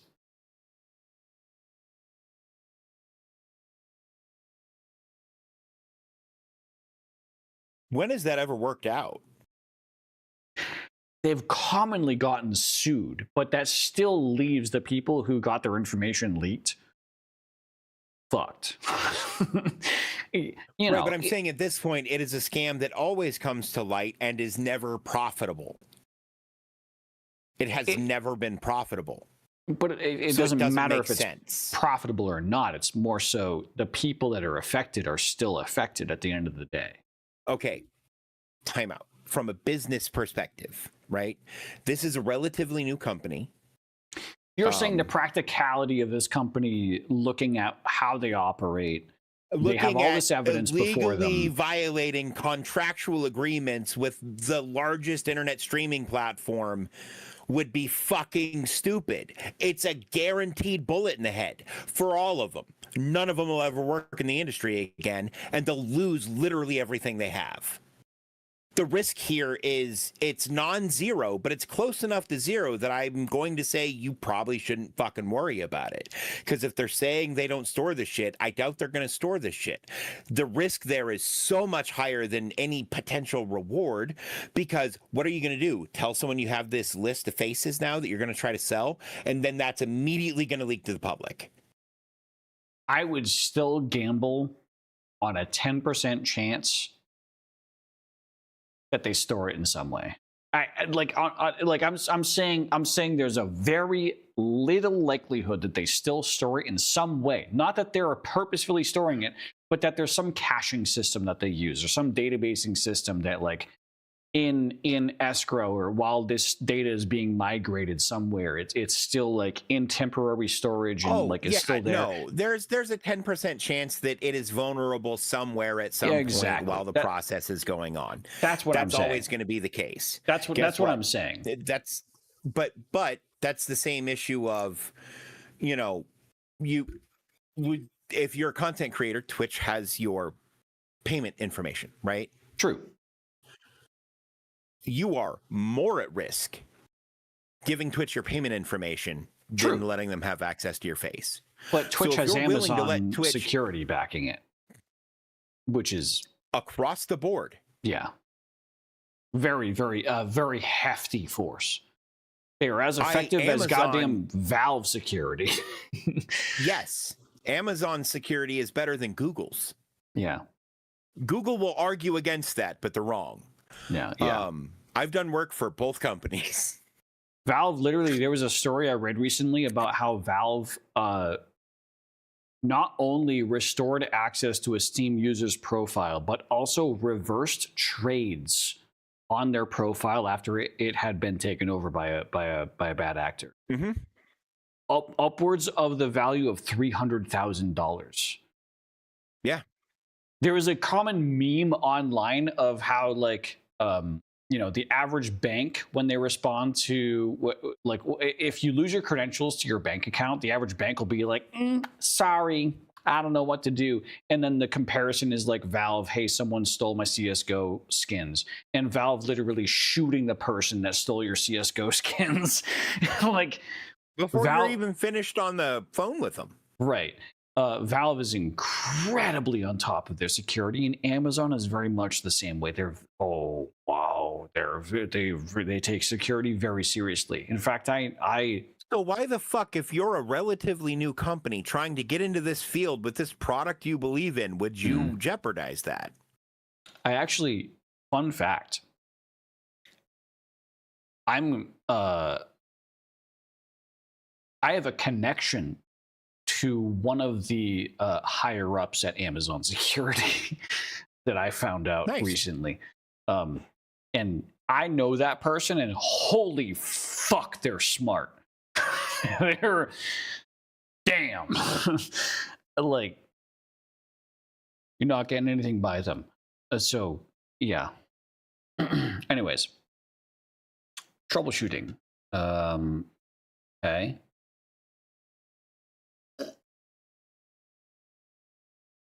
Is my facial scan stored or shared? No. Processed immediately. Ooh, important words. Important words right there. On your device. Processed on your device. Critically important words. Too, but they've said it twice the same way now. I believe it. Critically important words. That means that if this ends up not being the case, Twitch is litigatable. Litigatable. Litigious. Liable. Liable. There we go. That's the word I was looking for. Thank you, Dave. That's very important. Like that is the hard giant brick wall that now comes up in front of any possible. That's actually very impressive.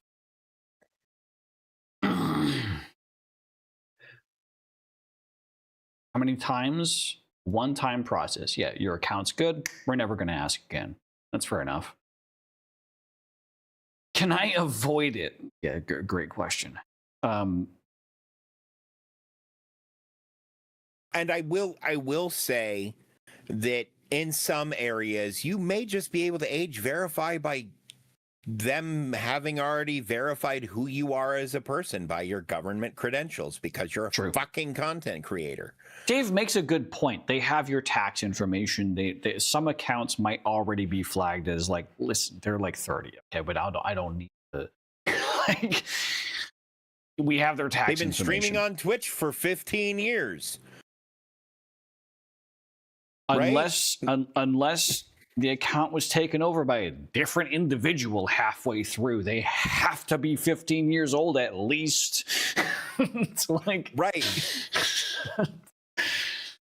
I don't know a 0-year-old streamer to my knowledge, but you know, like, the artifact category exists, I guess. You know, I listen. Dave and I, when this first came out, I am of the belief, and I believe Dave is also sharing this belief, that like online internet verification of who you are, like a tying of your online accounts to your individual self, removing complete anonymity is healthy for the internet, though it is scary to the individual. Understand? I don't believe necessarily in removing all anonymity. Right. There are places like there's still a time and place for that. You can get that in the real world. Right. Just go to a bar you've never been to before. True. But as we get closer to a more and more interconnected world, technologically speaking, right? You know, AR glasses are becoming more and more common. There are more companies that are making them. The last time I went out in public, I saw 3 people wearing the Ray-Ban Metas. Yeah. Ray-Bans are becoming a huge thing. Yeah. I'm now starting to recognize them. Like, yeah. They're kind of cool. Yeah. I'll never own one because it's Metatech, and I'm not a big fan of Meta. They kind of remind me of Cyberpunk. They kind of suck.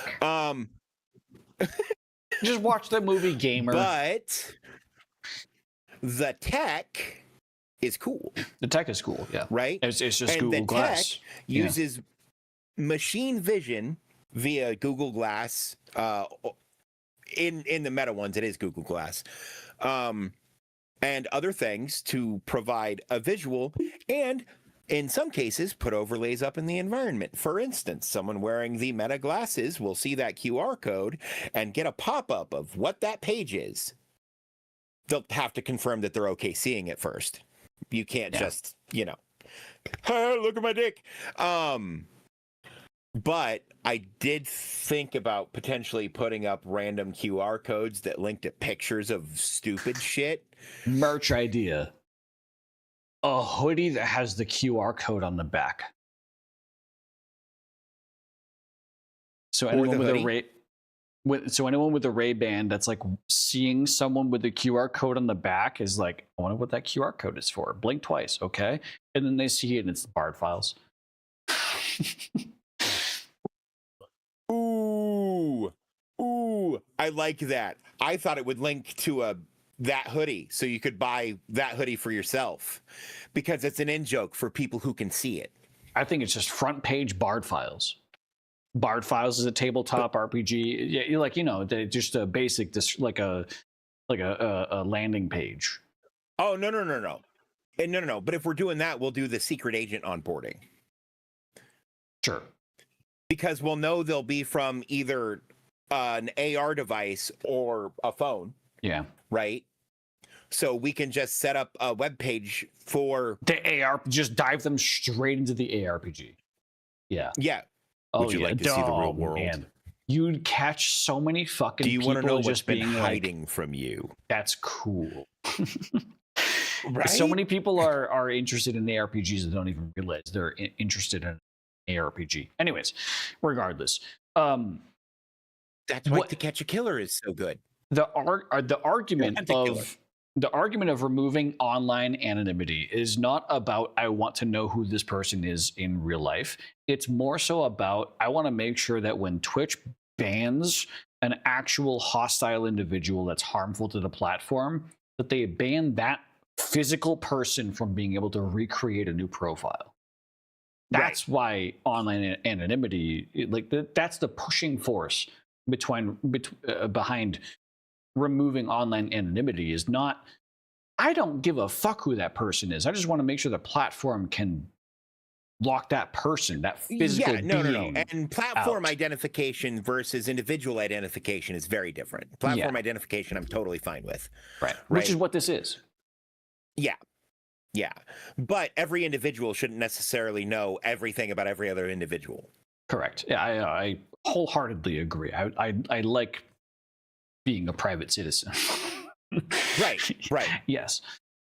Yeah, no, okay. I thought, because the way you had originally phrased it, it felt like anonymity entirely, and I'm like, I don't want everybody to know where I live. Coming from the perspective of Twitch streamers that have like online harassers that constantly just recreate new accounts and profiles under different emails. No, and that's to fuck those people. Send them to Kick. They have 30 accounts there as well. Anyways, moving on from this. Obviously, actually, just a final note on this. This is obviously a feature that Twitch has implemented for just the UK. However, things that the UK does in the technology land, because the UK, their legal system tends to work faster than the rest of the world, tends to propagate to the rest of the world not so long after. So who knows? Who knows what this will turn into? We'll find out. Just be aware. Anyways, moving on to my next topic, which is just a really quick, like not surprising thing, but has a surprising twist to it. Todd Howard of the very famous Bethesda Studios, owned by Microsoft now, recently. And for clarity, Todd is the opposite of Randy. Todd tries really hard to be a member of his community as opposed to an overseer of his community, right? He is one of us. He's not better than us. He tries. That being said, he fucks up a lot. He tries. He fucks up a lot, yes. But we respect him for the grind, right? Yeah. He's not a bad guy. He just makes stupid ass decisions sometimes. I don't consider Todd Howard a wallet. He's not a wallet. He's a game dev. But he's a game dev who sometimes words things very incorrectly. Anyways, Todd Howard has come out saying that Elder Scrolls 6 is quote unquote still very far away. That's not the exact quote. Hang on, let's get the exact quote. Still a long ways off. I'm preaching patience. I don't want fans to feel anxious. I like to just announce stuff and release it. My perfect vision, and I'm not saying this is going to happen, is that it's going to be a while and then one day the game will just appear. I like that. That sounds like some shit he says. I like that. I said this on when we talked about the GTA 6 release date. Release dates are for shareholders. Yeah. I don't it'll give come a out when it's ready. fuck when a game is going like, to like if a game were if the most amazing, fantastic, highest anticipated game of the double decade, it was just to be like, hey, we're releasing in 3 days. I'm going to be more excited than if 8 months ago they said we're releasing in 8 months. Well, it's like, hey, Zach, how many days lead time did you have before I announced that pre-orders for Bard were available? I think I bought it like 2 days after. Well, right, but like, how long did you know that it was going to be available before it became available? The same as the public. I mean, the same as you started announcing it on stream. And then I was like... Yeah, that's also when Ricky found out. And I like opened it as a tab. I opened your store Envy as a tab. And then I was like, I'll figure that out later. That's fair. And later ended up being like 2 or 3 days after. Which is whatever. I appreciate it. Also, for anybody who wants your proper name in the book instead of your screen name, send me a message on Discord. There are only 5 of you, so I can keep that pretty straight. Do you get do you get my screen name when I buy through Store Envy? No. So by default you have their proper name. Correct. So how do you know their screen name? Because I know all 5 of you who bought books. Fair enough.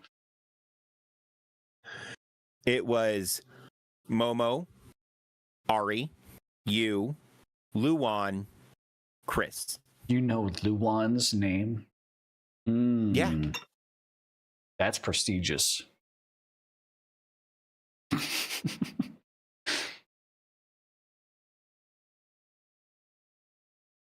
Couldn't tell you what it is. I could look it up. I only have his first name to memory, but yeah. His name in my phone's contacts list is his first name, and then his last name is Luan. So exactly. Can I tell you a secret? I know your first and last. I've known your first and last for years. My first and last are on my fucking Twitter. I understand that's impossible to hide. Like you are in my phone as Zach Invader because that was your handle. I should probably change it. But also, I may or may not know another person with your proper name, first and last. Fair. It's not entirely that complicated or complex. It's not super uncommon. Yeah. It is also very Native especially American. for people around our age. Your first name? Yeah. There are lots of Zachs between your age and mine. I was in a meeting today with 3 Zachs, and I was like... That's what I'm saying. Oh, no, that's unique. It's my graduating class had 3 Zachs. I knew all 3 of them, and we were friends. My graduating class had 3 Davids. You know what? Fair. Actually, the younger generation doesn't have a lot of Davids. Yeah. Your name and my name were 2 Luan of is the a more proper common government boy names. No, Zach is not common. I have not found Zach to be common. Oh, it is in the Midwest. Okay.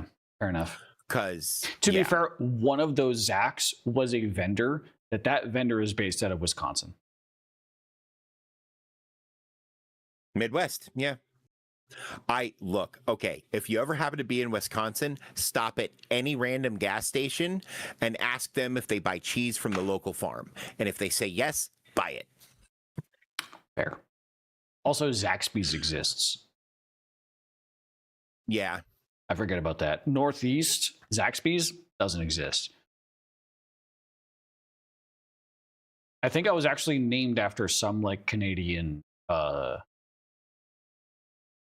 or whatever the fuck, the religious person. I don't know. Bishop? Yeah, Archbishop.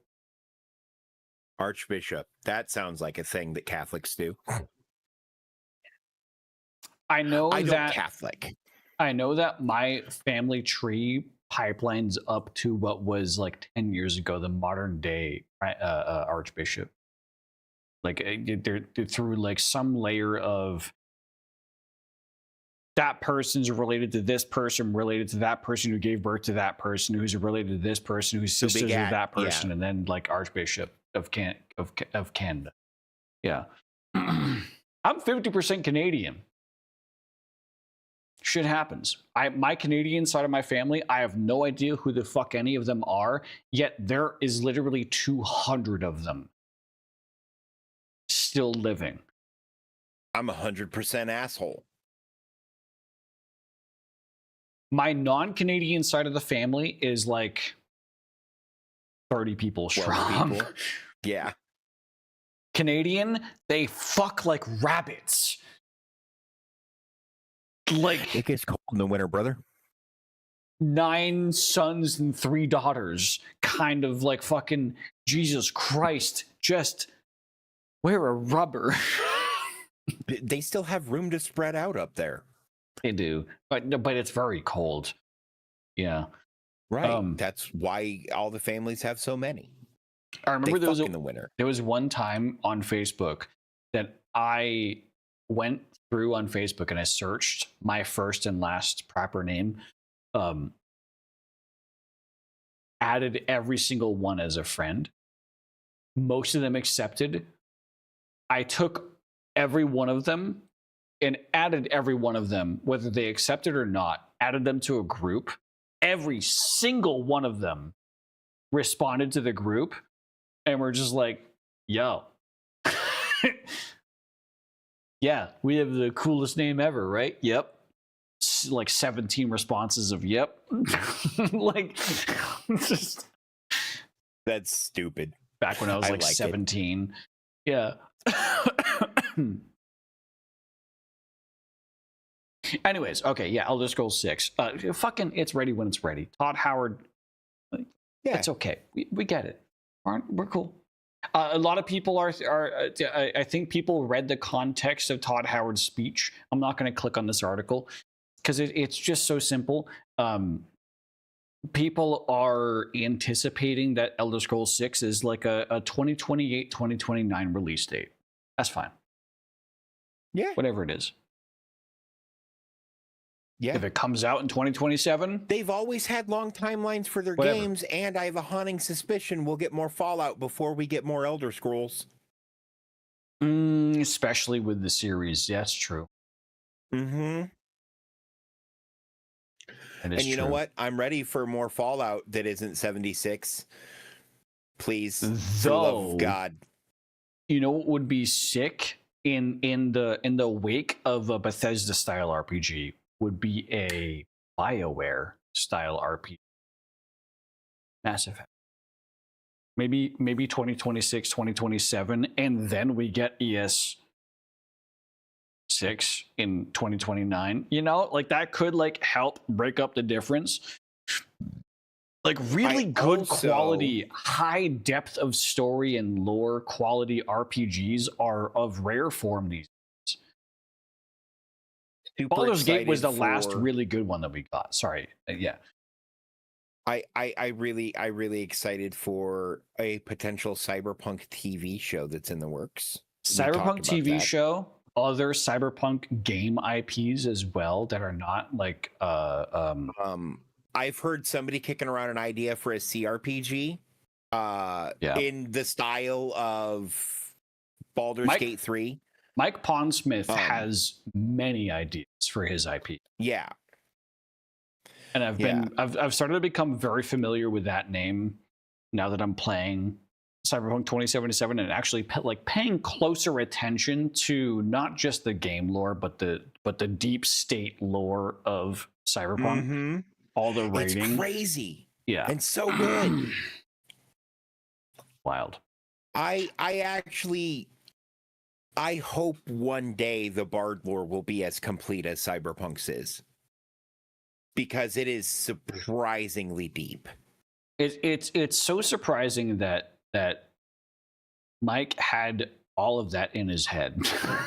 Like it's oh, that's so cool. It's like a Tron style like sci-fi thing where there's this whole other universe that just splits off from ours and does its own fucking thing. And well, Starship Troopers, the diverging point there was World War II. We're not going to get into why. Starship Troopers was also a satire, so I don't kind of pool that in the same but bucket. it was the faux utopian dystopia, right? So it's and it is satire, but it's clever in a lot of the same ways, right? I need to watch those movies. I've never watched a full Starship Troopers because here's the thing. Until my adult life, I never considered them satire. I never thought of them as satire until someone explained to me how they're satire against like current warmongers and warmongering like facsimiles.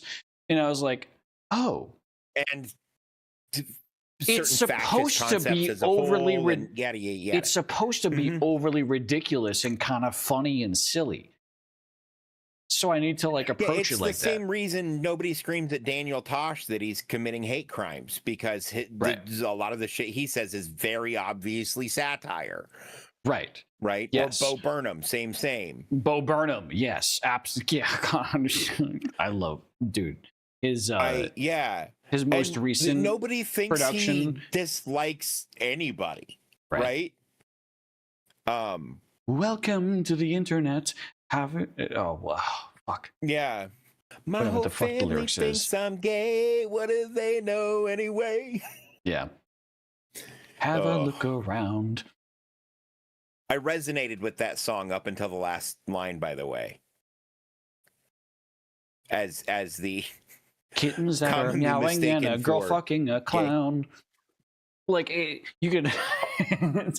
I love the "Welcome to the Internet" song. It's so like.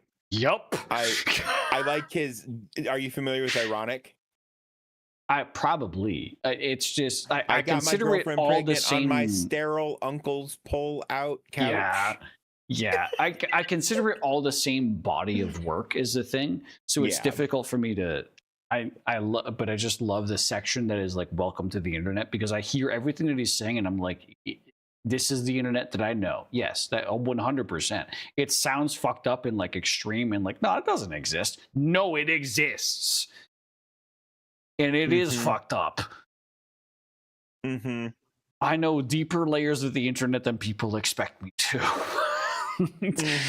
Yeah, it's... Do not quote the old magics to me, witch. I was there when they were written. Yes, I was. I perused forums. When that one video with those two young women and that drinking receptacle. That's not even the most extreme. Oh, no, I know. But just as an example, I was there when it happened. I remember it making its first foray into the minds of the populace. Something it about tainted an entire generation. Something about a bathtub. Now it's funny I use the word taint, because what happened? What? No. So what happened? What? Yeah. All right. Anyways, oh yeah. Spoilers. Anyways, yeah. So we're done with Elder Scrolls 6 water break. Thank you. Appreciate the good water break.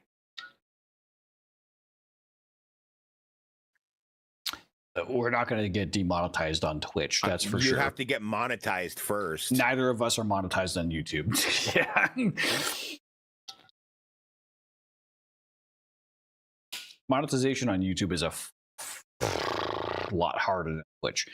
Anyways. And you say that, but it didn't used to be. And if I could figure out how to sign into an old channel I had, it's monetized. YouTube has gotten easier to monetize. And then they got easier to monetize. And then they got easier to monetize. And we still don't qualify. Yeah. Anyways, we have one final topic that is much, much larger than any of the previous topics. And that is, holy fuck, Valve counted to 3. In that they have released 3 new hardware products, which is the Steam, the new version of the Steam controller, the Steam machine, and the Steam frame, which is their VR headset, their new VR headset, coming in 2026. They've not announced specific release dates for any of this hardware. They've not announced prices for any of this hardware. However, I am privy to a lot of really, really well estimated fan, not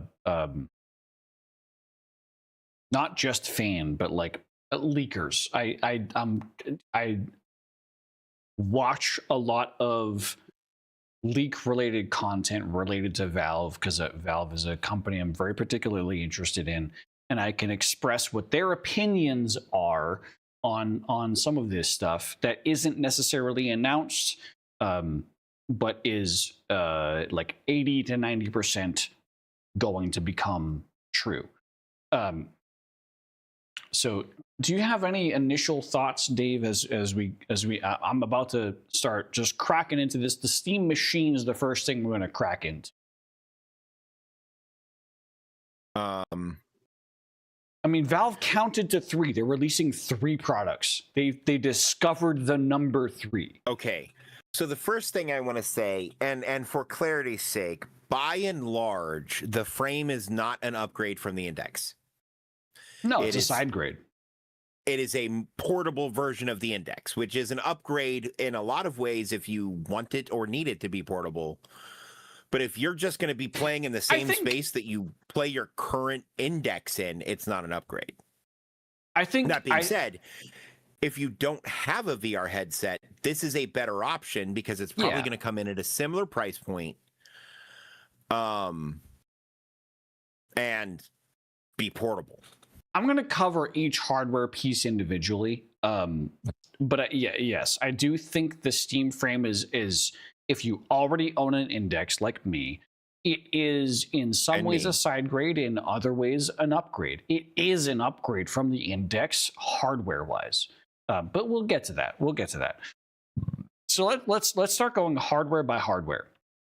So they announced the Steam machine, which is the most surprising piece of any of this. Thank you for that follow name I can't pronounce, or sub maybe. It's on. They're still called subs on YouTube. They're subs on YouTube, yeah. Okay, thanks for the sub, Mo Senpai. Mo Senpai. I was trying to make Mo's one word, but Mo Senpai makes more sense. Fair enough. All right. Well, anyways, Steam Machine is Valve's introduction, very late introduction into the console market. The Steam Machine is what Valve would consider to be a home entertainment console. It is a gaming console that is capable of streaming games from the internet, but it is also uniquely, compared to any other device similar to this classification, it's also just a computer. You can plug a keyboard and mouse into it. You have a desktop environment. You can browse the web. You have a notepad editor. You can open up Photoshop.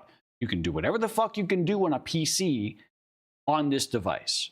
It is a Linux computer, but a Linux computer that has a distribution that is specific to gaming support. Valve has been a very huge part of the Linux community as of late. In the past, like 6 to 8 years, they've been developing hardware translation layers that can, with very low latency and very low overhead, translate Windows PC games to Linux games. And that is the Linux distribution called Proton. So Linux operating system, Linux OS, is very, very Proton based. However, it has its own Linux skin in front of it. But behind that Steam OS skin, you have Proton, a desktop environment, a Linux desktop environment. Anyways, there's a lot of specs to cover here. There's a lot of specifics around this Steam machine. TLDR is, it is just about as performative as the PS5, which is a 4K 60 FPS capable gaming PC, a gaming machine. The PS5 is not a PC. The added benefit is the Steam machine is just a fucking PC. PS5 has flopped on release because it has a lack of games that are compatible with it. PS5 does not have a lot of backwards compatibility. Guess what? The Steam machine has the entire Steam catalog behind it, including games from the 90s. You can play Cave Story on the Steam machine. Came out in 2004. You can play you can play Fallout 1 on the Steam machine, which came out in 96. Core features that define the Steam machine. It runs Steam OS as its operating system. Optimized for gaming, you have fast suspend and resume compatibility. You have cloud saves.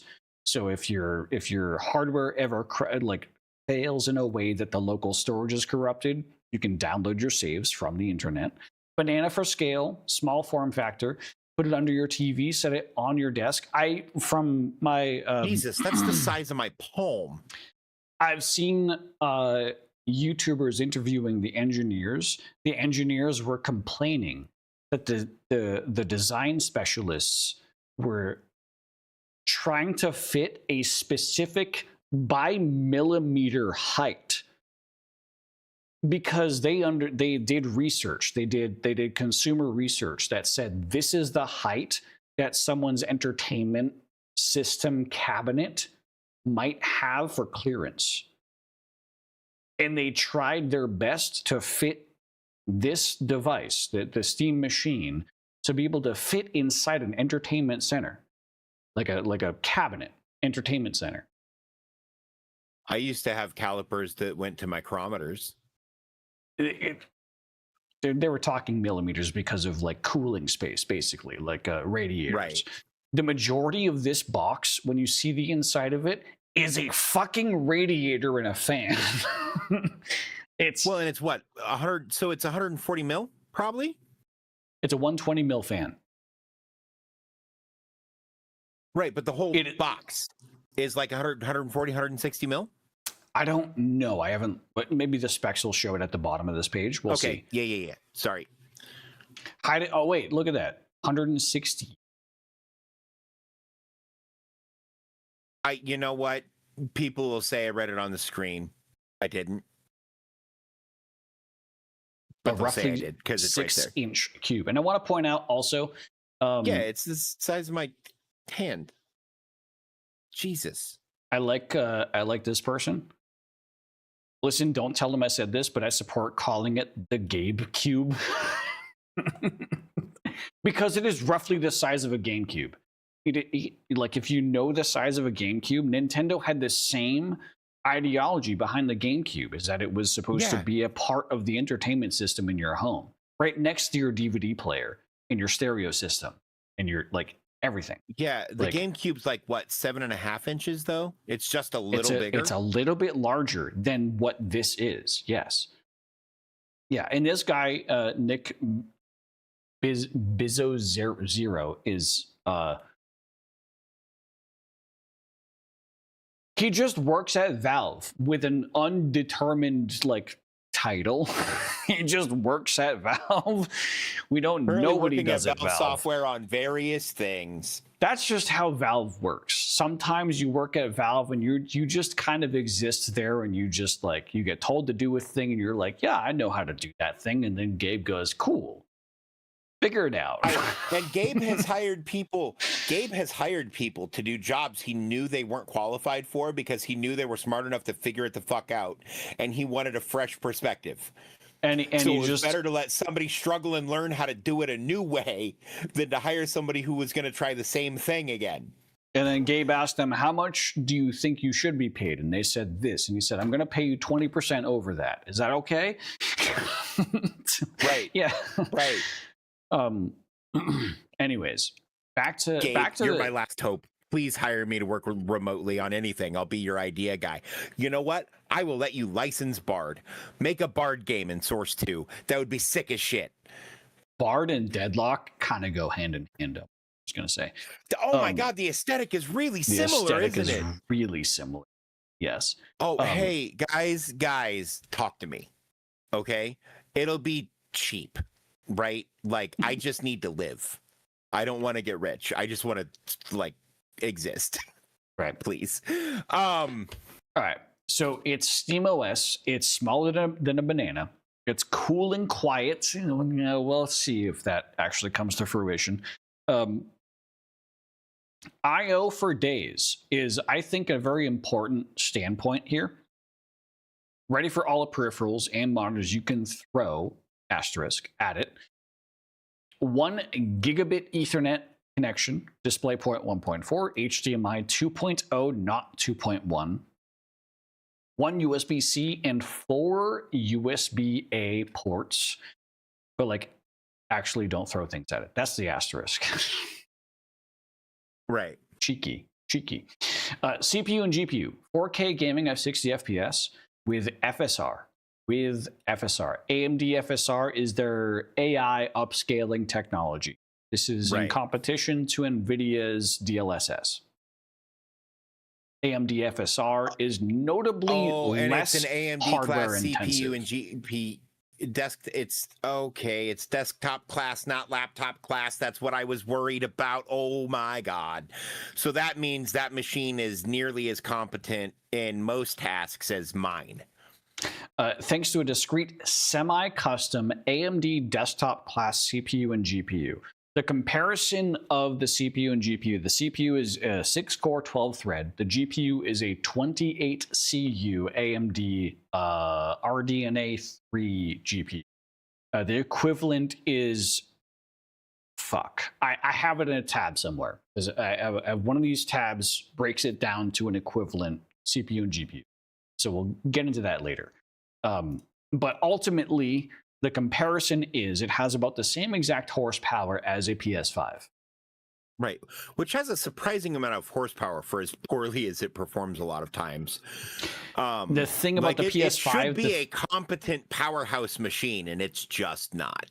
The PS5 is a powerhouse machine on paper. The way that it fails is through its cooling, because the PS5 uses a blower-style cooler that isn't capable of cooling all the components that it needs to.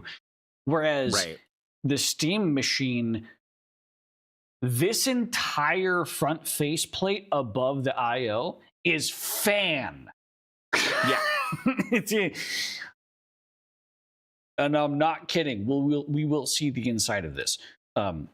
Storage available in 2 storage sizes, half a terabyte and 2 terabyte.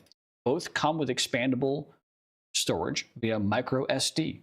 That'll come important later. Connectivity: 2x2 Wi-Fi 6E plus Bluetooth 5.3. If you don't know what this means, it doesn't matter. It's just modern. It has good Wi-Fi and Bluetooth. Yeah. with a dedicated antenna for Bluetooth. Also, a lot of devices will combine their Wi-Fi and Bluetooth antennas, and that can cause interference and slowness if you're using both at the same exact time. This is dedicated two separate antennas. Steam Controller's wireless adapter is built right into the Steam machine for direct pairing. So if you have a Steam controller, it has 3 antennas. It has a third antenna dedicated to just the controller. Power. No giant brick. The power supply is integrated. It's the entire bottom of the device. The fan sits on top of the power supply. That means power supply is 40 millimeters tall. Fuck. It's all 12 volt. It is all 12 volt. There is no sub rails whatsoever. Yep. But the thing is, 12 volt is really, really easy to cool because a lot of the heat shit comes from phase change. Yeah. And they are using the rest of the heat comes from like voltage adjustment and shit. Yeah. Right? Because none of those conversions are clean. So to put this into layman's terms, your modern PC has 12 volt, 5.5 volt, and 2 volt. 2 volt. Yeah. 12 sure volt, it's 2, yeah. 5.5 and 2 or sub 2. And I think, is it 2.2? I think it's 2. It's somewhere around there. And either way, anytime you step down voltage or step up voltage, the hardware required to do so wastes electricity by doing so. That electricity waste is produced through heat. So you have to cool things more. This entire system is all 12 volt. There is no stepping down or stepping up. So there's no excess waste. The engineers on the Gamers Nexus video that I watched said that the entire system has a 92% efficiency rating, which is insane. Well, yeah, because guess what?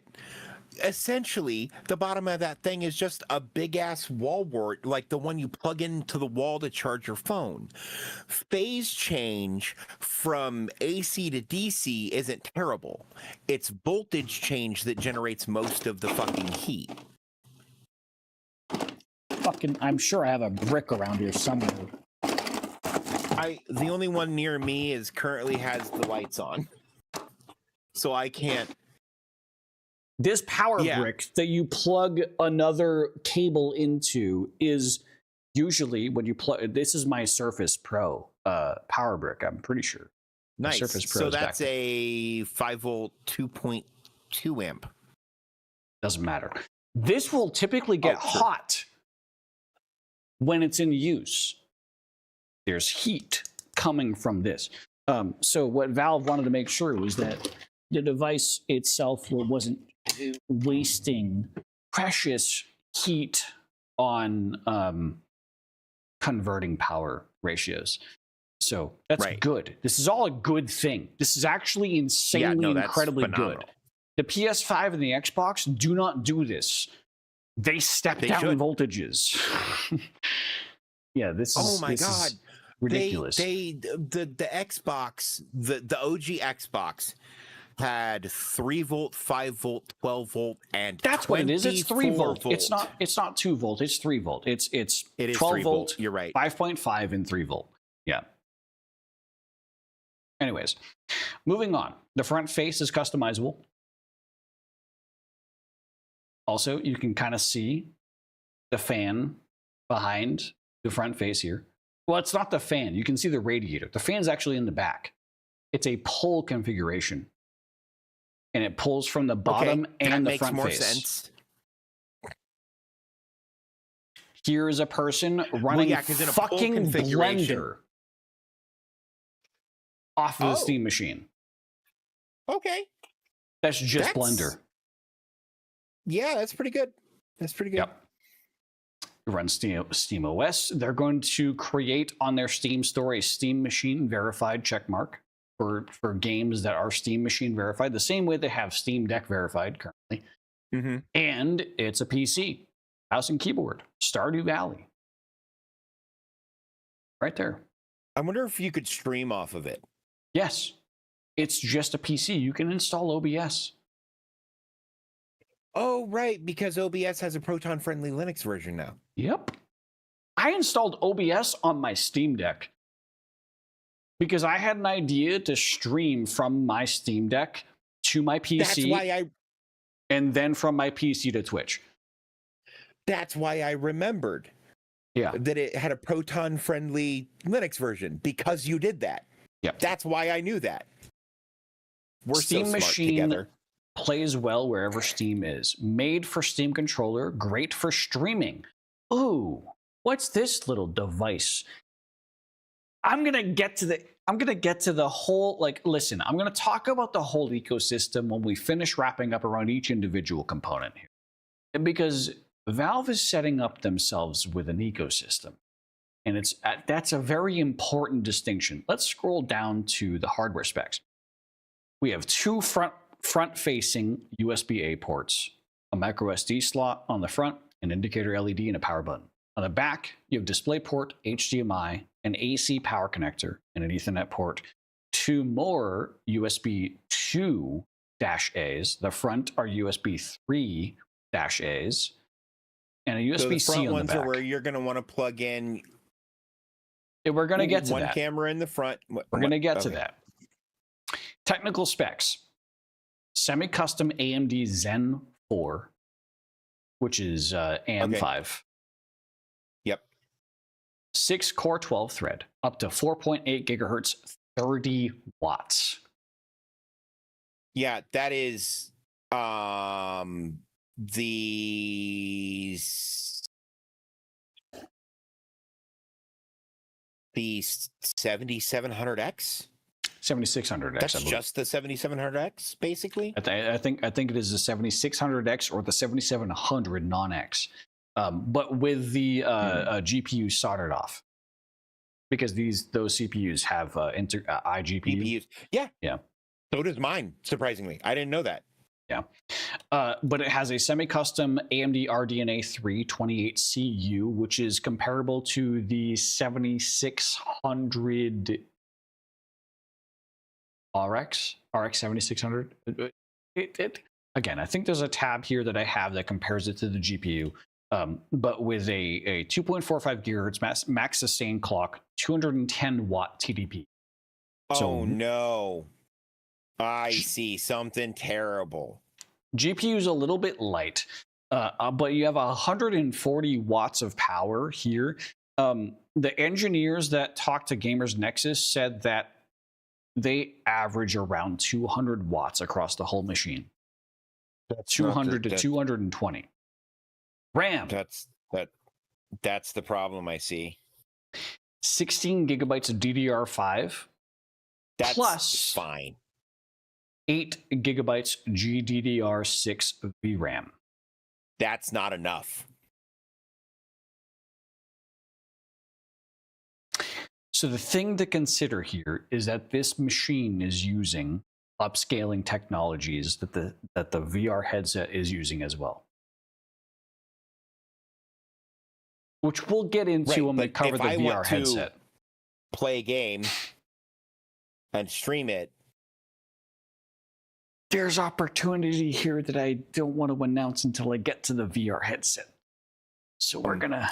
I guess the saving grace here is. It's AMD CPU, AMD GPU. GPU, AMD CPU, AMD mainboard, right? Yes. Has to be. And both the CPU and GPU are soldered onto the same board.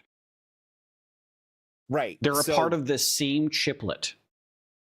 Which means they're going to share all of that RAM across the board using GPU RAM to store compute shit that it's making the GPU do, because it can do that intelligently in their ecosystem, in AMD's ecosystem. So it's actually not as bad as I thought. But like, for instance, don't buy a modern 8 gigabyte NVIDIA card. That's stupid. Don't do that. That's not enough. Again, to put this into layman's terms, if you don't understand computer hardware, if you have an AMD CPU and an NVIDIA GPU, they don't communicate well with one another. However, they communicate well enough that they are just fine. That's a baseline compatibility. If you have an AMD CPU and an AMD GPU, AMD has specific software and products developed around their two products synchronizing with one another, that they can share resources in a way that are far more efficient than just baseline performance. So when you see an AMD GPU having this much FPS in a game, when you also pair it with an AMD CPU, it'll have more than that by a margin of like 20 to 30%. Now, which is, in for a modern, clarity, getting 20 to 30% more performance out of something is fucking insane. It's nuts. That's a huge improvement. But that's also considering you're talking about slot-in components, not soldered-in components. When you have soldered-in components, this is what you typically find with consoles, where consoles have CPUs and GPUs that are less performative on paper than modern basic computer hardware, but yet they perform better than it because they're soldered on hardware that has literal less travel time between the two pieces of equipment. It's literally, they just have a shorter. We're talking about light speed. We're talking about the speed of light and the speed of electricity across a conductive surface. And that little amount of performance is enough to make the Xbox 360 console be able to perform better than equivalent computers at the time. Which was crazy. It was crazy. It was fucking wild. Modern consoles the are Xbox 360 looked ridiculous. better than the best PC hardware you could get at the time. Yeah. It's where all the Crisis memes came from. Yeah. Because you could run Crisis on an Xbox. Yes. Because it was ran the game. It was purpose built around running games. That's what the Steam machine is. It's purpose built around running games. It's not purpose built around browsing the web or opening Discord or having 16 things open at once. It's a device that you run one thing and you do that one thing really well. It's games. So while this is comparative to an entry-level PC hardware-wise, this is going to perform like a mid-level PC. Yeah. And that's my prediction. That's my prediction. Yeah. No, that's super fair. And the scaling, so it'll probably feel more like it has 24 gigs of RAM, and it'll feel more like it has maybe 12 gigs of VRAM. Well, you know what's interesting about this is that I said that only the CPU and GPU are soldered in. Okay. The RAM is laptop memory. You can upgrade it. Okay. You can buy your own SODIMMs. So it's just standard SODIMMs. All right. Yep. Cool. Yep. Yeah, no, that's fucking great. Fucking yep. You can buy your own fucking memory upgrade for this goddamn thing. So all that said, okay, to be fair, that hasn't been done in a console since Nintendo released the booster pack for the Nintendo 64. And listen, people have desoldered memory on consoles and resoldered on but like soldering is such a, this is slottable RAM. This DDR5 is slottable. Yeah, that's phenomenal. That's insane. Also, the memory is slottable. It's an M.2 format. Yep. Yeah, no, I figured that because the Steam Deck is, and why would you deviate from the 512 is the standardization? The 512 is the tiny. The 2 terabyte is the full length. But you can just pop it out, pop in a full M.2, whatever you want. Whatever you want. It's, oh my, beautiful. It's fucking beautiful. Both models include high-speed micro SD slot. that will also get into. Wi-Fi, sure. Bluetooth, sure. Steam controller, sure. Whatever. Displays, they couldn't squeeze out the HDMI 2.1, which is 4K up to 144 hertz. Who the fuck cares? Yeah, you know who else couldn't? This is Xbox not or PlayStation. This is not hardware that is compatible with 4K 144 hertz. Oh well. Right. USB. This I'm gonna draw special attention to this. 2 USB-A 3.2 Gen 1 ports on the front.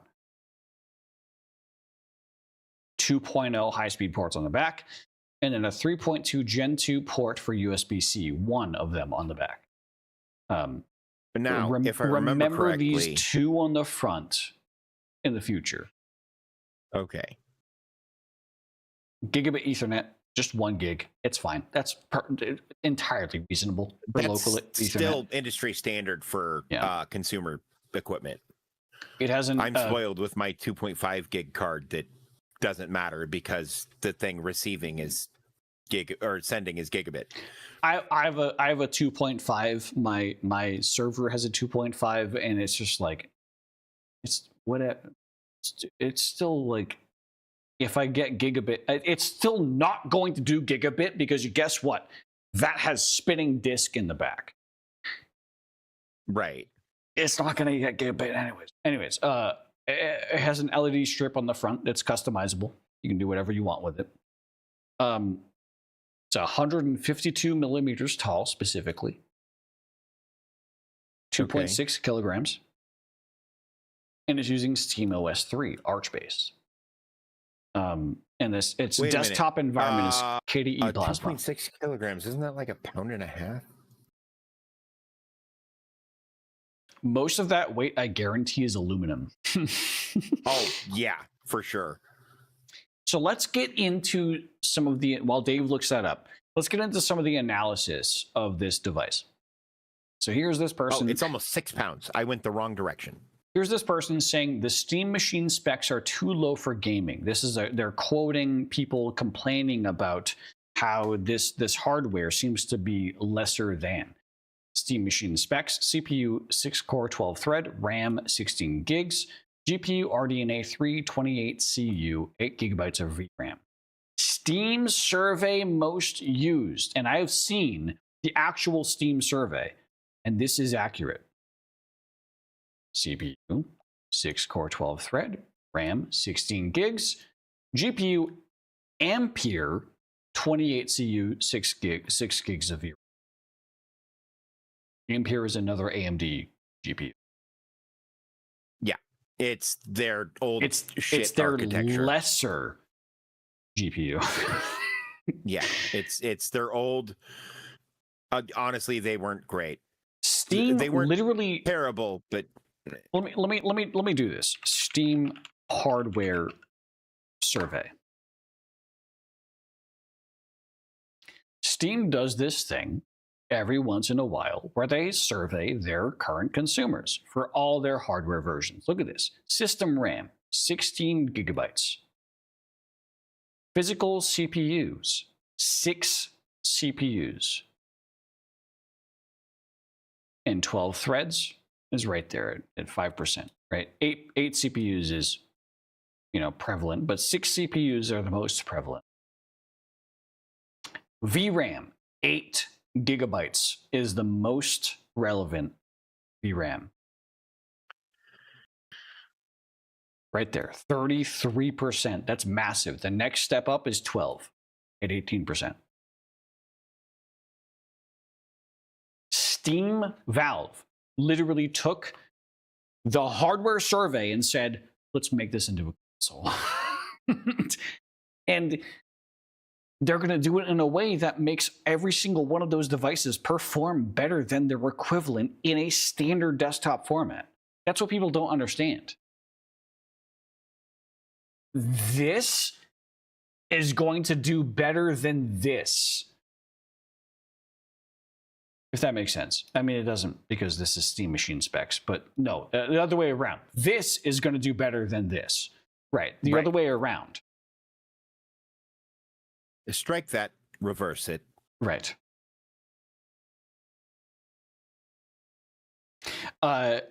No, and the problem I saw with it wasn't related to gaming. It was related to the difficulty in streaming. And I know there's some stuff with the headset that we're going to get into that are possibilities. We're going to get into it. That's a whole other potential thing. I have so much to talk about the VR headset. We're going to get into it. We'll burn that bridge when we get there. This is just talking about specs, but let's open up the next tab here. Valve officially released a Steam Machine, console-type machine that plays your Steam games. Over 6 times the power of the Steam Deck. They're contemplating this in, I believe, teraflops. A common metric in hardware comparisons is teraflops. Right. It sounds ridiculous, but that is a common metric. Look, you let nerds make up all the names, you're going to get weird fucking names. Yeah. 4K 60 FPS. Most people are going to be playing this on a TV. That's 1080p. So, okay. Or a 1080p monitor. Yeah. Half terabyte or 2 terabyte options. Runs SteamOS, but can install Windows. Zen 4 CPU, RDNA 3 GPU with 28 CUs, 16 gigabytes of RAM, early 2026. And they're talking more about the specs. So I wanted to highlight this because of this person's, this right here, basically. And the fact that it can also, you can just install Windows on it instead if you want to.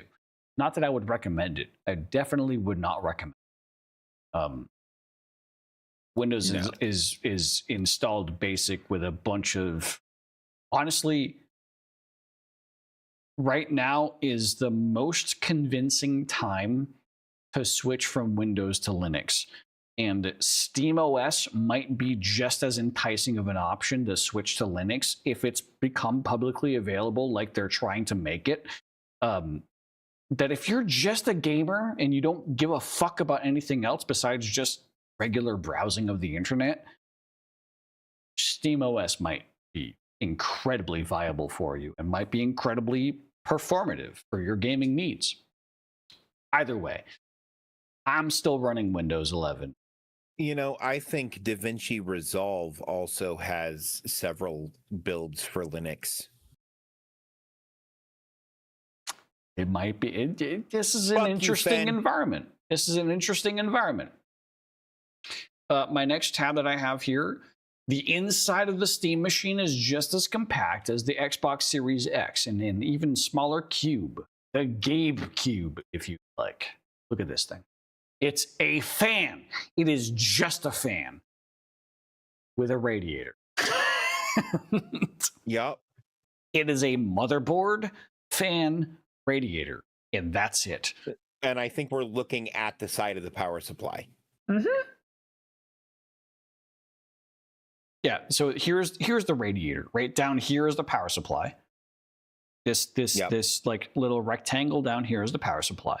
Up here is that an off the rack SFF power supply turned sideways? No, it's not. It's a custom power supply. It is. Okay. I know that it is. Oh yeah, because it's 12 volt only. Although they are trying to push 12 volt only for the new standard too. They are because not, it's more efficient. They are not following the 12 volt standard. It is 12 volt only. The 12 volt standard also considers step downs. Fair. This is 12 volt only. This is a custom power supply, which is why they could get it so compact.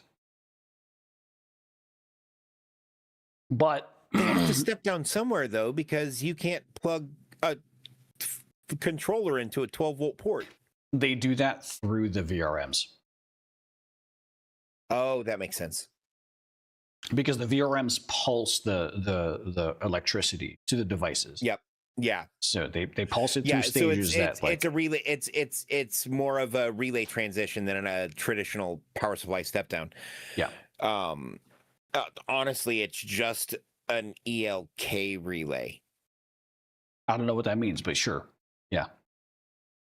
I used to use them all the time. I used them to build the device the government is using.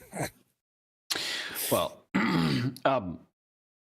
what's caught a lot of people, like a lot of people are interested in the heat design of this device, because of course you would be when you say that this is a PS5 like equivalent in power device. The PS5 has heat issues. The Xbox One X, or whatever the current modern Xbox is, This person's hands are tiny. yes, you're not wrong. The Xbox console currently is less powerful than the PS5. But both consoles currently suffer from Facts. heat issues. Both consoles currently Especially use in the Series S. yes. Both consoles currently use blower fans, which is a fan. If you were to imagine a watermill, it's styled like a watermill that is just designed around forcing air through a system as tight as possible, as fast as possible. And in the context of a laptop or a phone, works well. In the context of you're trying to design something that has equivalent level power to a desktop PC, not good. No. One might even say bad. So Valve slapped a 120 millimeter, like this is proper 120. This is a standard fan size. These are the fans in my computer, but a custom, they had a custom sleeve over the top of this that formats the air well. It like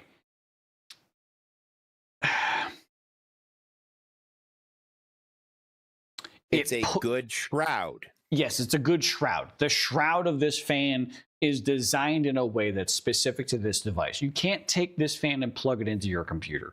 You can't take a computer fan and plug it into this device.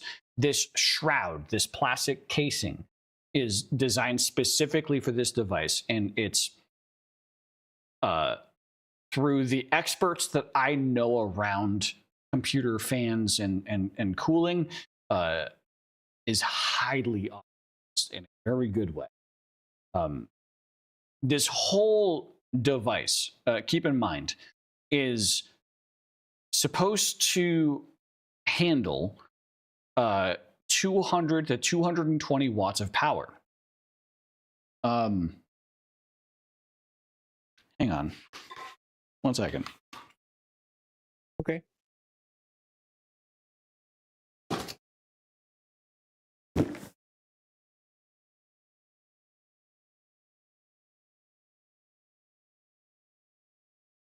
What's inside this box is a cooler capable of 250 to 300 watts of power of cooling. Is that your deep rock box? This is my dark rock. My dark rock mine's Pro in the 3. other room. Yeah. Oh yeah, I have the Pro 4. Yeah, which is probably the AM5 compatibility. Yeah. No, it's the one out of my old AM4 build. Because guess what? It's the same mounting brackets. You could probably still message them about AM5. Yeah. But I think it is still the same mounting brackets. It didn't need new brackets. The mounting brackets for AM4 also work for AM5. They didn't change mounting. The mounting's identical. But either way, the thing is that this is proportional to about the size of that. I would say 50 to 80 watts less. Sure, it's about that size. Yeah, smaller. and it has one less fan, but a custom shroud. Because, yeah, and the custom shroud makes a huge difference for fan performance. And right? I know that some of the YouTubers that I'm going to watch are they're going to be interested in Schlieren imaging. If you know that term, you know that term. I'm not going to explain it, but they're going to analyze the actual flow of air and how efficient it is with their custom shroud. I'm excited to see that. Oh man, there was a guy who used to run a channel where he 3D printed fans in different shapes and profiled them and did smoke tests and shit. I need to find him again. That was really satisfying to watch. Yeah. Well, all right. So that's the Steam machine. That's all the analysis that I had on the Steam machine. Dave, do you have any thoughts on the Steam machine before I move on to other devices? My next device is the VR headset.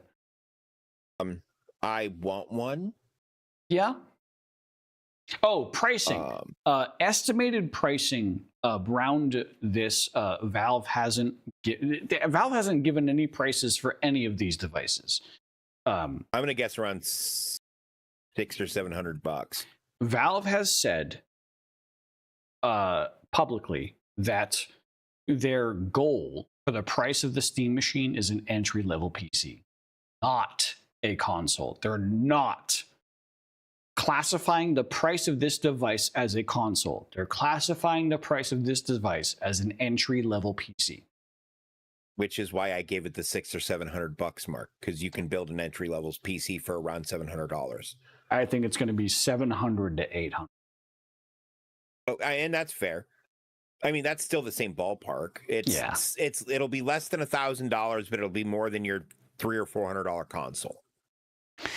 They have said that any of these devices, they're gonna give official prices sometime after January 1st, and this has to do with governmental tariffs. They're waiting to see how tariffs evolve into the next calendar year. We don't talk about politics a lot here, but tariffs are a thing that we're dealing with in tech hardware. So, you know, that's just a thing that Valve is waiting on to see what the ecosystem turns into on the next calendar year to announce what their price estimates are, what their pricing is. They need to make money on these things after all. But anyways, so moving on to their next most exciting piece of hardware. I was surprised by how many people were excited by this device, which is why I covered it first. But their next most exciting device is what I'm most excited for, is the Steam Frame. Their next VR headset. Which is to replace their Valve Index that I have right here, in case you weren't aware that I'm currently a fan. The Steam Frame is uniquely, before we even get into it, the most unique feature of this product is that it is outside in tracking technology. It doesn't use, or inside out tracking technology. It doesn't use outside forces to track its position in an environment. I have a light box right there. I have a light box back there that I am required to use for the index to understand where my head is, where my controllers are, where my hands are. Any other tracking devices that I have, I need these light boxes that blast my area with infrared. And then the devices say, here's the latency between me and the blast. Here's where I am in relativity to those to the lighthouses. The Steam Frame uses 4 cameras, and that's it, on the headset, as well as IMUs on the controllers to determine positioning in the range of, I think I heard 200 to 270 updates per second. When you use the lighthouses, it's something like 300 updates per second. Yeah, that's surprisingly similar. Yeah.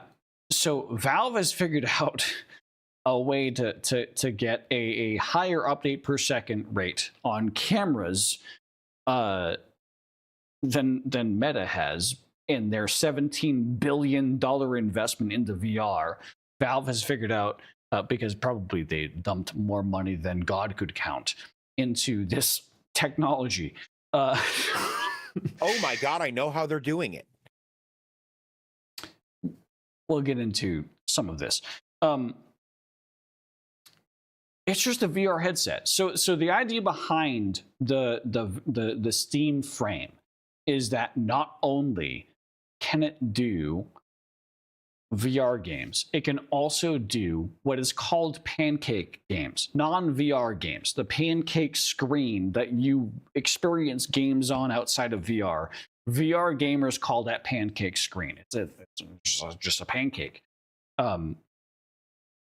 The Steam Actually, I have Frames. a VR app that lets me do that, and it basically puts me in a theater or whatever thing I want with a screen, and it just that's the experience that Valve is advertising specifically with the Steam Frame, is that you can use this device with not just VR titles. You can play it in your living room if you don't have a TV. Right. You can play it on a TV screen when you don't have a TV because you have the frame. Right. And there's marketing material that shows this.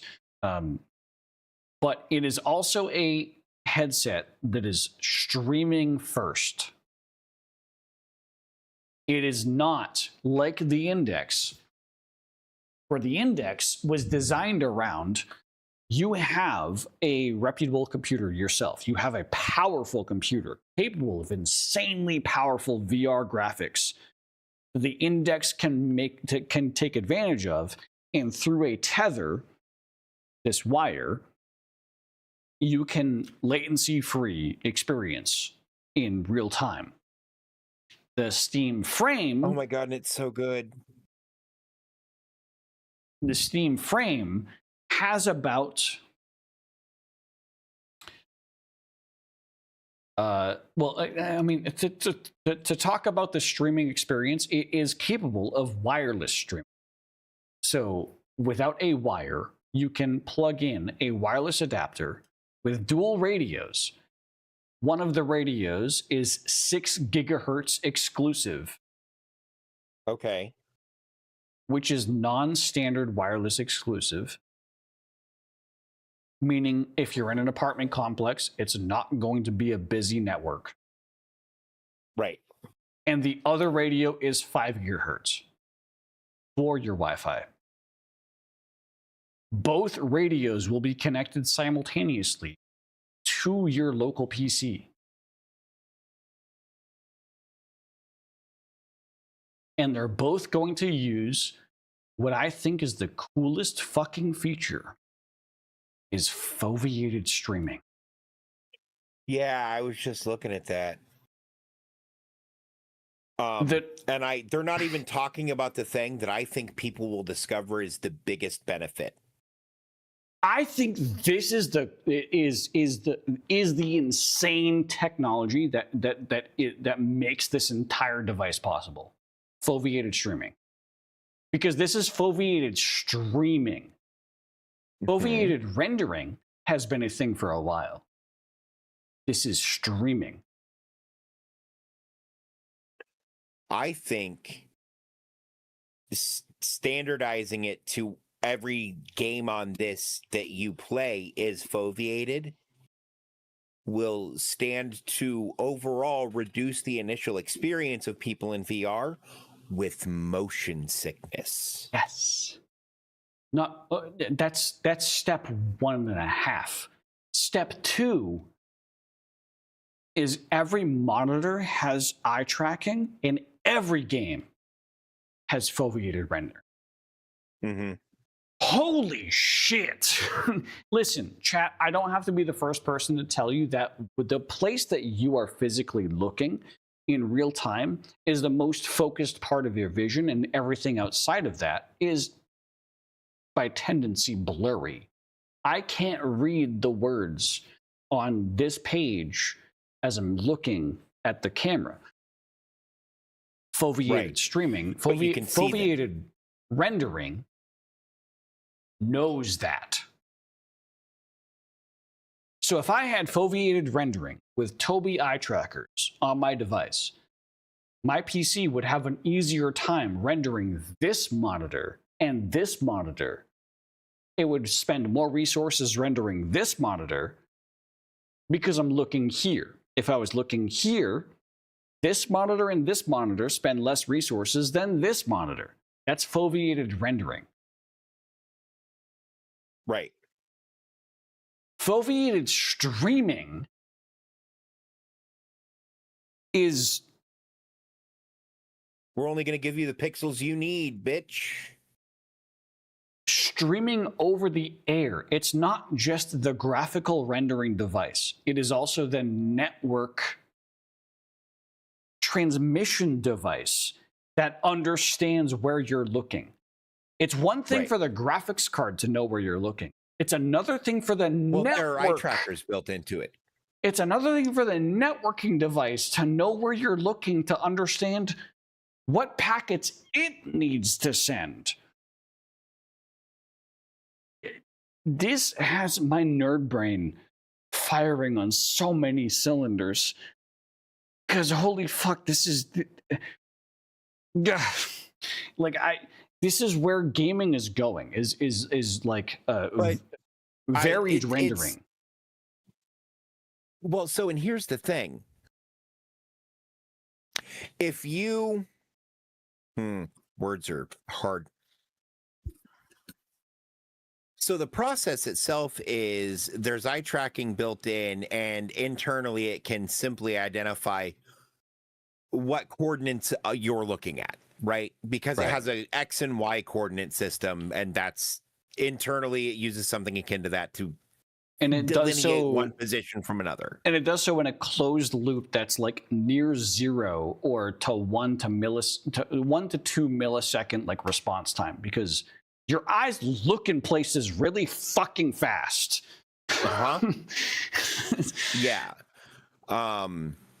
Which is why them having a built-in quality eye tracker and a purpose-built eye tracker and not just a camera. A closed loop eye tracker. Yes. Dual closed loop dual eye trackers. Because that means if I do this,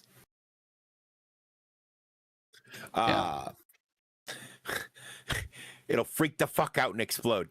I'm kidding. Or maybe I'm not. We'll find out. Stick around and find out if Dave's head pops. I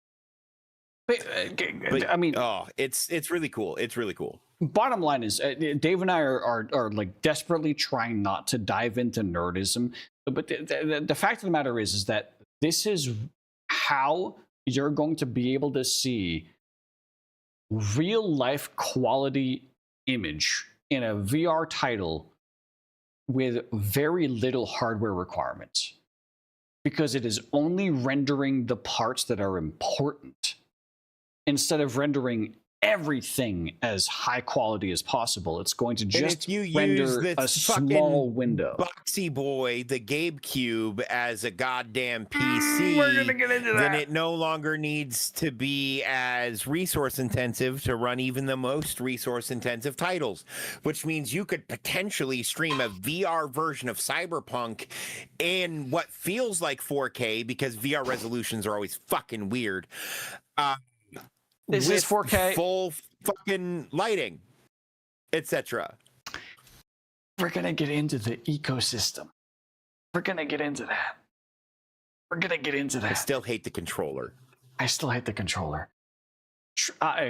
Camera tracking. So this game, this VR console uses camera tracking. It uses 4 outward-facing cameras. Right. These outward-facing cameras are monochrome. I hate this graphic. Go away. The 4 outward-facing cameras that are used for tracking are monochrome. So when you do try to do like AR pass-through, it's monochrome. That's what I was gonna say. Is I bet they're fucking IR, which is how you do a monochrome camera. Hang on.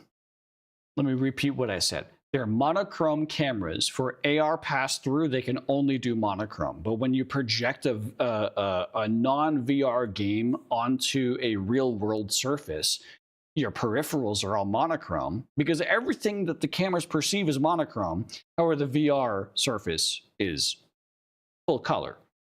Right. So Well, you'll see Stardew Valley as on your. If I'm playing Stardew Valley on this fucking wall right here, I'll see Stardew Valley in full color. The wall will be black and white. You know what I'm going to do? I'm going to play Stardew Valley on my TV in my living room and anchor it to the TV screen, even though nobody else can see it. The monochrome cameras also have IR. Because in low light scenarios, the controllers have IR transmitters. Hall effect sensors, fuck yeah! That's what magnetic thumbsticks means, by the way. Zach and I have talked about Hall effect sensors before. Basically, there aren't parts that rub against each other, so it takes a lot fucking longer to wear out. Because it's reading differences in a magnetic field instead of feeling pressure against a part or a wheel turning or whatever. I can't hear you, Zach. Your mic died, I think.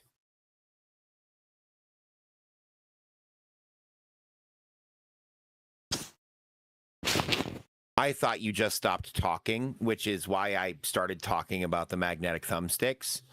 So if I was interrupting you, I apologize. That wasn't my intent. You're rude as fuck, and I hate you now. Oh no, I guess I'll die. Yeah, no. So I don't know where you lost me. Do you remember the last thing I said?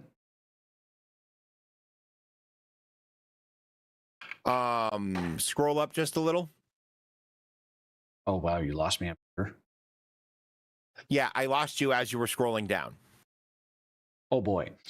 So the monochrome cameras, the reason why they're monochrome, and a lot of people are complaining that they're monochrome. No, you said they are also IR. They are also IR cameras. The peripherals, the handsets, the controllers for VR also have IR pinpoints for tracking in low light scenarios. Mm-hmm. So this is an issue. The Oculus Rift runs into this issue oftentimes. Any Oculus headset will run into this issue. In low light scenarios, it won't be able to track the Oculus handsets because it's using visible light to track the handsets. These are using IR to track the handsets in low light scenarios as a backup. They're also AA battery rechargeable. They're also compatible with rechargeable AA batteries. And as Dave mentioned, the analog sticks are insane. They're magnetic analog sticks, which there was a lot of controversy around the Nintendo Switch and the Switch controller analog sticks because they rubberized and they like loosened over time. So they had a massive growing dead zone on them, which made a lot of precision movement impossible. And worst on Gen 1 and Gen 2 Joy-Cons. Yeah, exactly. But they all have some level of what the fuck is going on with my controller. And knowing Valve, given that they have displayed in this like graphic the actual like PCB that for the stick, that means that they're going to design it as like consumer replaceable if it ever does fail. Yep. So they're going. Valve has a history of doing this. The Steam Deck, every single PCB and hardware component on the Steam Deck is consumer replaceable. The battery, the motherboard, the daughter boards. You can buy the all analog of the parts sticks. of a Steam Deck and build your one own your Steam fucking Deck. self. Yes. Yeah. It's insane. Actually, I saw an Etsy store the other day that was all custom fucking Steam Deck shells. Yeah.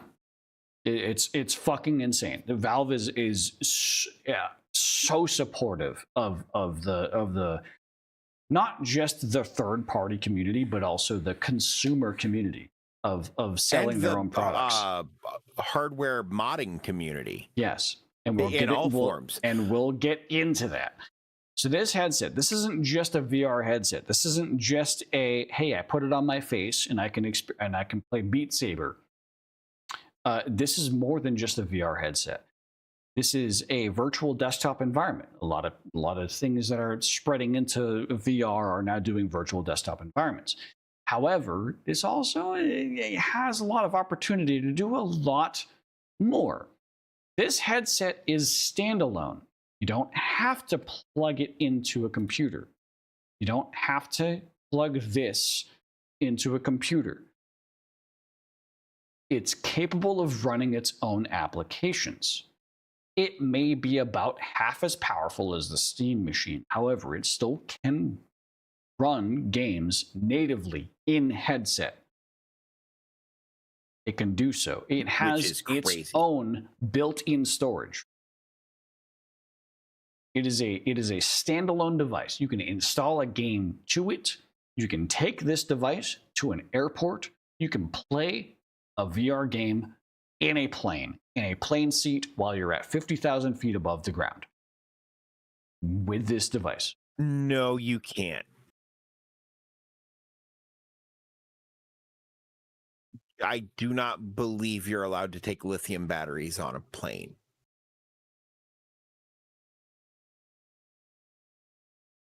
Within certain sizes, you can. Okay, so it depends on how big the battery in the headset is. Yeah, which we'll get into. But either way, you can take this to your office without a PC, and you on your lunch break play a game, whatever. Supports standalone play too. It has a Snapdragon 8 series processor, which is the same processor you will find in most modern cell phones, with 16 gigabytes of RAM, shared RAM between the CPU and the GPU.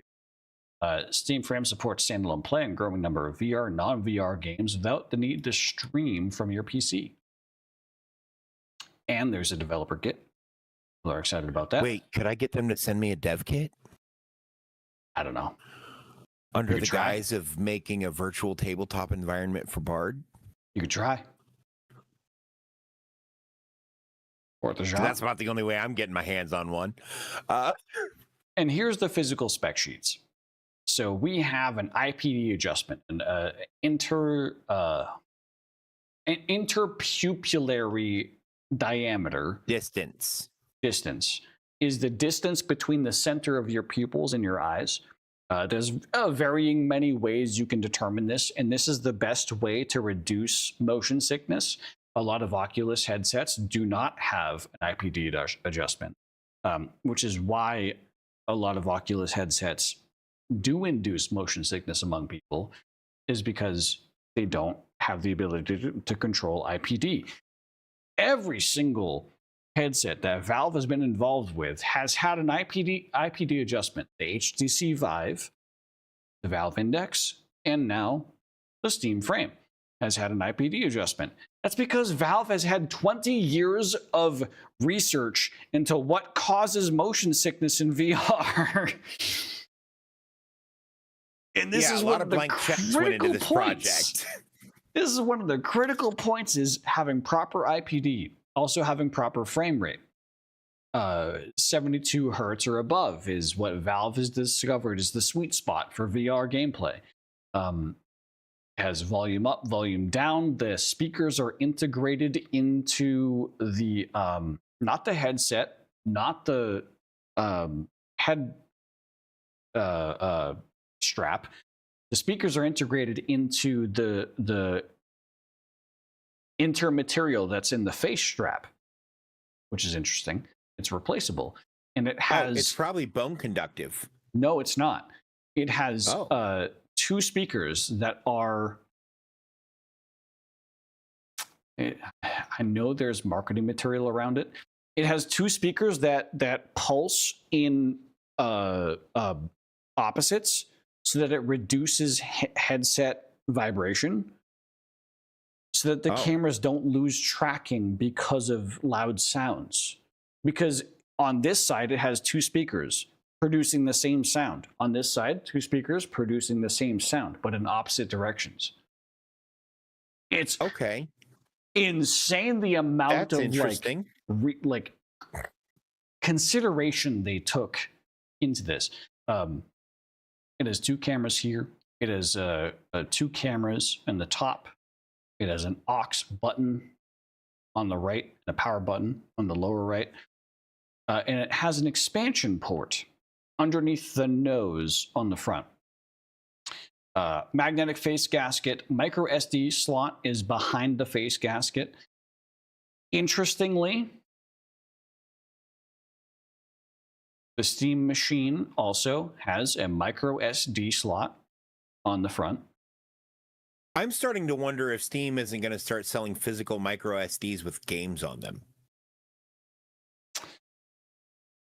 Anyways, they have an IPD lock, which is important because on my fucking index, the IPD. Yes. Every time you put it on, you have to fix it. Oh my God. It has a proximity sensor in the headset to understand when you've put the headset on. And it also has eye tracking cameras built into each eye socket, looking at your eye pupils. It has IR illuminators built into the faceplate on both sides. It has speakers built into the face gasket. It has arm pivots for the head mount, an adjustable strap, and the back side has a USB-C port because the back side is the battery. Yeah, I figured. And is about 75% of the weight of the device. Good. Because if you're not going to have a top strap, the weight needs to be in the back. Period. So the processor is a 4nm Snapdragon 8 Gen 3, 16 gigabytes of unified RAM. Neither of these things come into play when you're streaming games. When you're streaming a game to your headset, it's going to rely on the device that you're streaming from. So my PC will be streaming this to my headset. It's not going to rely on this hardware. If you're using a Steam Machine, it's going to rely on the much more hefty horsepower of the Steam Machine over this. Like 3 times as heavy horsepower of the Steam Machine over this. The storage. That being said, these specs are impressive for the form factor. They are. They really. This is like a top tier, like a Samsung Galaxy Ultra modern. It's insane. Like the modern Samsung Galaxy is like what, $1,200? Yeah. They have built-in storage. 256 gigabytes to 1 terabyte UFS storage options, micro SD card slot for expanded storage. Power, it has a rechargeable for games. It has a rechargeable 21.6 watt-hour lithium-ion battery. 1 USB slot near the rear for charging and data, and it has charging via USB-C at 45 watts. Modular head strap. That's good. Modular head strap includes. Go ahead.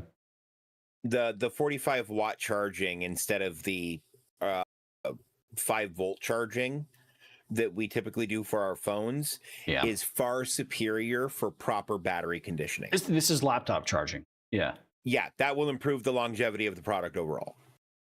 Basically, what this row is while you're using the device. What this row is when you've set the device down and it's in a like, okay, I can just start sucking power. Right. Head strap includes integrated dual audio drivers and rechargeable battery on rear. Head strap weight 245 grams. Okay. Core module can be separated from head strap. That means the battery is easily replaceable. Yeah. Or you can get other head strap solutions that might have a larger battery, smaller battery, integrated speaker solution, modified, whatever the fuck. The displays. 4K. Yeah. It's a 4K display. Like both screens together, it's a 4K display. Basically. And it's refresh rate is between 72 and 144 hertz. My sweet spot on the index was at 90 hertz, so 90 that's hertz. probably where I'll start. That's the sweet spot that Valve designed on the Index. Valve has discovered that they can go as low as 72. And this is where I say that Valve has 20 years of research into VR to discover what causes motion sickness. But that might be in combination with the foveated rendering. Yes. Lets it go that low too. Yes. Valve determined that on the Index alone, which didn't have foveated rendering or streaming, the Index had to be a minimum of 90 FPS, or someone would experience motion sickness. The fact that they're saying that 72 is the bottom for this is very specific, and that tells me an engineer had to sign off on that, which means that there's some very specific things going on with this headset. Someone did more math than I'm willing to do to find that number, is what happened. There is 20 to 25 years of research that went into these two numbers. Yeah. Right there. The lenses themselves are two custom pancake lenses, glass and non-glass optical elements. The FOV is up to 110 degrees. They say up to because if you wear glasses and a VR headset, your FOV can be smaller. Valve is investigating the possibility of having prescription lenses for this device. So you won't have to wear glasses. You can purchase a prescription lens. Mentioned, and this was I don't remember where I saw it, but somebody was working on a thing for VR where it was an overlay program where you could put in your prescription and it would automatically just in software fix it. Yeah. Is something somebody's trying to work on. I don't think it's Valve specifically. I think it is someone who wears glasses who's also a programmer who's like, hey, let me take a crack at this. Fair. The IPD target range of 60 millimeters to 70 millimeters, if that means anything to you, it means something to you. But for me, I'm at like 62 to 63, somewhere around there. Eyeglasses max width. 65? Yeah, I'm not sure. But my head's bigger than yours. Cameras and tracking. Inside out camera-based tracking, 4 times outward facing monochrome cameras for controller and headset tracking, 2 interior for eye tracking, monochrome pass-through via outward facing cameras, IR illuminators for tracking and pass-through in dark environments, user accessible front expansion port, dual high-speed camera interface, 8 lanes, 2.5 gigabits per second, MIPI, PCIe Gen 4 interface 1 lane. Wait, hang on. Yep. Why are you going to mount a camera to your VR headset? Because they expect you to record videos on the damn thing. All on the damn thing. Pass-through, real-time pass-through, color real-time pass-through. Oh, or that, yeah. That makes more sense. Oh my God. So what is probably coming is a front mount 2 camera setup that just replicates your eyes. By Dave, when he means front, he means similar to the Index, which has a USB port on the front of the headset. And you might go, why the fuck is there a USB port on the front of a VR? Because you can do a lot of things with that. Plug a fan into it because it gets really hot when you wear it for more than 15 minutes. Yeah. That's what I did with mine. That's what I want to do with mine. However, this is coming out. We'll go into that. Wi-Fi 7 compatible. Dual radios enable concurrent 5 gigahertz Wi-Fi and 6 gigahertz VR streaming.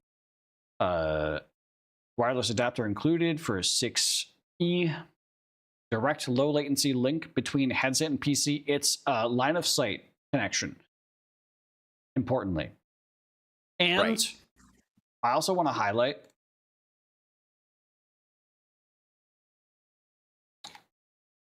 what USB type is that? It's a USB-A. That's a USB type A. What does the Steam box have on the front of it? The Steam Machine. USB-A ports. USB-A 3.2. On the back is USB-A 2.0, but on the front is 3.2. I mean, to be fair, the USB ports on the front of my PC tower are also USB. Well, they're 3.1 because 3.2 wasn't out yet. I have 3.1, yeah. Yeah.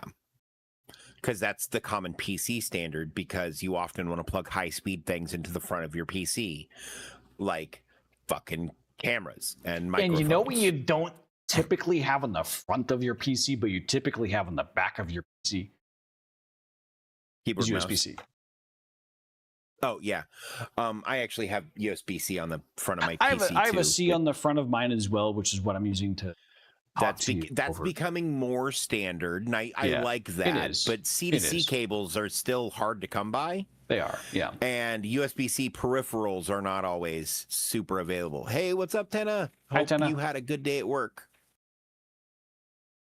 But where was I? Right, we were in the specs. Down here.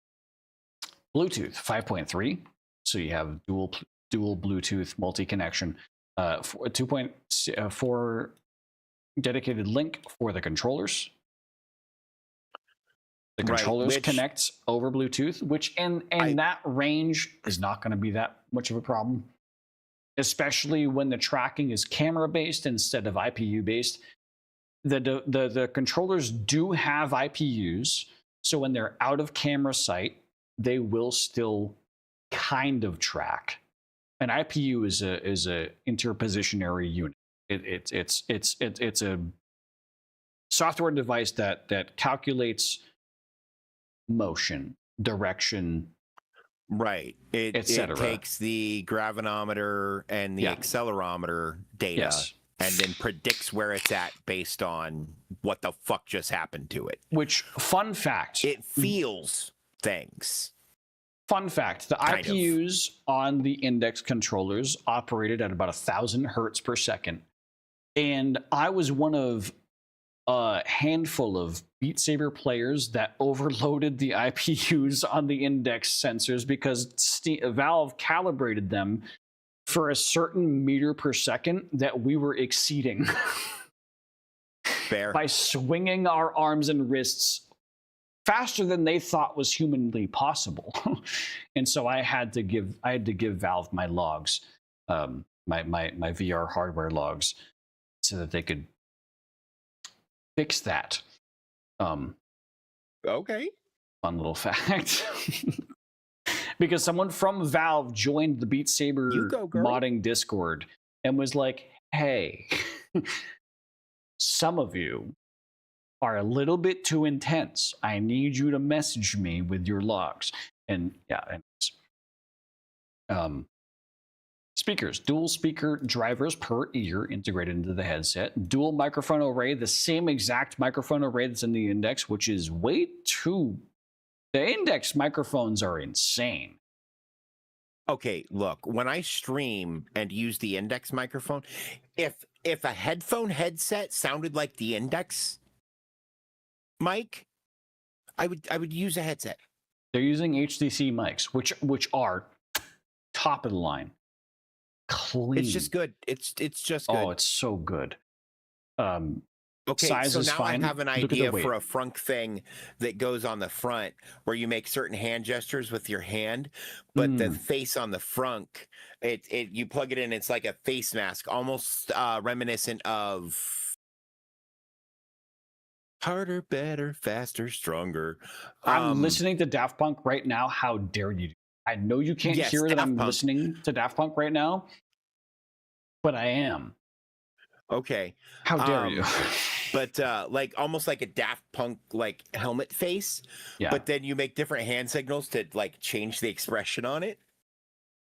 That would require hand readment off of the cameras, but there's software solutions that can do that. No. The controllers detect finger position just like the knuckle controllers do. We'll get into the controllers. I think, yeah, we'll get into the controllers. We're just about to scroll to them. But look at the weight. 440 grams core Jesus. module and head strap, 185 grams core module. The core module, they're not considering the speakers in. It's just the eyes and the processing.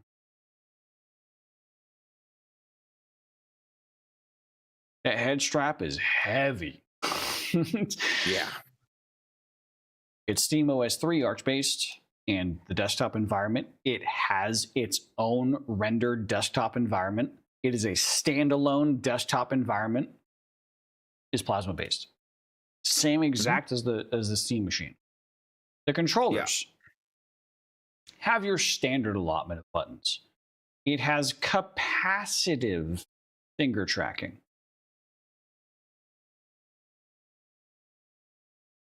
One second. Which is what the knuckle controllers have. No.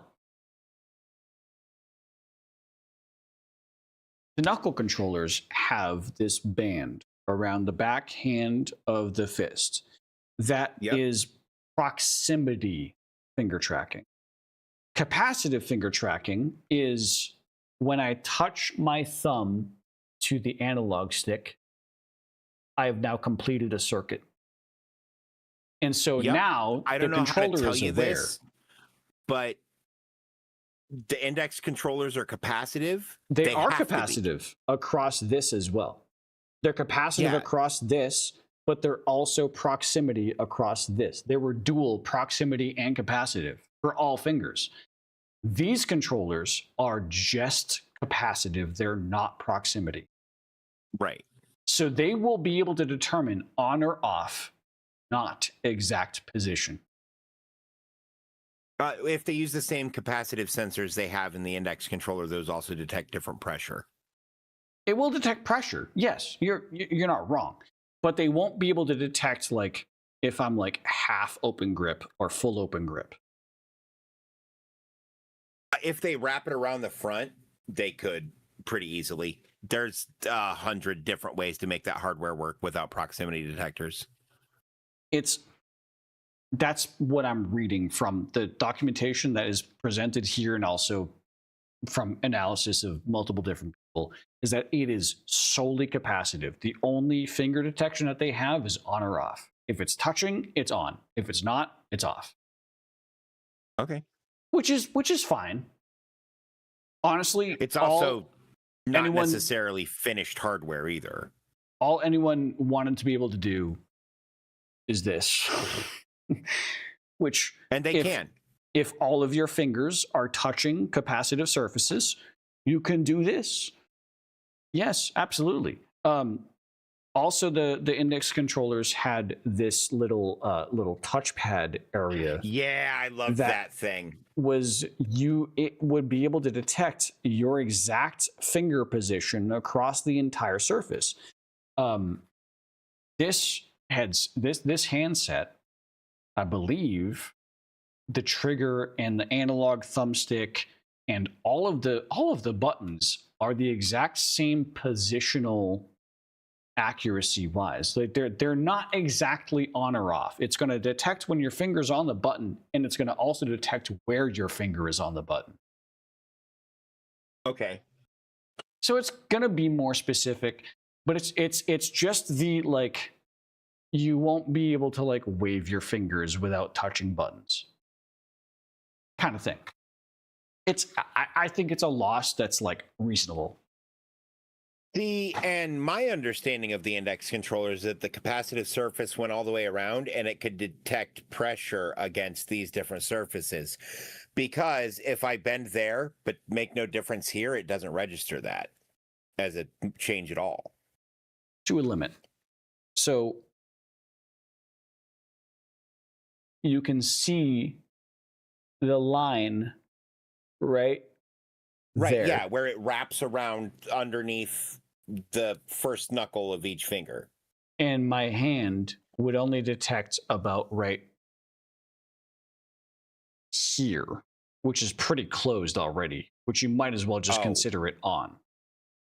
Yeah, no, my hand is still open there with it holding, because I put an expander on. I have the expander on as well.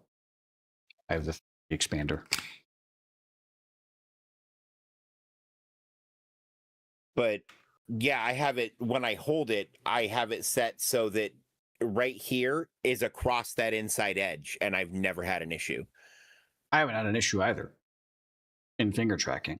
My finger Well, with my hand all the way in, I did have an issue with finger tracking because it always thought my hand was closed.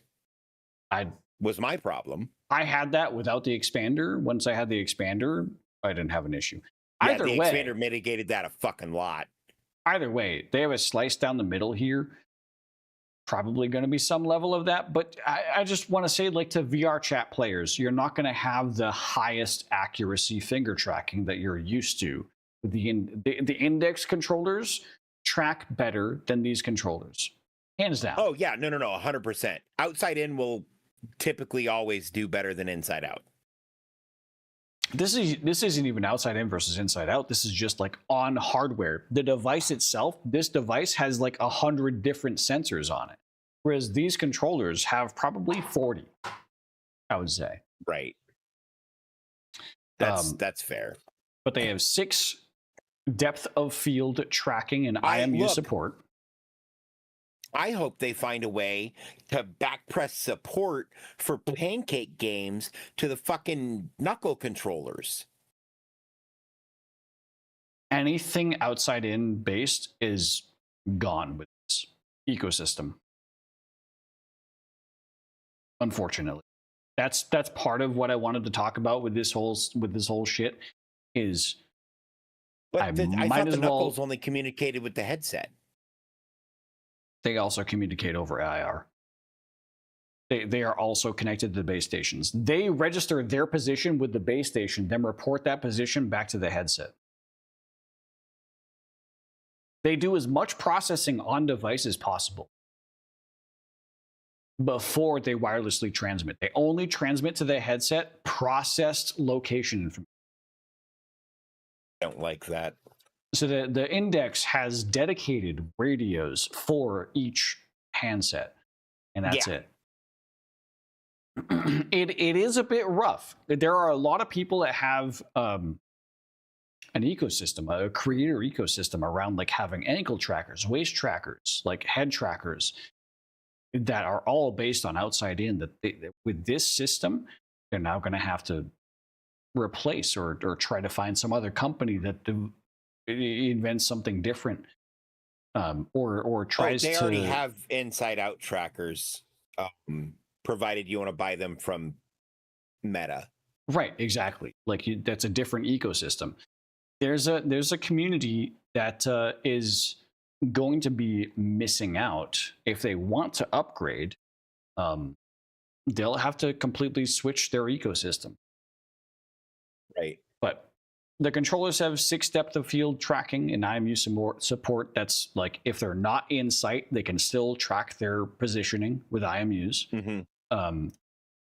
ABXY buttons, D-pad, full-size magnetic thumbsticks with capacitive touch.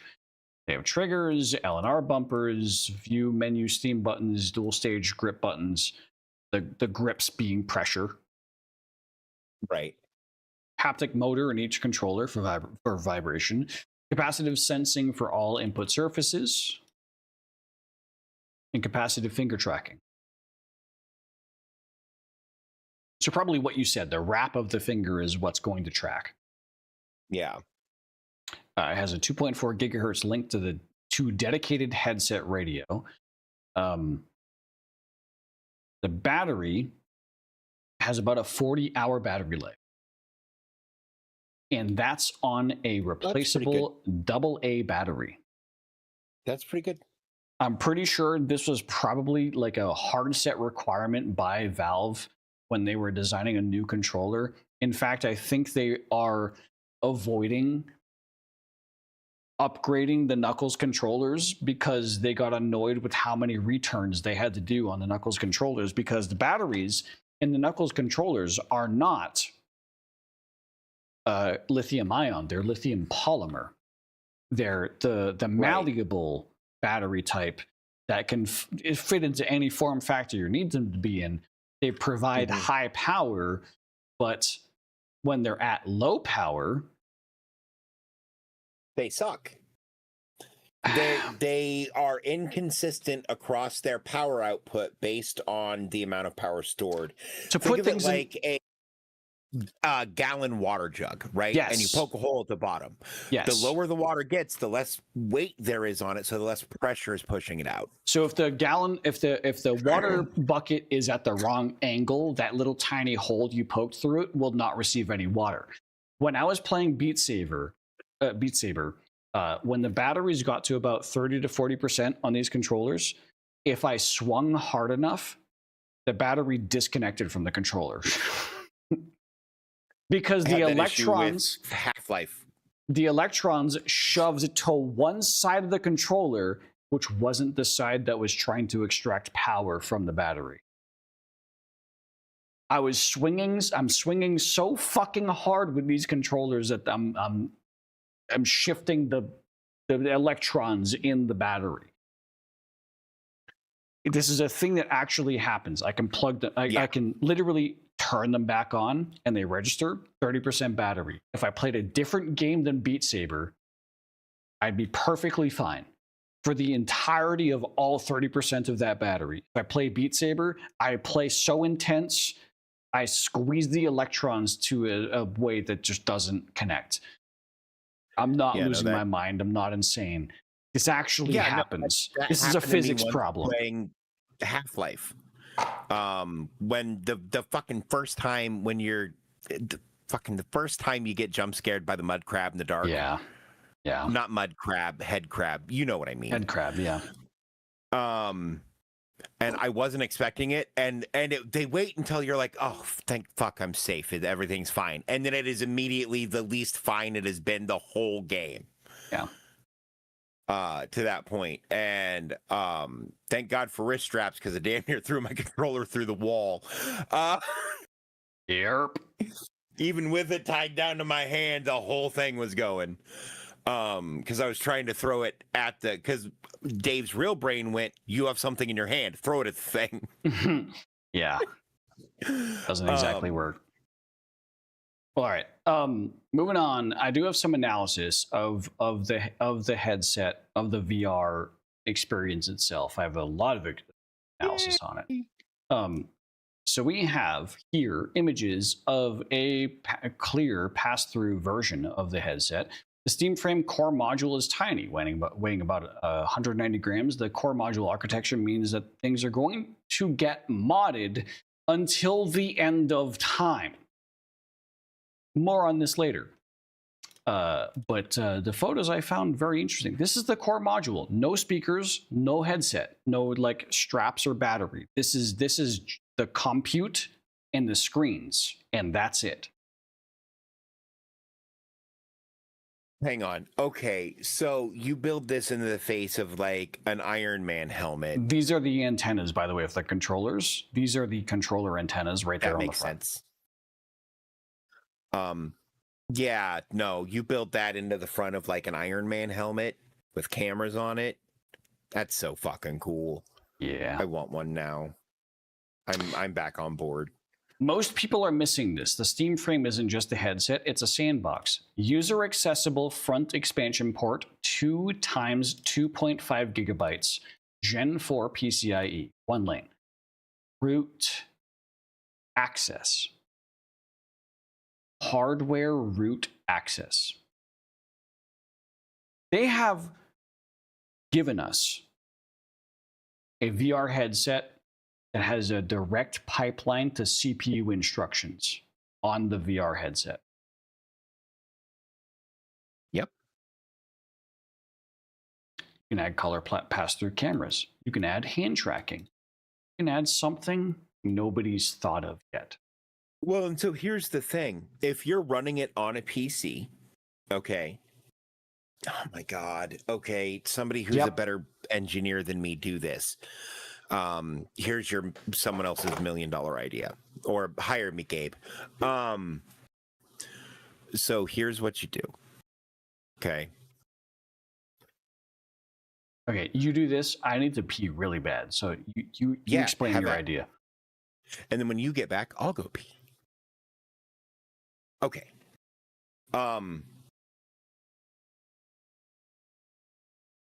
Fuck, I forgot my idea. Give me a second and it'll come back. They had sandbox user accessible front expansion. Okay, back on board. All right. So with it connected to another thing, all of its own compute and built-in shit isn't doing anything, right? So you could potentially set it up to have really, really good, like, I think the company's name is Leaf style hand tracking, right? Or conversely, you could have it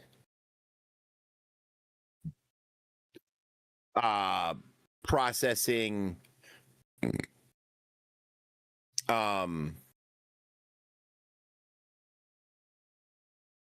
stuff for like streaming content, right? So say shit, I can't think of a VTuber at the moment. Who's the one that fucking Zach and Lewin are always talking about? Anyway, you could have it set up where this device, you're playing games or whatever on, you know, the Steam box, but your avatar and everything is completely being powered and controlled through the VR headset that you are playing a game in, and you can have that as a sublayer going in the VR headset for the whole fucking thing, and the only thing it's piping out is your goddamn avatar while you're playing a game on your Steam box and streaming it. So Dave is talking about all the avatar shit is just coming from the headset, and it handles everything because it doesn't have anything else to do with all that compute. Right. Dave is talking about Snuffy as an example VTuber. So what he is talking about is how you can have on board to this headset facial tracking and recognition and telemetry that is then transmitted wirelessly to your computer or whatever you're streaming to. And then that doesn't have to do any of the heavy lifting that it previously had to do to track all of that to modeling. You can do all of that off board. For like a content creator, an incredibly useful thing. For someone who is playing, just looking to play video games. You mentioned Leaf. No, not Leaf. Did you mention Leaf? Was it Leaf? I did. Leaf hand tracking. Guess what? Leaf already has a module that plugs into the front of the index. You don't think for a second they're going to design a better system? Yeah. For this fucking thing? Leaf hand tracking is insane. Yeah, no, it's they really probably good. already have this headset in their okay. Oh, so yeah, they were the first motherfuckers who got a dev kit. also Tyler McVicker had an interview once with the Leaf developers. She is one of their lead developers. She's an ex-Valve engineer that worked on Valve's early VR headsets 20 years ago. Oh yeah, and I'm sure she's chomping at the bit. Well, when she left Valve, she refused to sign an NDA, so that's why she could spill a lot of. She might not have the best relationship with Valve, but Leaf does work very integrally with Valve because they're a VR competitor. I mean, Leaf isn't a platform agnostic system. It's a very fantastic system that works with all. It tries to work with all VR ecosystems.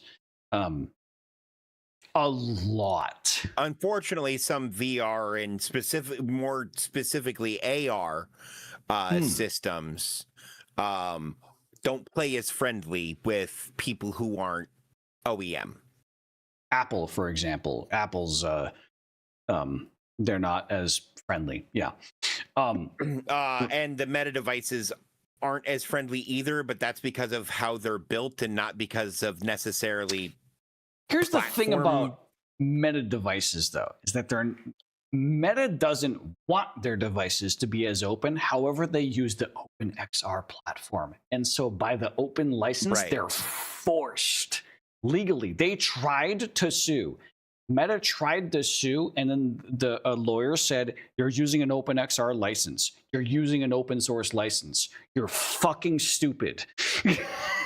Like, and so the judge said to Meta, not Valve. The judge said to Meta, either figure out your own way of doing this, or you keep using this system, and you have to accept that people can modify it however they want because it's the open source OpenXR. Valve uses the same exact OpenXR with Steam VR. But they're fine with people doing whatever the fuck they want. Which is, once you bought it, it's yours, bud. It's the only reason why you can still use an Oculus headset with Steam VR, by the way. Meta wanted to lock Oculus headsets beyond the original Oculus headset, Oculus 2 and 3 and beyond. Meta wanted to lock down to just the Oculus Store and only the Oculus Store. However, a judge ruled they have to force it to be available to all OpenXR platforms, which Steam VR is. Fuck you, Meta. Go fuck design your own system. See what happens. Guess what? The majority of the senior developers at Meta came from fucking Valve, and they're used to working on OpenXR because Valve developed OpenXR. Yeah. I'm so mad at Meta. Anyways, this is sick. Moving on. There are two non-standard user-accessible ports on the Steam frame. The top one carries power, audio, USB data. The bottom one, hidden under the nose bridge, is a PCI Gen 4 interface, which Valve says can support dual 2.5 gigabits per second video feeds, which seem intended mostly for third-party pass-through accessories. Here's the thing. I'm currently using a wireless device separate from my computer to stream my face to my computer. And it is not using 2.5 gigabits per second. It is using barely 100 megabits per second. Oh my God. Okay, so imagine, if you will, a game that comes with a device. Think Disney Infinity, where you had to buy a shit-ass thing to plug into your computer. Think about a game that comes with a device that you plug into your frunk that puts you in an AR environment with other people playing the game. And just a front module mounting device that you just, and then you're just in AR. It's not talking about 2 cameras. It's talking about 16 cameras. Correct. And it's talking about potentially an additional wireless communication layer to another device. So instead of having to have Wi-Fi, you can fucking web. You can plug 4G network into it. 5G. You can I'm not plug even talking cellular 4G. I'm talking you and me are in the same room. Yeah. And our devices are now just communicating with each other on their own unique standard. On point to point. Yeah. You can have point to point connection with 2 devices with lossless or 10. Yeah. But you could theoretically plug this device into a cellular network, into a satellite network, independent of your own internet connection, and possibly point to point over a satellite or internet connection with another user of this headset. Your own VPNs that are based off of entirely a VR headset, your own virtual private VR environment. Like, this is. And then you sit down on your separate couches in the same room right, on the same couch in the same room in your separate rooms on your separate couches, and you play a video game together like you used to back in the old days on the big TV. You play a couch co-op game with you in New York City and someone else in Los Angeles. Oh, and guess what else? You want it to be a couch co-op stream? You throw a virtual camera right there. And you set up your virtual avatar. And you're streaming on Twitch. Yeah. And you're streaming on Twitch. This isn't a pipe dream. This isn't Ready Player One. This isn't sort of This is online. shit I can already technically do with the Index. This is, yes, but the Index only has USB Type A 2.0. This has a pipeline straight to the fucking CPU on the nose. Mm-hmm. That is. Oh my God. Okay. Imagine, if you will, how much hardware you can fit in a Plague Doctor mask nose. Exactly. And these are already like the okay, so we make the frame because it's a frame that you build stuff onto. Oh my God. Stop being so fucking clever. I hate you so much. But imagine this is a Plague Doctor mask, and you go to the Ren Fair and you're in this Plague Doctor mask, right? And you decide you want to speak in X, Y, or Z language.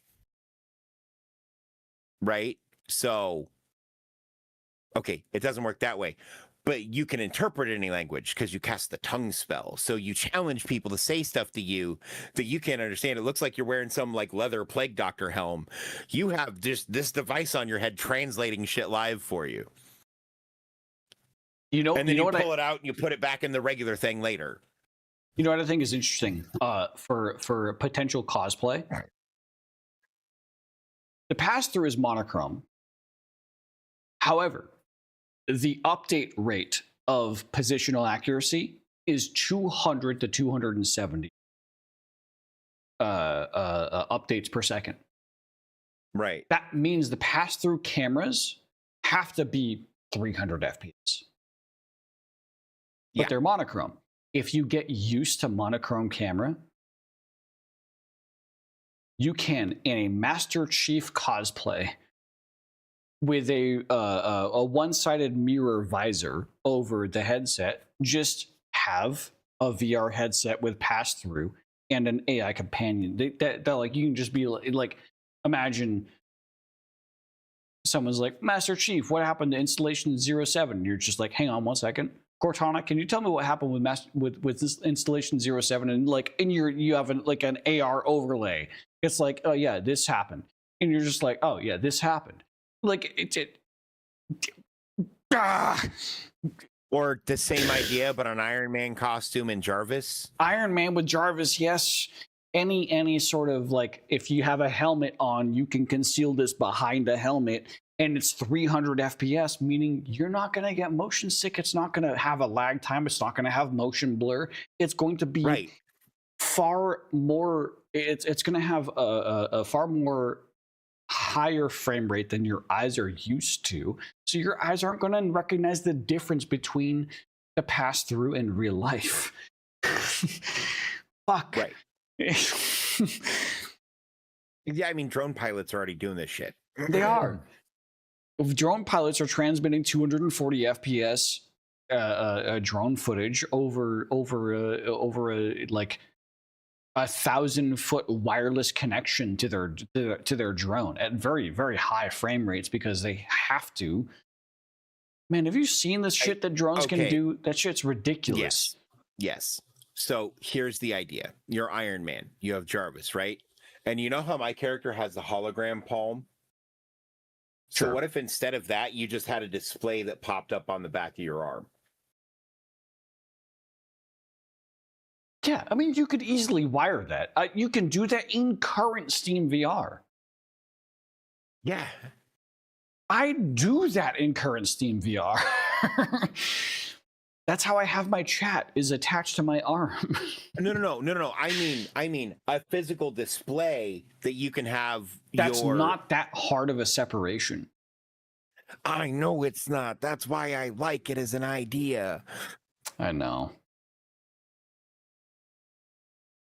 And if you're in a room with a bunch of people, you can make the hologram palm thing. Oh my God, this is going to be so good for D&D. Oh my God, this is going to be so good for Bard. So I actually need a dev kit now. I actually need a dev kit now. Hand simulator, but everyone has VR. My God. I've never played Hand Simulator in VR. I should at some point. You get to shoot yourself in the head. It's great. Anyways, I have 3 more tabs of analysis about this device. Okay. Valve is open to bringing SteamOS to third-party headsets. Okay, fair. Yeah, makes sense. So an Asus VR headset, a Samsung Galaxy VR headset. Here's the thing. Windows, Microsoft tried to do this. And they failed. Because the solution was broken. The solution didn't have software behind it. It was just a hardware implementation of OpenXR, but it was just raw OpenXR. It wasn't OpenXR on top of a store page. It was just OpenXR. So if a game had VR compatibility, you could probably try to maybe somehow get it compatible with Windows mixed reality. But they didn't have a store page behind it to be like, oh, this is verified to be working in this VR solution. Right. SteamOS enters the fray.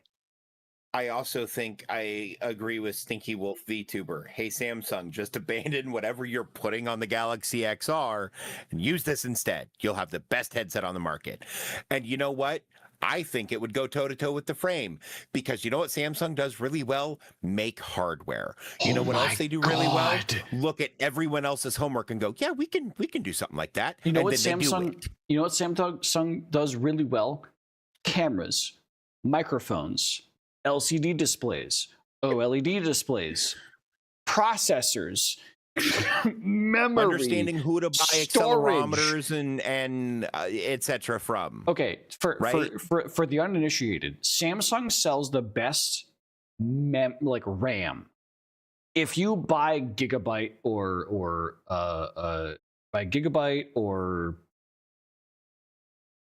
Trident Z or fucking Corsair memory, it's 16 gigabyte memory kit. G-Skill. Yeah, it's Trident Z. G-Skill, whatever.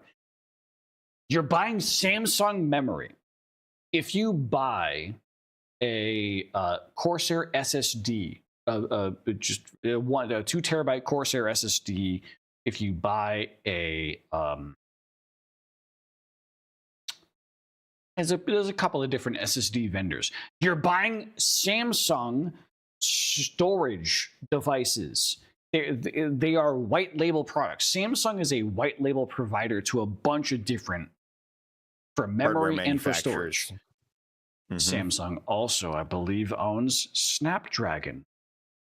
Yeah. They're the processor and GPU in your fact, it's the fucking processor that phones. Valve decided to use. The Snapdragon is the processor and GPU inside the fucking... They have all of the hardware already. They make it all. Samsung they makes make most of the hardware in that. Samsung makes the best cameras and camera processing units. They make not the best microphones, but they make equatable to the best microphones.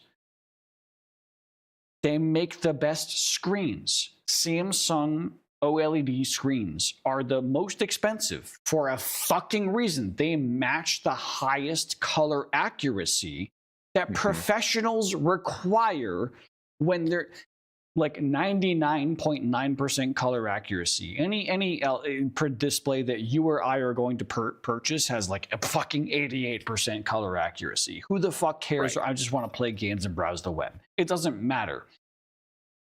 Samsung is known for every part of this device.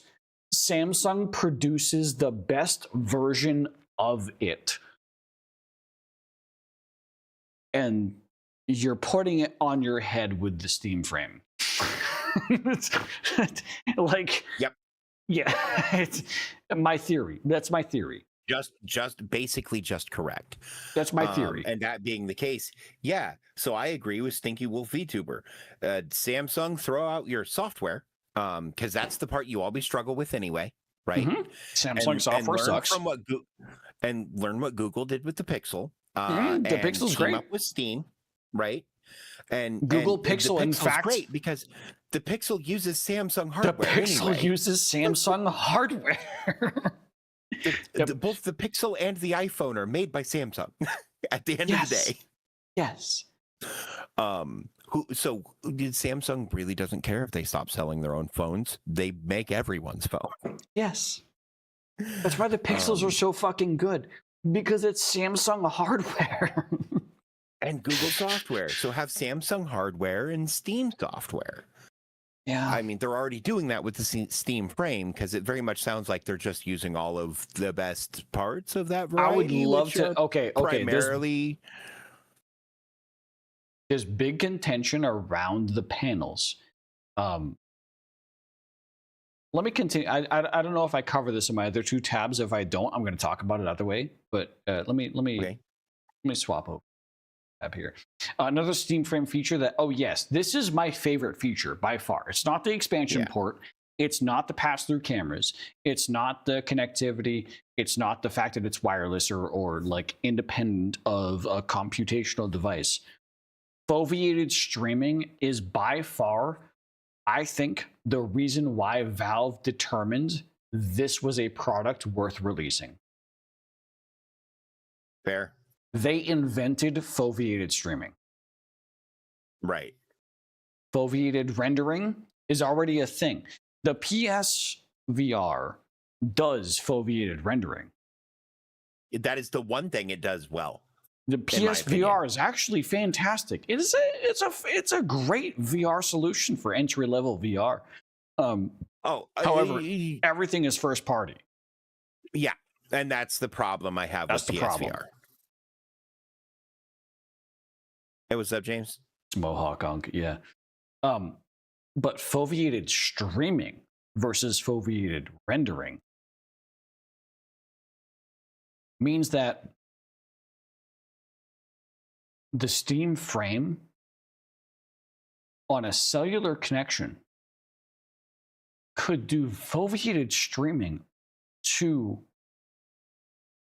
a cloud service. Yeah. Like Stadia.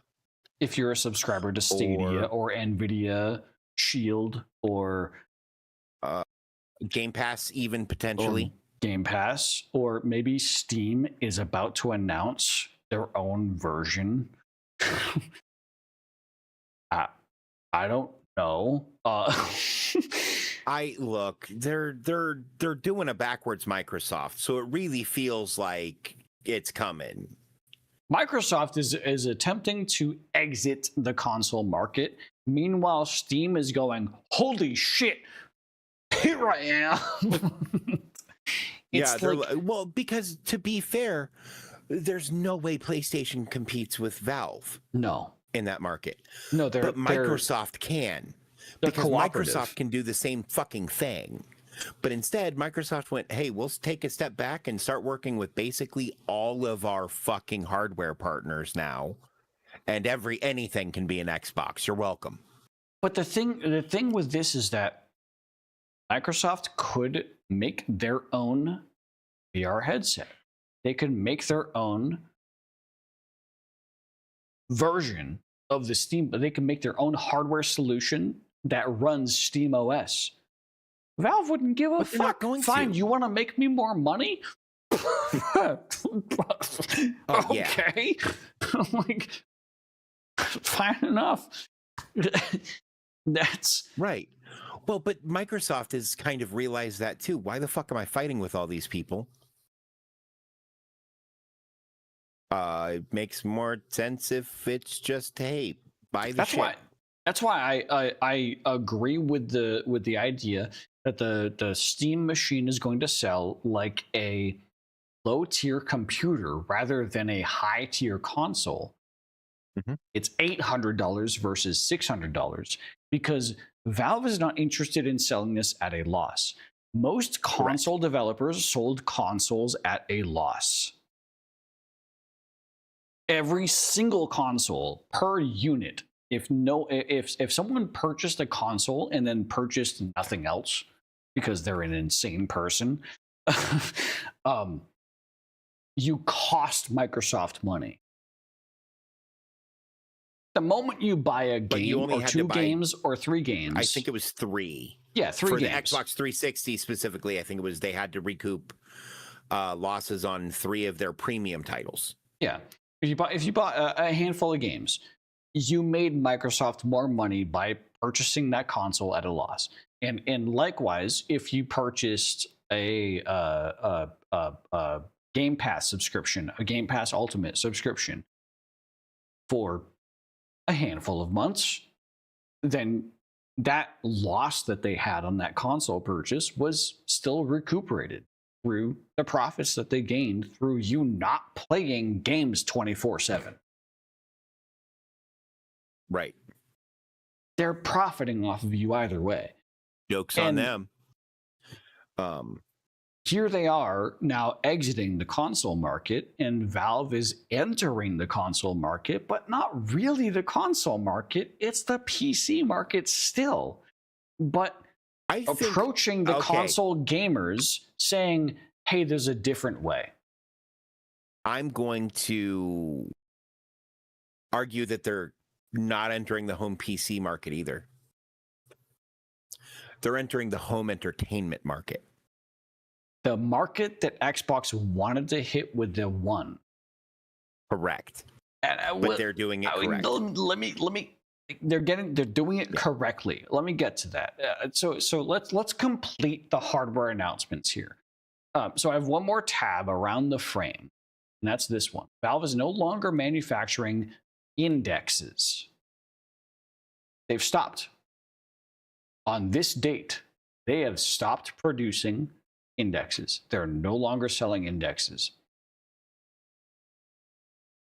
Hey, does somebody want to buy my index?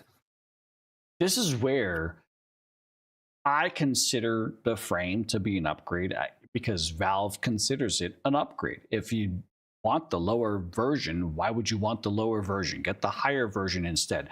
Pricing around the frame, Valve has not given specifics, but they have said that they want it to be around the same price as the index. They have not made it clear which kit of the index they are aiming for.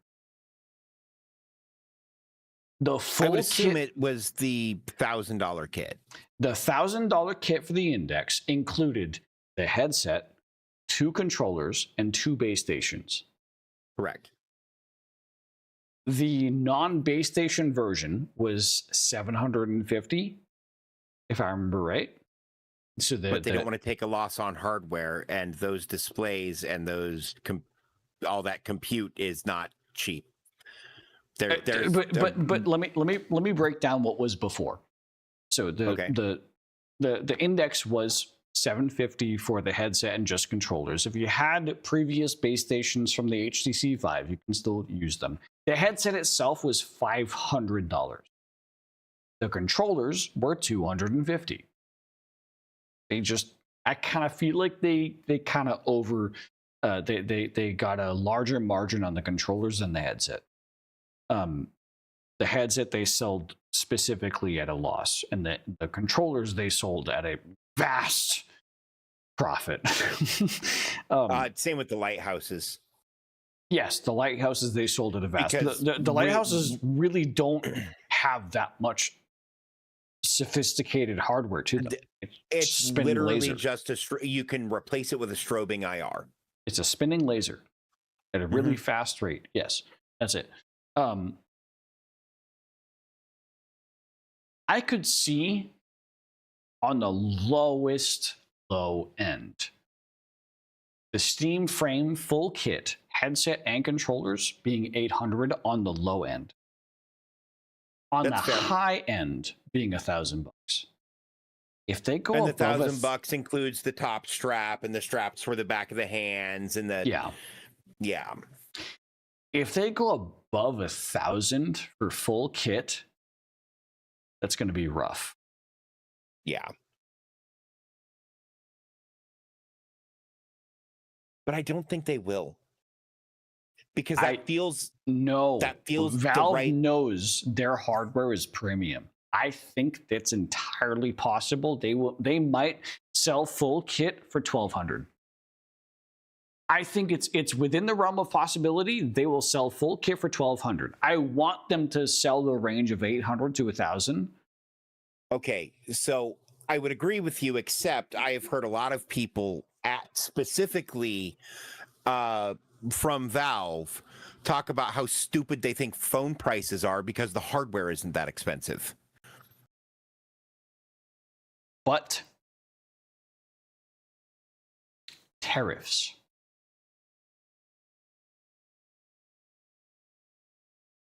Okay.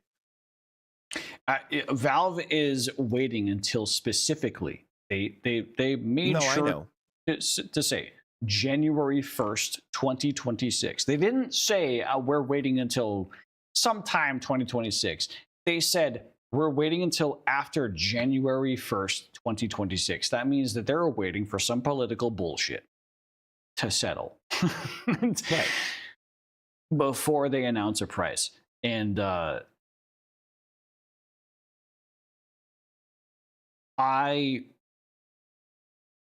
can't say I would be surprised at a high mark of 1,200. I really wouldn't be surprised. I would be disappointed, but I wouldn't be surprised.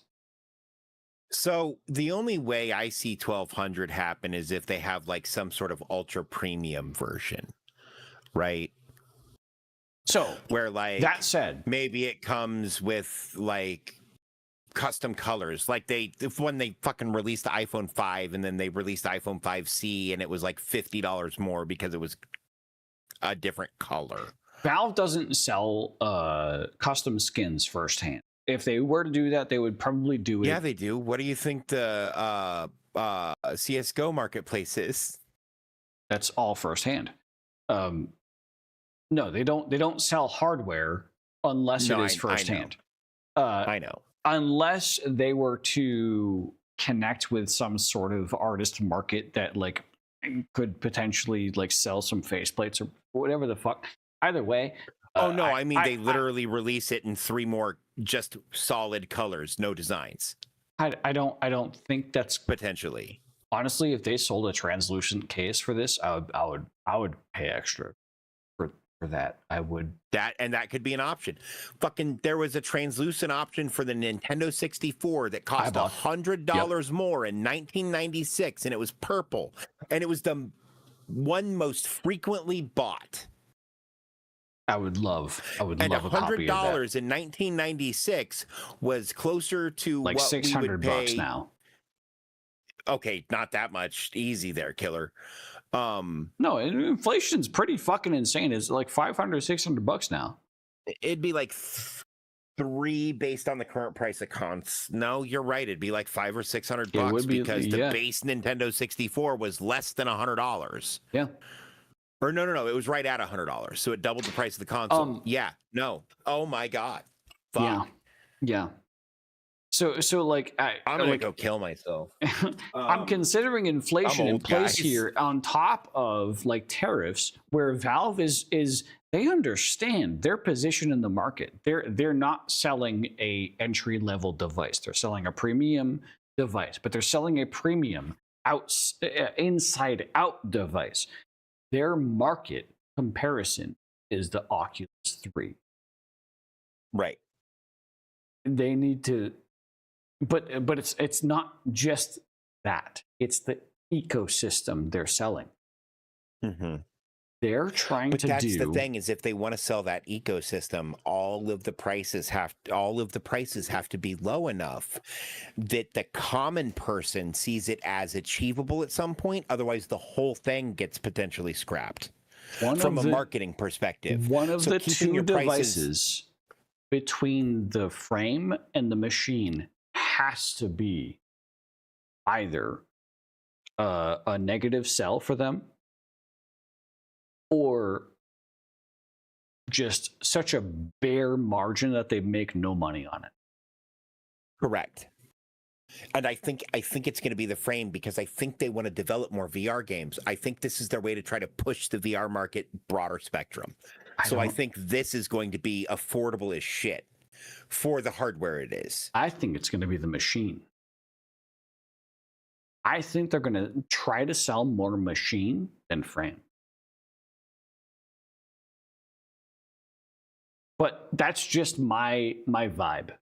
Off of all the information that I've collected, I think Valve is more in tune with wanting to sell the machine than wanting to sell the frame, because the frame they understand is to their, like, they understand is the VR market is very niche still, but the 17-year-old who's never owned a console and has a PC from 6 years ago wanting to upgrade, and they purchase an $800 Steam machine that's capable of running all the games they had before up until this point, and then new games beyond that.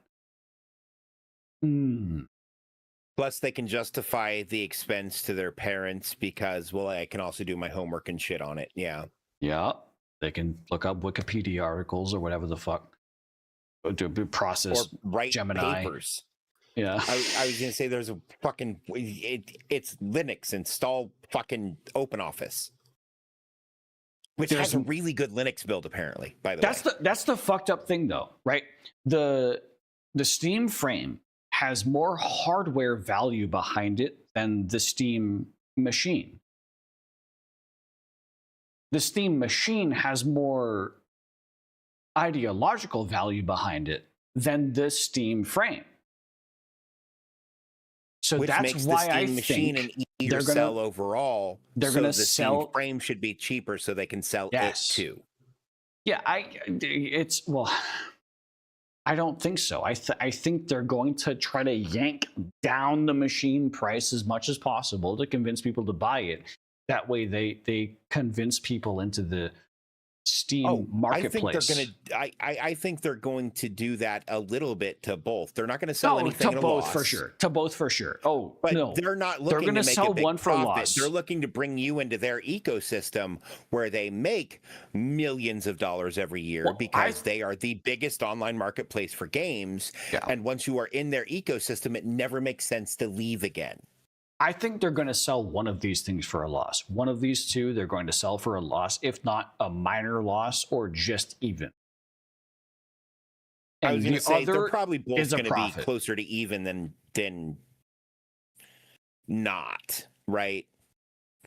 Like max markup, I would say, is going to be 15% on whichever one is the more expensive of the two. If I was in marketing analysis, I would sell the Steam machine for a loss and sell the Steam frame for a 6% margin.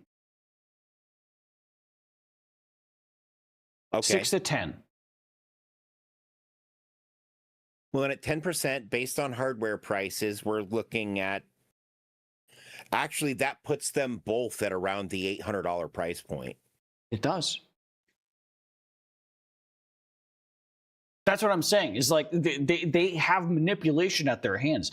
They could yank down the machine price and boost up the frame price. Fuck the enthusiasts, because we know they're going to buy our shit anyways. Yes, I will. I'm addicted to you. I'm sorry. I'm going to buy a frame before I buy a machine. And they're going to make money off of me before they make money off of a machine gamer.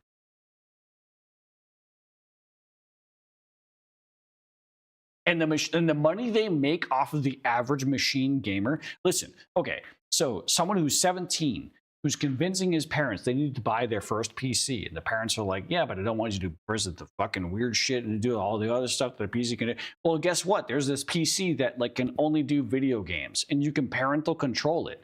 Well, okay, That makes sense. Guess what? It's $700. Imagine, no, that's the lowest end that I can see a Steam machine at is $700. A parent's going to go, $700, or I buy them a computer because they're getting into high school. They need a computer for word processing and online learning and the homework assignments that they do online, etc. Right. All that stuff costs like $600 anyways for me to get a computer that's compatible with all of that. $700, and they get some entertainment besides it as well. Sure, why not? And then they get that. But the first environment they experience on that device is the Steam environment. They have to go through an extra step to get to the desktop environment. So whenever they buy a game, they're not buying that game Xbox. They're not buying that game through Sony. They're buying that game through Steam. Right. Gotcha, bitch.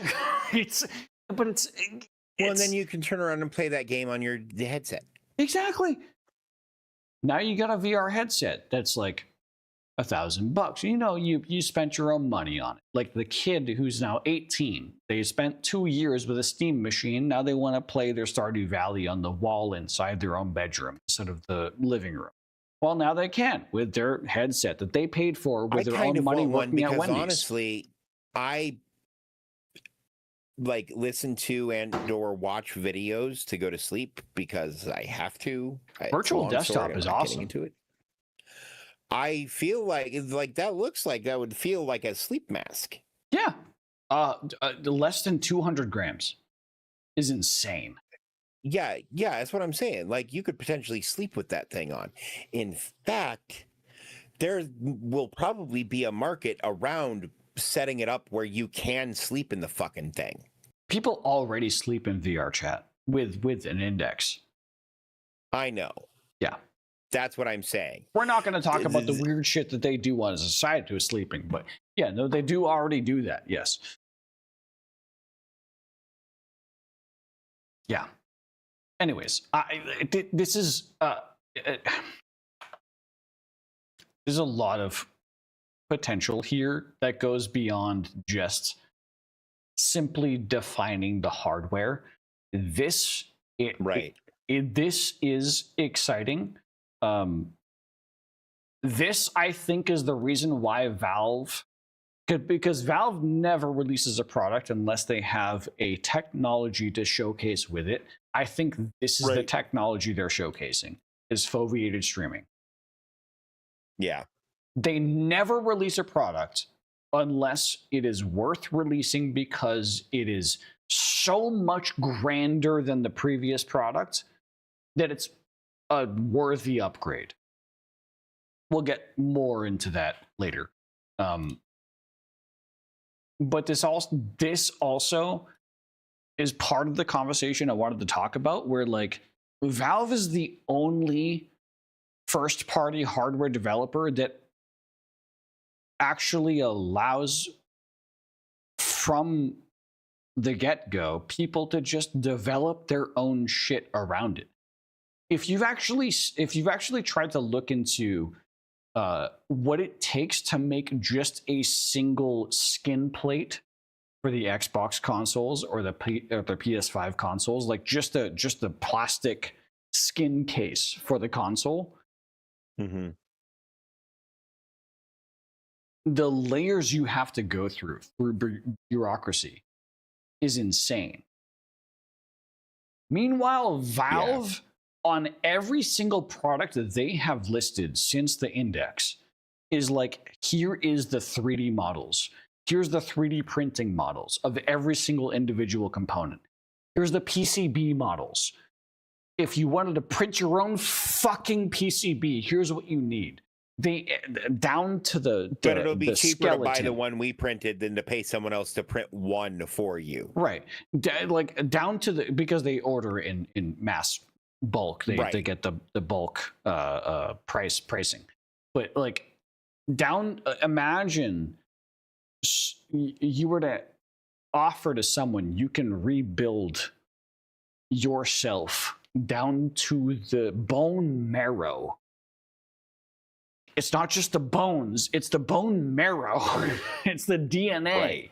It's that's what Valve offers to developers. It's not just Samsung that they're offering this information to. It's you or I. It's Dave. Right. It's anyone who figures they have the know-how to exploit a raw PCIe Gen 4 interface direct to the CPU at a root level, that they think they have an idea of what could be a cool thing they could develop, and then they can sell that on Etsy or on their own store. And Valve doesn't care. They do it. Valve is just like, do it. Go for it. Well, root access. We give you root access. Give me an Oculus headset that has root access. It doesn't exist. Oh my God. I just had another idea and I hate this. So what if we put a card reader on the front of it and you could scan it to pull up your Bard character?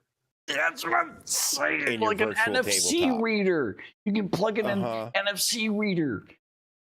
And like it can do things other than that, right? Like it can be used in other games and yada yada yada, right? Like the same way that Nintendo started building them into all their fucking controllers, Amiibos, because it's just a really good communication device for tchotchke peripherals like Amiibo and a ID badge, or whatever.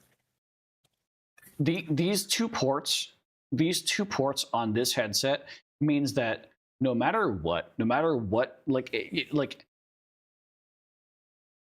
10 years from now, this headset will still be relevant because of this. Yeah. Because of the frunk on the Index headset, because of the USB-A 2.0 port on the headset, which also I believe has root access to the CPU, but just not as direct because it's not PCIe. The Index has remained relevant for so long.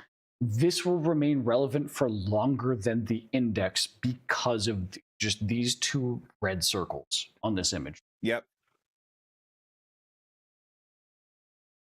It doesn't matter how good of a quality the LCDs are. It doesn't matter how good of a battery it has. It doesn't matter how good of a tracking the cameras have. These because all of those can be fixed in Gen 2. These two ports can replace any of those functions, or upgrade them, or augment them, or add whole new functions. Like in the future, people are experimenting with smelling things because of video games, and I've seen multiple people. Interesting. I've seen multiple people unironically reference creating a smelling generator off of the bottom nose port, which is the highest capacity port. Here's the thing: like the thing that's this. What we are looking at, this physical goggle implement, is going to be used as a development platform for an unimaginable amount of people for the next God knows how long, to develop the coolest shit you can't even imagine currently. This is what the Virtual Boy wanted to be. Yes, because Valve doesn't care about locking down their shit. No, because it's always going to be cheaper for you to buy it from them. Root access means everything. You know, in Tron, okay, if for those who have watched Tron Legacy, when the developer is sitting there saying like, yeah, they uploaded the software to the web and now it's all open source. That's what root access means. A corporation, a profit-driven corporation, never wants that level of access into their hardware, into their software. Valve is just like, fucking, yeah, if you plug into this port, you got root access. Whatever. Anything is possible. Anything. Right. And everything.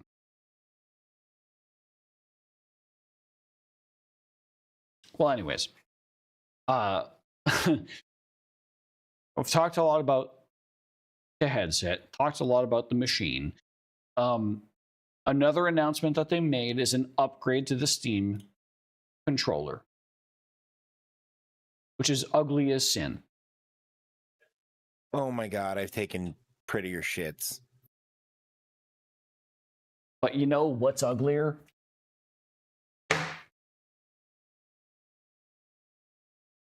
Oh shit, I'm tied up. Hang on. Fucking headset with a cable. You know what's uglier than the updated Steam controller is the old Steam controller. Yeah, that's also true.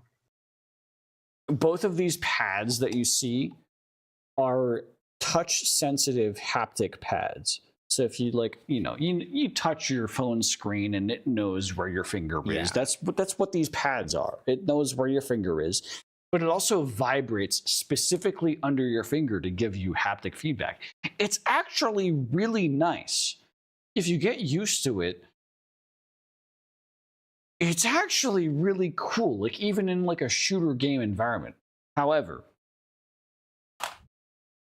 not a lot of people enjoyed it. So the focus of this controller is no longer the haptic areas. It's the analogs. And the analogs are magnetic. They're anti-wear and tear. They also are Hall effect sensor we were talking about earlier. Yes, the Hall effect sensor, yes. They're also going to have a lot of repairability because Steam and Valve are very like repairability around any of their hardware. Right. This is the coolest thing that I consider. You plug this cable into the device that you regularly work with, and your controller just, you pick it up, turn it on, and it works with that device without having to sync it every single time. Okay. But also, if you turn on a different device, the Steam controller adapts to the different device. I'll get into that a little bit. I think maybe I'll get into that later, but yeah. Next generation magnetic thumbsticks. The PCB of both thumbsticks is the same. So if you do replace one, you have to replace both. High definition rumble. Grip enabled gyro. It has motion control. That's all it means. Controlling comfort. It has track pads for desktop environment. You can use the track pads for like mouse movement. Motion control for like what you would use the Switch like controllers for. Right. Grip buttons. It has an L4 and L5, which is like your ring finger and your pinky in the grip. Yep. The previous Steam controller had just a single button that if I held it normally was only under my ring finger, not under my pinky. It was under my ring finger and middle finger. But if I did like a more augmented grip, sure, it was under my pinky as well. Okay. Fine. Fair enough. This has L4 and L5, so that implies they're only on one side. They're on both sides. Okay, so they're just not saying R4 and R5. Yeah. There's a Steam button. There's a quick access menu. Yeah, look. So it has the grip areas and then the button the buttons, on the backside. Yeah. Steam controller plays well wherever Steam is. With anything running Steam, Steam controller works with any PC or device running Steam or the Steam Link app. This includes Windows, Mac, Linux PCs, as well as tablets and smartphones. Steam Deck. Whether your Steam Deck is docked or on the go, Steam controller is a great companion with all the same familiar inputs. Guess what? Steam Machine. The controller pairs easily the Steam Machine without its puck. The Steam Machine has integrated dedicated radios to a Steam controller. Two of them. And we had seen that. Yep. Wake your Steam machine without leaving your couch. Steam Frame. Infrared LEDs make the Steam controller trackable by Steam Frame's camera when you're immersed in VR. Perfect for playing all of your non-VR games. Non-VR games on a giant virtual screen.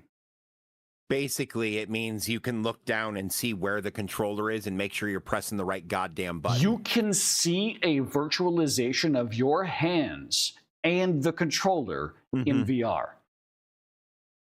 That's what that means. Yeah. If you are like currently in VR, if you have the knuckles, it'll show you the knuckles. If you have the Vive wands, it'll show you the Vive wands. But with the controller, if you have this version, hang on. This version of the Steam controller does not work in VR. It doesn't.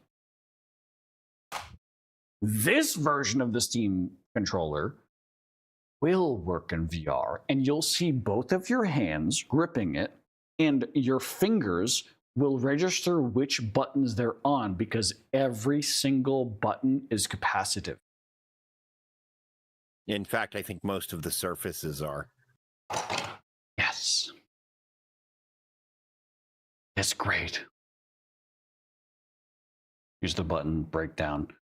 I mean, there's not much to really go about with the hardware. It's exactly what you would expect it would be. 6-axis IMU. It has the same exact IMU that the VR controllers have. 2x capacitive areas along the back side of the Steam controller handles to track finger tracking. Yep. 8 millisecond full end-to-end, 4 millisecond polling rate. Crazy. I don't want to nerd out too much about why this is ridiculous, but that's ridiculous. Because they're using it. It's because they're using a technology that we have already talked about 100 times, and I'm pretty sure they borrowed it from Logitech. Yeah. Up to 4 controllers per controller pack. That sounds remarkably similar to the stats for Lightspeed. It sounds like this fucking thing that both charges and connects my mouse to my computer wirelessly. Yes. Yeah. Yeah. Correct. That Bluetooth, is also the impression that I am getting. 4.2 minimum, 5.0 or higher recommended. Varying device compatibility. You can connect it to a phone that is 3 years old as of right now. USB-C tethered play. Sick. Okay, cool. Tethered play so means you can plug it into an iPhone. Yeah, means latency free also. That's what it means to me. Yeah, also true. No Bluetooth latency. Sick. It charges through the puck or USB-C. It has 35 hours of gameplay. The current Steam controller on a AA battery, I do not use that controller for gaming at all. I use my I use a Steam Link. I use the Steam controller to turn on my Steam Link. And that's it. I have 2 of these, and they're both phenomenal. This is the V2 and I have a V1. I found out there's some weird in my area. So mine is MSI. Mine is Starfield and Xbox branded. It's great. But yeah, it feels so good in these the hands. Controllers are like $20 for the Force GC30 and the GC30 V2. Anyway, I thought I had an issue with drift in them. It wasn't an issue with drift because it only happens wireless, but they use a 2.4 gigahertz wireless signal, the same as every other fucking controller on the planet. Yeah. And so there's something in that ambient area that just fucks up the thumbstick communication. Yeah. But they work great plugged in. And I really like the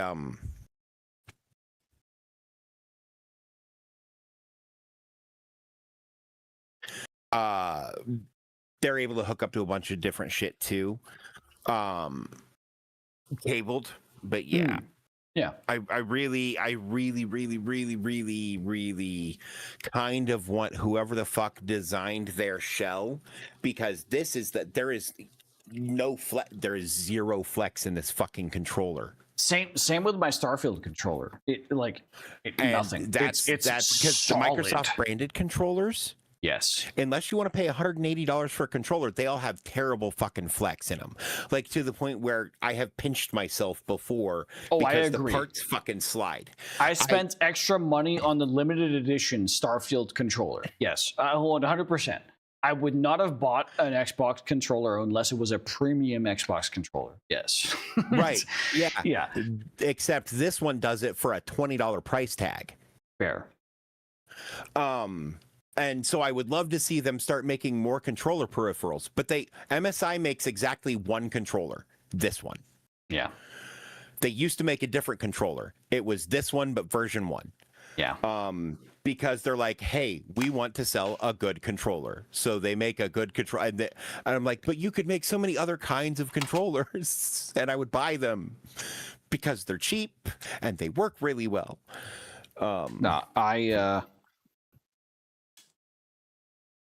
So I have the Steam controller, and I've played No Man's Sky with this, but that was the extent I played. Just like when I bought this, I was like, let me try it out. Let me try the haptic controls, because this controller primarily focuses on haptic controls. There is a physical analog, but when you're holding it, you're like, this is movement, this is looking. So both of those are trackpads. It's nice. It is really nice for casual gaming. Ever since I've owned this controller and beyond my use of testing it,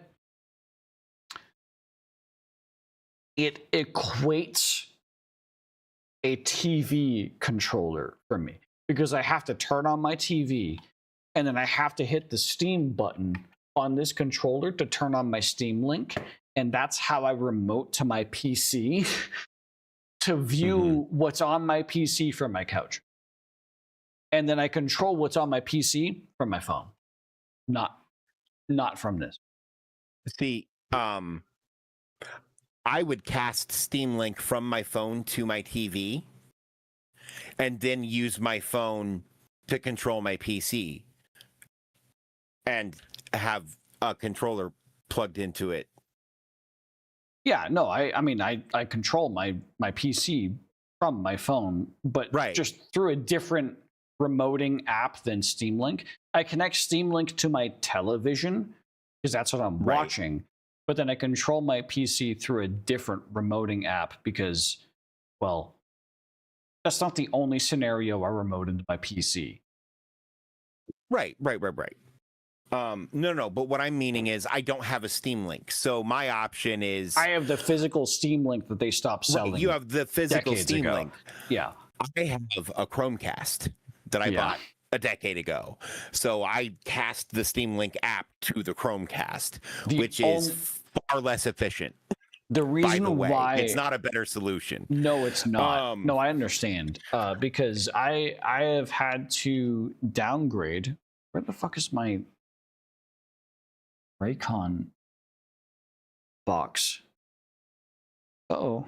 I have an earbud, but no Raycons. I'll figure that out after I end stream. Anyways, my Steam Link used to be capable of 1440p 60 FPS, and I've had to, over the years, downgrade the streaming quality from 1440p to 1080p 60 FPS, and then 1080p 60 FPS to 1080p 30 FPS. And I've been desperately holding on to that last strand of thread that the Steam Link has, because it is an aging hardware platform, and I'm just like, please hold on, please, I can't handle anything else, please. I desperately want you to just continue to work. And then Steam comes out with about fucking Steam machine, and I'm like, fuck, is $800 worth replacing this thing that I bought for $5? Also, though, for clarity, the Steam Link app is now available on a bunch of other things, including the new Amazon streaming stick 4K and other shit. I could get, yes, that is true. The app itself has been what Valve has been more directed towards. Rather than the Steam Link hardware, they've been directed towards the Steam Link software, which I could get an ARM-based hardware device that loads an Android APK that is the Steam Link software that does the same exact thing for more efficiency, which might be more. You could build an Arduino that would do that without a problem and be so much more efficient, as that would be its only purpose.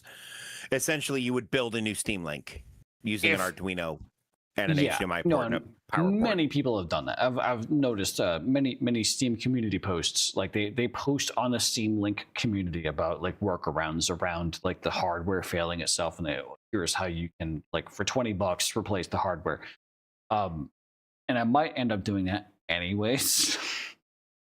Because that the just machine sounds like a fun, inexpensive project. It does. The machine itself it's a whole ass computer. I mean, I don't necessarily need a whole ass computer. Right. Unless I want to be portable with things. Which, when you consider the headset it could potentially be standalone. Or it can wirelessly stream from games that are rendered on an external device to the headset. The Steam machine has a USB-C port that can have an external rendering graphics card, like a 5080. So you have a 5080 plugged into the Steam machine that's wirelessly plugged into the Steam frame that's displaying a game that's of the quality of a 5090 and wirelessly streaming it in VR. Anyways, it's the ecosystem that we are about to enter into is wild. There is a content creator you haven't even considered yet. I know, I have considered them. Yes, I'm aware. Sushi Dragon. Yes, Sushi Dragon, and both Sushi Dragon and Beetle have unique appliances for any of this hardware. It's insane. To be fair, and Ari. Yeah. Well, Ari has to do it off of a MacBook platform, which a lot of people are upset by the. Why does he have to do it off of a MacBook platform? Because of the music software he uses. Which then a lot of No. I'm talking about he could use the VR shit to do like concerts. Well, that would be AR shit. He would have to have some sort of like. Yeah. He would probably prefer a color pass through for that. A lot of MacBook players, however, are like rage baiting over the fact that this is USB-A, however. Because there's not a single USB-A to USB-C adapter, dumbass. Yeah. There's not a single like USB. There's not a single MacBook that is released in the past like 4 or 5 years that has a USB-A port on it. Right, because malicious compliance. That is why. Yes. They said, fine. You want USB-C? You're gonna fucking get USB-C. And that is the only I/O on a MacBook is USB-C. And the that's power why port, USB-C. All of the I/O, USB-C. Oh, you want a video expansion port? Yeah, this micro DP we used to do. Yeah, we're not doing that anymore. You get USB-C, bitch. That's why that's your video expansion. Tons of ads on Twitter for an Anker 14-in-1 docking station. It's designed for MacBooks. Because I think Anker thinks I own a MacBook, but no, I just like Anker products because Anker products are really good. I have so many batteries from Anchor I that used to use an for Anchor VR. Bluetooth adapter. Like here, this battery back here, I have 3 of these. You can see the dust on it. That's the dust. This is a 20,400 Anchor, and I know that from not even from looking at the model, because I just remember Power Core 20400. Yeah, it's a Power Core. I had 3 of these fucking things because when I played the HTC Vive wireless lasted 2 hours. And you plugged both of these USB-As right there.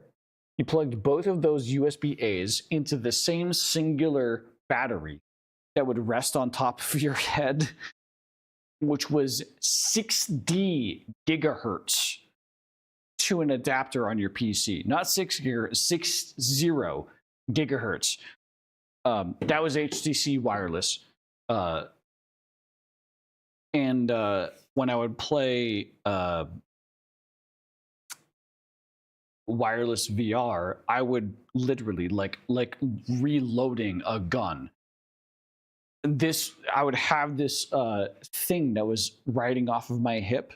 These batteries would be hanging down below it and to be gripped in, and I'd just be able to like lock them out, put it down, grab another one, lock it in, and I'm good to go. Just a hot swap capable battery was insane. Anchor was the only company capable of doing that. Right. I love Anchor. Yeah, they make lots of cool shit.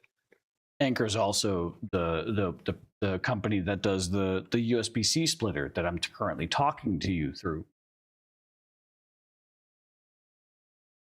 Anyways, fair. Other devices that Valve unveiled is, of course, the Steam controller, which has a different look, but a lot of people are just like kind of like meh. We already about talked the controller. about the Steam controller, brother.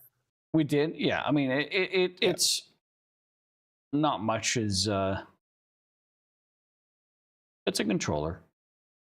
The cool thing about this controller is that it can synchronize across both the VR device and the machine when you're in VR. Yeah, as we did mention, you're right.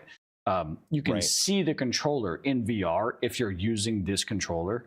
It'll show you with both hands, like you can see where your fingers are. And then finally, the Steam Deck was mentioned. And that I'll say with importance. The Steam Deck was mentioned. Not that there was any announcements regarding the Steam Deck. However, it was mentioned that Valve is refusing to produce an upgrade to the Steam Deck unless whatever they produce has a performance of 50% or higher. Which is fair. So to be honest, they don't want to gouge their consumers of like constantly rebuying a new piece of hardware every year. Well, unless it's worth it. The only reason people still buy Nintendo consoles is they follow a very similar philosophy. The Switch 2 is a huge hardware upgrade from the Switch, right? The Switch OLED was at the behest of a community who wouldn't stop asking for a bigger screen with a higher resolution. True. Right? That's the only reason they did that, because the community wouldn't shut up about it, and then they bought all of them. But you know what the Steam Deck has? A fucking library of games. But it also has a USB-A port. That's not... is the USB-A port's on the bottom. That might be You were looking at the top of the controller. You're right. Hang on, let's look at it. Uh-oh.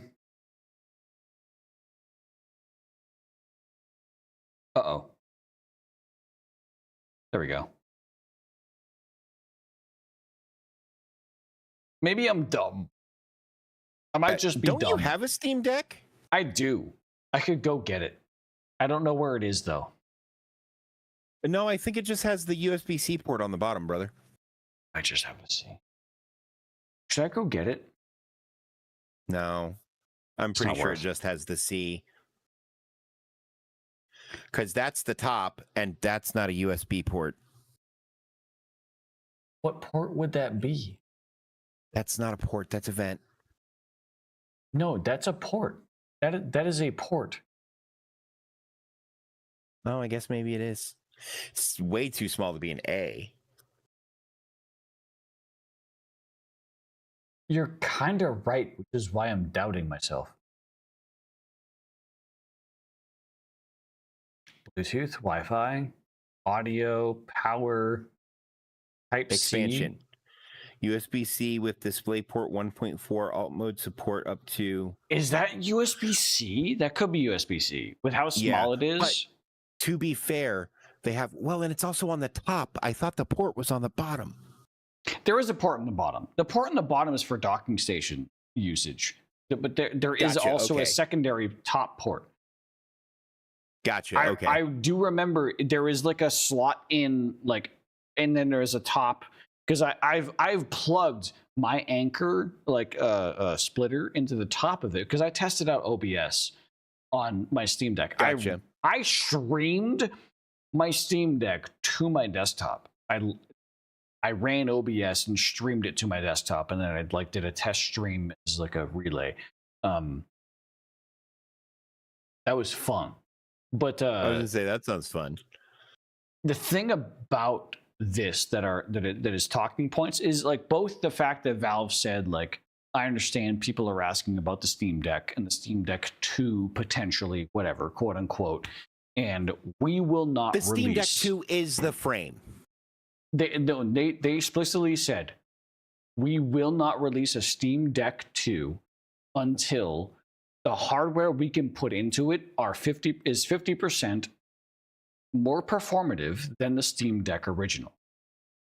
As in like the But CPU also, and processor. if somebody wants a portable CPU and device to GPU. play games on, right? The frame also fills that function. The machine, they have stated, the machine and part of Steam's marketing material is 6 times more powerful than the Steam Deck. Yeah. The frame is about a third of the machine. Which makes So it a it's little more than twice as powerful. As the Steam Deck. Yeah. So it is in a way, yeah. No, if you buy, like if someone owned nothing of this ecosystem and they bought just the frame, they have this now virtual environment. They can now plaster a game projection onto whatever screen they want to in real life and play Stardew Valley now on this wall. And I'm with my controllers, my VR controllers, I'm just playing Stardew Valley. You know, it's right. Oh, and now you need to sit down and watch a training video for work. You put your training video on the same fucking wall because guess what? I guarantee you there's a browser built into it. And if there's not, you can install one from the fucking Steam store. You know what I got today was an email about how what has passed our tech review committee was the Oculus Rift 3S. Okay. And all I could think about was like, man, I can't wait until what passes through TRC is the Valve frame. And then I just don't have to worry about screen space anymore because what I do in my job, man, I need like 5 fucking monitors. Holy shit. It's just never enough monitor space. I need to monitor so many goddamn things and I need monitors all across the board. I think last Sunday I said, fuck, I really need one more monitor, then I'll be happy. Now imagine you're looking at your regular 3 monitors and you're like, man, I really need one more. Oh, wall. Hang on. There we go. Well, fuck wall. I would just float it right above this one. Fair enough. Like I'd put my chat cover up right that in light. front of my camera. And then I could remove the chat portion of this monitor to just be pure OBS and then chat in front of my camera. And oh my God. Mm-hmm. Mm-hmm. Nuts. Anyways, also a part of the Steam Deck, kind of a talking point is, hey, guess what? This controller works with the Steam Deck as well. Oh, yeah, it would almost have to at this point if they're trying to include it in the same ecosystem, but that's good.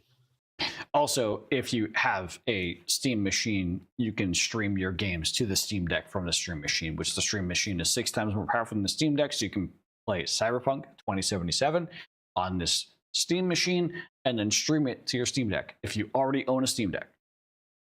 I think I also saw something where you should be able to use the Steam Deck as a controller for the Steam Machine. Yep. Also, yes. Kind of like how the weird tablet controller for the Wii U was. Right, yeah. Oh my God, and they have motion controller. It's just the Wii U again, man. So we have Sony completely flopping on the console market with the PS5 kind of really hitting hard with how it doesn't have that many first-party games. We have Xbox exiting the console market where they are now going full dick into streaming instead of streaming games instead of owning consoles and hardware. They're not going to sell hardware anymore. And then you have Steam going, guess what, bitch? We're selling hardware and we can play games that go all the way back to the fucking 90s. So, if you have someone that is technically older, if you can find a working version of DOSBox for Linux. Technically. So, you have a situation where someone who is brand new entering the gaming market, they have 3 directions. Either they buy a raw PC, or they buy a PS5, or they buy a Steam machine. If they buy a raw PC, they have to deal with all the PC shit, all the overhead of maintaining a PC, all the updates that Windows has that could break things over time, and the Windows being fucking Windows. If you buy a PS5, you have to deal with the fact that they have limited game compatibility, limited first-party games, and frustrating cross-compatibility. Yes. But if you buy the Steam machine, you don't have to worry about Windows being an annoying little fucking bitch. And you have the greatest game compatibility of any gaming console for all time. Forever. Yeah, because guess what? I'm pretty sure you can run a GameCube game on it, but I'm not going to talk about that anymore. You can. I can run a GameCube game on my Steam Deck. I have tested this. This was the exact thing I was trying to do. Uh-huh. I figured. And this is more powerful than the Steam Deck. Yeah. Yeah, you could run Dolphin on this. Let's just say you can run Dolphin on this. You could realistically run Dolphin on it. Yeah, because that's actually exactly where I was going to go. I can run Dolphin on my deck. You can run Dolphin on this. I have to pee really bad. I'll be right back. So Valve is shaking up the industry in a way that is positive for gamers. I don't want to be as so fantastical to say for the rest of time, but like holy fucking shit,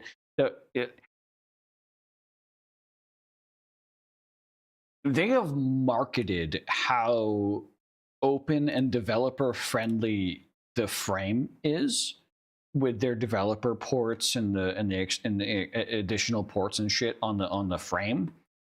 The machine, they haven't exactly marketed it. However, it is just as modifiable as the Steam frame because of oh, I lost my tab. Or did I? I did lose my tab.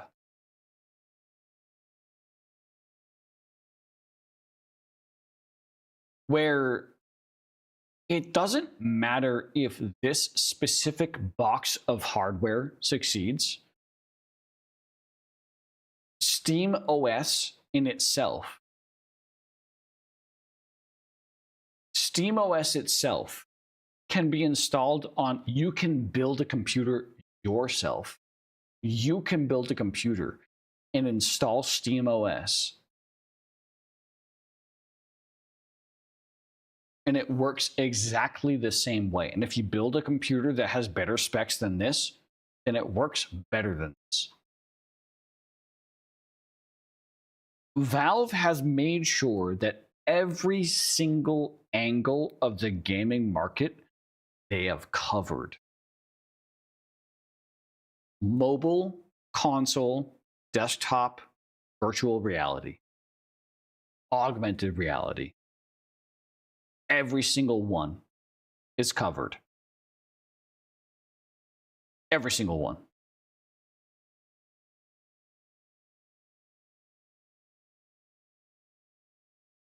Welcome back. I've returned. I was just like reiterating, closing on the fact that with these 3 releases, Valve has closed in on every single gaming market there is. Yep. Mobile, console, desktop, VR, AR. AR is soft. You're forgetting. AR is a half, but like it's there. It's possible. Right. You're forgetting Marketplace. No, I'm not. I mean, the marketplace exists for every single one of those. And it's the same marketplace. Just Steam. No, but that's what I'm saying. They started with the first one that they built crazy, which is their Marketplace. Yeah. Which isn't actually where they started, but that's where they, you know what I mean. Anyway. Well, like in comparison, if like Microsoft were to try to do this, they wouldn't be able to the success of Steam. Because Steam is marketplace. Like because of Steam software. Right. Like no one else could it's like if you were to visualize a pie chart that was like 33% Sony, 33% Microsoft, and then 33% PC, but every single percent of PC was Valve. It just happenstance. It was Valve. Like it is the PC market, but it just so happens that Valve owns the PC market. Well, now you take the 33% that Xbox and Sony owns, and you turn both of them into 25%, and Valve now owns 50%. That's what just happened with these 3 hardware releases. Yeah, no, I would agree. Like it turned into an equal trifecta to Valve being like, no, my cake, I want to eat this.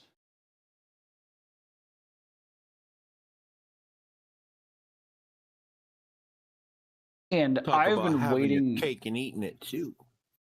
But the cake is a lie. This was a triumph. That was a joke. Haha. Fat chance. I've been waiting for Valve to do this shit. I've known Valve to be capable of mixing the gaming market in this. This is the first time that Valve took the gaming market and just decided to just go like, fuck all of you. And I've been waiting for this to happen for decades. For 2 decades, specifically. And the funny thing is, someone who 5 years ago would have been their biggest competitor is probably going to be their best goddamn friend. Yep. Microsoft. Yep. Microsoft is going to go, hey, can we like publish on your platform now instead? Sure, yeah. You want to like the ultimate gaming connection is going to be when Microsoft says that Game Pass synchronizes with Steam. Yep. If Microsoft and Valve can and they've figure already out, started trying to work on it. If they can figure that shit out, Microsoft will get more sales. 100% Microsoft will get more sales. And Steam will see more players. Like, especially with this hardware release. Like, can you imagine the Steam machine and you open it up and it's like, okay, you can buy the EA package, you can buy the Ubisoft package, you can buy the Microsoft package through Steam. Or you can buy games outright, you know, your choice. But like on the home page of this of the Steam machine, because both Ubisoft and EA have come up with agreements on Steam that like both of their subscription services, etc., whatever the fuck those manage out to be, it's possible. All I'm saying, Microsoft, please, you can revolutionize the gaming environment. In the Xbox app, currently, it shows my most recently played Steam games. Yeah, no, Xbox is aware of how many. Microsoft is aware of their dominancy in gaming on Windows platforms. They've just tried to dip into it with Game Pass in the Xbox app on PC, but they cannot. Steam, they can't. And I think they realize that, which is why they haven't like tried to lock down Xbox apps on Steam. Like they could pull an Epic Games and pull and like yoink games from the Steam store onto their own platform uniquely. They could try to do an Epic Games, but they know they would fail. But why? They know they would fail. And why? Yeah, exactly. If they pulled like MCC, if they pulled like Master Chief Collection off of Steam, why the every single gamer knows that is a that is an executive decision. It's not a technical decision. That's some executive saying, no, I don't want it. Like, it's just gross. Yeah.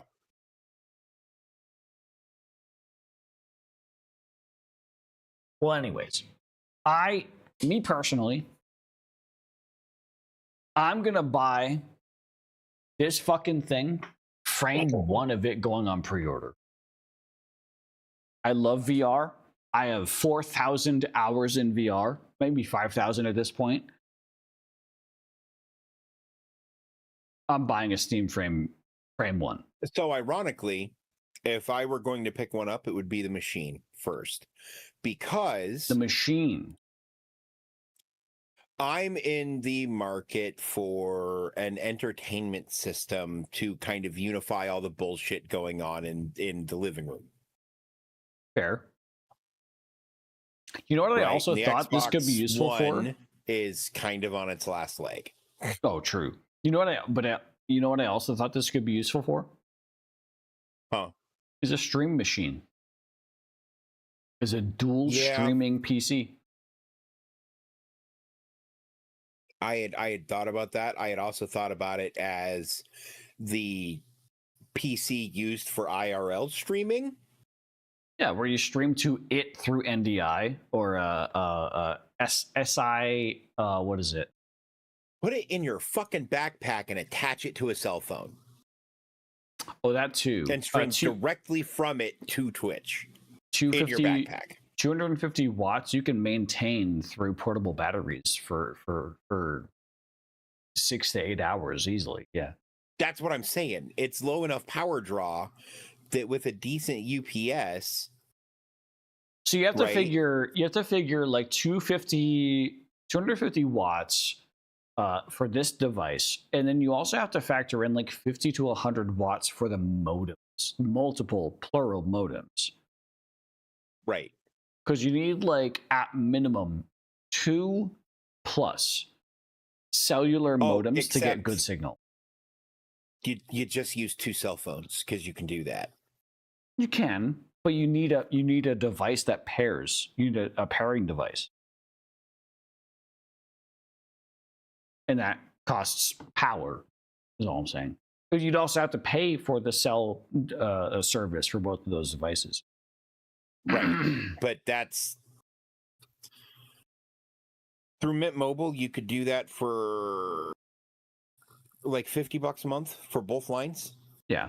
For Google, you could I think it's I could look it up, but I think it's for 2 gigabytes a month, it's like $30 a month. It's not bad. And then any extra gig is like throttled, but then you can pay extra to have it not be throttled. Gotcha. Okay. So you get 2 high speed and then gotcha. Okay. Yeah. That makes that's because I've done that basically what before. everybody does. I've done that before when I drive down to Jersey. Because I'm driving for 8 hours and GPS plus music, and I'm like, give me like extra. I don't want buffering. Right. Well, Like- or like I used to listen to books on tape or like podcasts or whatever when I was driving for work a lot, right? And people would be like, "Oh my God, you listen to YouTube while you're driving?" I'm like, "Yeah, I listen to YouTube while I'm driving. 100%. It's no different than listening to the radio." And when my cell bill is like $60 a month regularly, 1 month of like 130, it's not that hurtful. Like, okay, I traveled a bunch that month. Right. That's my travel expense. Right, but you, like me, rarely leave your domicile. Yes. But no, I'm under Wi-Fi for the most part. Yeah. Yes. Was that our last topic? Yes. It's, Valve in general was our last topic. Fair. Yeah. Because say- I think this a lot of what is discussed here is beyond the time. A lot of what's discussed here is beyond the hardware itself and more so about the ecosystem that's about to change. Right. And somebody has apparently got a boner on because they released 3 of something, so now they think Half-Life 3 is coming. Well, it's not about that. It's about the fact that Valve, whenever they release a hardware product, and this has happened every single time they've released a hardware product, they release a hardware demo of the product. And then after they release a hardware demo of the product, they release a full-fledged version of a piece of software that works with that product. Portal Bridge Constructor was the Steam Deck game. Half-Life Alyx was Aperture Desk Job was Yes. the was also for the Steam Deck. That was the demo. Desk Job was the demo. Bridge Constructor was the full-fledged product. Right. For Alyx, they had a Portal like hand demo. I can't remember the name of the Portal hand demo that they had, but you work with like Winston. Aperture Hand Lab. Aperture Hand Lab, yes. Yeah, that was for the Index. But then they came out with Half-Life Alyx, which was the full-fledged, entirely like that's the perfect scenario that Valve had for that hardware in mind. So Valve was releasing. They now lined the timeline of the Portal story up with the time in where Half-Life 2 ended. So if they are going to continue Gordon's story, where when last we left him off, which was in the fucking 90s or some shit, it was like 2003, actually, I think. Well, no, because if you count episodes 1 and 2, episode 2. Okay. Spoilers. Okay. In Half-Life Alyx, the ending of Half-Life Alyx meets the ending of Half-Life 2, episode 2. Right. And so does Portal 2's ending. Gordon's story meets the ending of Alex's story in Portal 2's ending, where you exit into a field of also all three of them, the ending of Half-Life Alyx tied them all together, and Valve fucked themselves unless they actually want to expand the story. Because the next step is Gordon is going to an Aperture Science research vessel to try to find a device he's been told will help him save. And what could that device be other than the portal device gun? Dave, I watched Tyler McVicker. HLX is the next Half-Life game. I don't watch Tyler McVicker. HLX would be Half-Life 10? No. HLX is Half-Life Experimental. Oh, okay. HLX was Half-Life Alyx until it turned into Half-Life Alyx. And now HLX is what's beyond Half-Life Alyx. And there are current which probably includes models for Gordon and the portal gun in the same fucking file architecture, doesn't it? Developments for whatever HLX is currently. It has received development since post Half-Life Alyx all the way up until this point. And Half-Life Alyx has not received updates or DLC. They've been working on a Half-Life piece of content, whether it's VR-related content or Pancake-related content. We don't fucking know. We just know, or both. We just know they've been working on a Half-Life piece of content. Actually, both would make sense because of the nature of the frame and the rest of the products they're releasing and have released. Yes.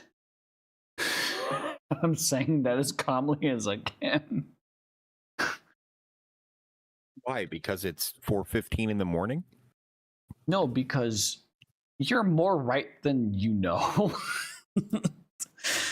I'm trying not to say like things that are definitive. I'm trying to say like these are things that are opinions of people that know leaked conversations, information. But I've seen pretty definitive non-official proof. Right. That's fair. Non-officially. Yeah, I'm approaching it from okay, what would I do if I had an unlimited money fountain? But and was presented with all this shit. But Valve, with the release of Index, was said to release 3 first-party titles. They released 1. They even announced publicly they would release 3 first-party titles. They only released 1. They said they would, and they only released 1.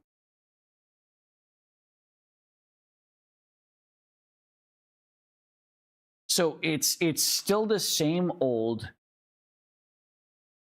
Valve could pull the plug on any product at any time because they just feel like it doesn't advance the modem enough. Right. They only release a piece of whatever, hardware, software, whatever it is, unless it actually advances the medium.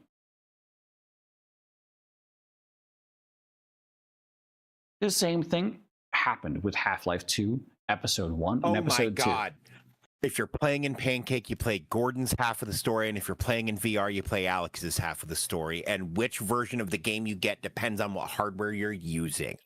That's certainly possible. Or they could entirely introduce a different IP. an IP that they have wouldn't. established and had in testing for 20 years that they tested 20 years ago. What's that? Asynchronous VR pancake gameplay between zombies, Left 4 Dead. With a director, yeah. The very first game they ever experimented with internally. And this we know because of the person who left Valve to work at Leap. This all ties together. The person who left Valve to work at Leap revealed that, because she didn't sign an NDA, that like 7 years before they released the Vive, which is now like 15 years ago, they had a working model of an asynchronous model of a game where a person in VR could see the game map of a Left 4 Dead map where 4 players were working on a PC, a pancake, your standard view. They were operating in this map, the same standard gameplay, but the person in VR was the god. They were the operator. They could place a special zombie there, place a special zombie there, place a horde there, and trigger, and things like that. They had that shit working 20 years ago. Yeah. I would love a resurgence of Left 4 Dead.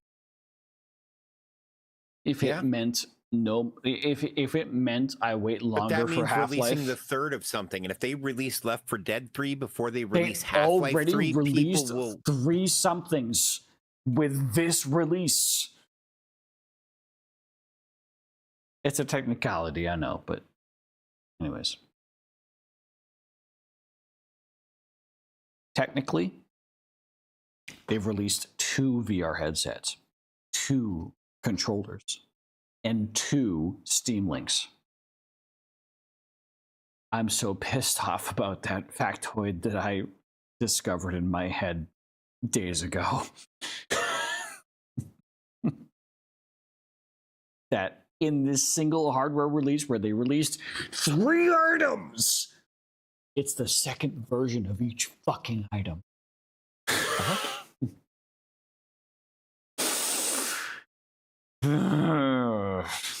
And the only other physical hardware they currently have going, they've said they're not releasing the second version of anytime soon.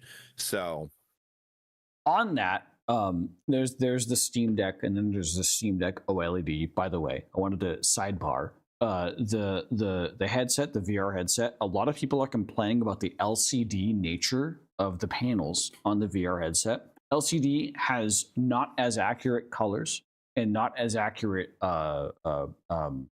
darkness. You can't get true black on LCD. You can get true black on OLCD or OLED.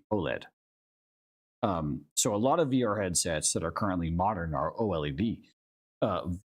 Valve has opted to go with LCD, and people are going, wow, what? Huh? They have to. Valve releases the LCD version for $800, $900. 6 to 8 months later, Valve releases an OLED version for $1,500. I don't think that's what's going to happen. I think they used LCDs instead of OLEDs, which is the industry standard at this point. It just is. Because something about how their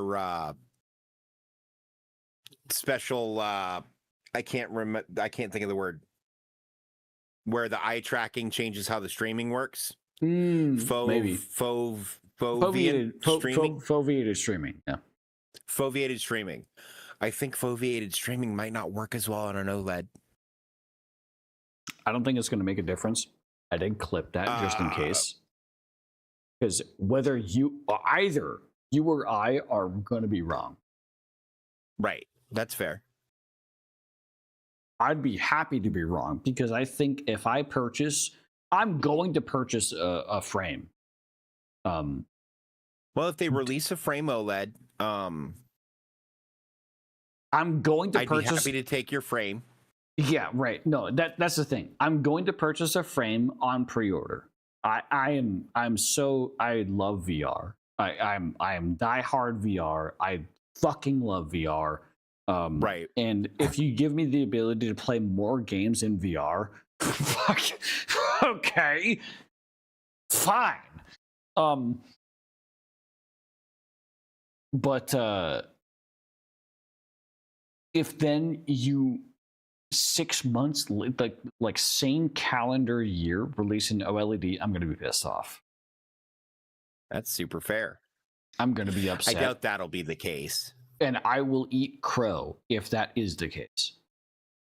Oh, I also want to point out that OLEDs are also significantly more power hungry than LCD. Yeah. So it's which going to is another generate more huge heat. consideration for battery life, and it's going to generate more heat. The major consideration for Valve with this headset is heat generation. It's not power consumption; it's heat generation. Because the biggest complaint with the Index is the same complaint you and I have. So After an hot. hour and a half, your eyeballs feel hot. Mm-hmm. And there's no other way to describe how your eyeballs feel hot unless someone actually experiences it themselves. When just your eyes are hot. I didn't know my eyes could shiver. Exactly. You didn't know your eyes could feel temperature. Right? But like, why are my eyes hot now that I don't have the headset on? Why do they feel cold? And why is the rest of my face relieved? What is this sensation? Oh God, am I dying? Is this what a stroke feels like? 0 people who have ever experienced an Index know how that experience is. Right. Valve understands that feedback. 100%. Right. They know that feedback. They know the fact that 90% of people who regularly play with the Index, the diehard people who are like, in the majority of the games that they play are with the Index, they got the fan. They got the face fan. And Valve is going, oh yeah, I have one. So they need cooling. So how That's do we a problem. avoid needing cooling?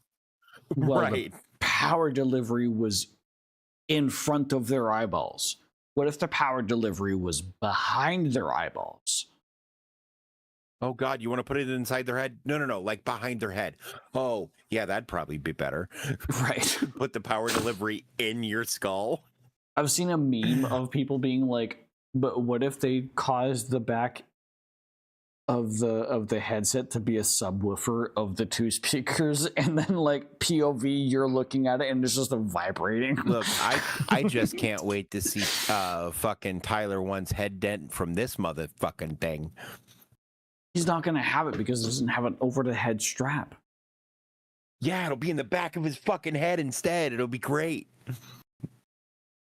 The thing that's cool though is that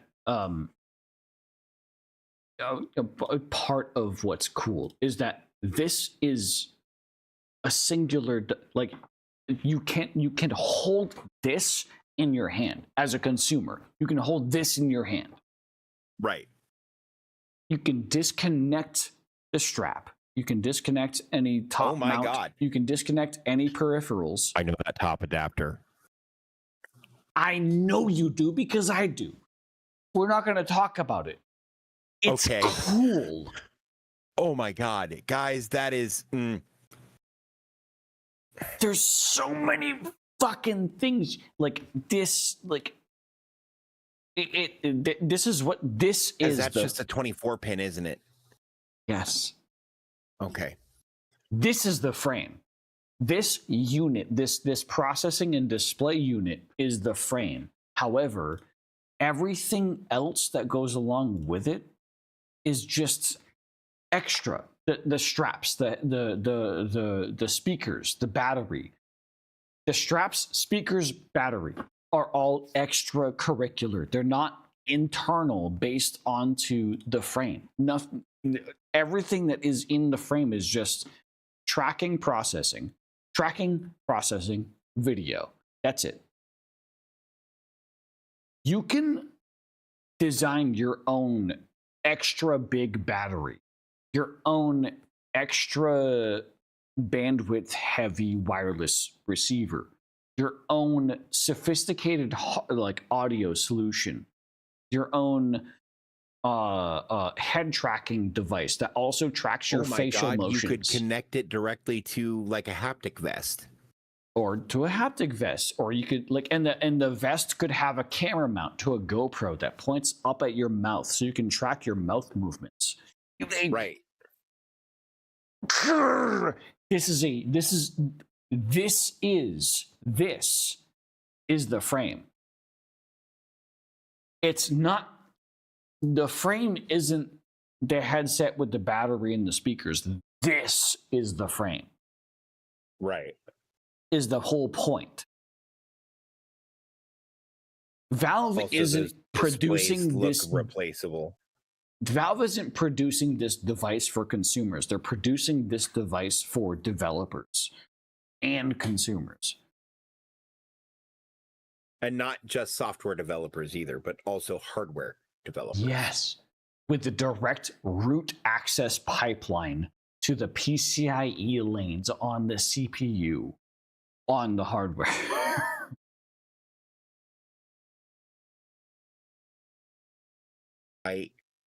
There is part of me, because I know they have OXR enabled web stuff. It would be cool if our Bard Files website's virtual tabletop had a VR mode. Okay, all you need to do is make it compatible with OpenXR. Because I used my index. Don't say that, because I want them to send me a dev kit. So I need a reason for them to send me a dev kit. Right? And it has to be tied to the game I'm developing. Come here. Okay. I'll DM you. Fuck this up for me. I'll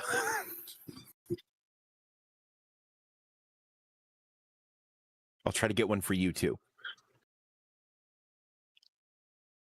Also, I'm teasing. I mean, I have explored Web3 on my index through Chrome. Mm-hmm. Chrome connected to my index headset. Mm-hmm. And I explored Web3 through, I put it on, and I was like, yeah, I'm here. And then other people in VR also were like there. Fun.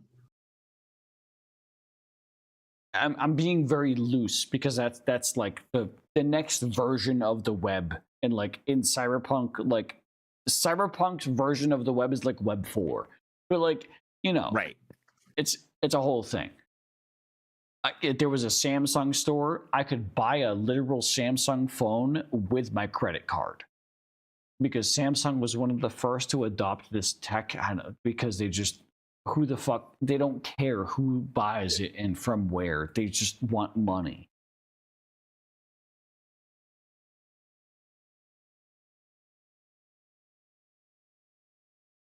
Well, they can have it because they make everything, because they're the ones who do it right.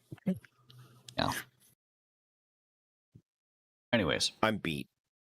Yeah.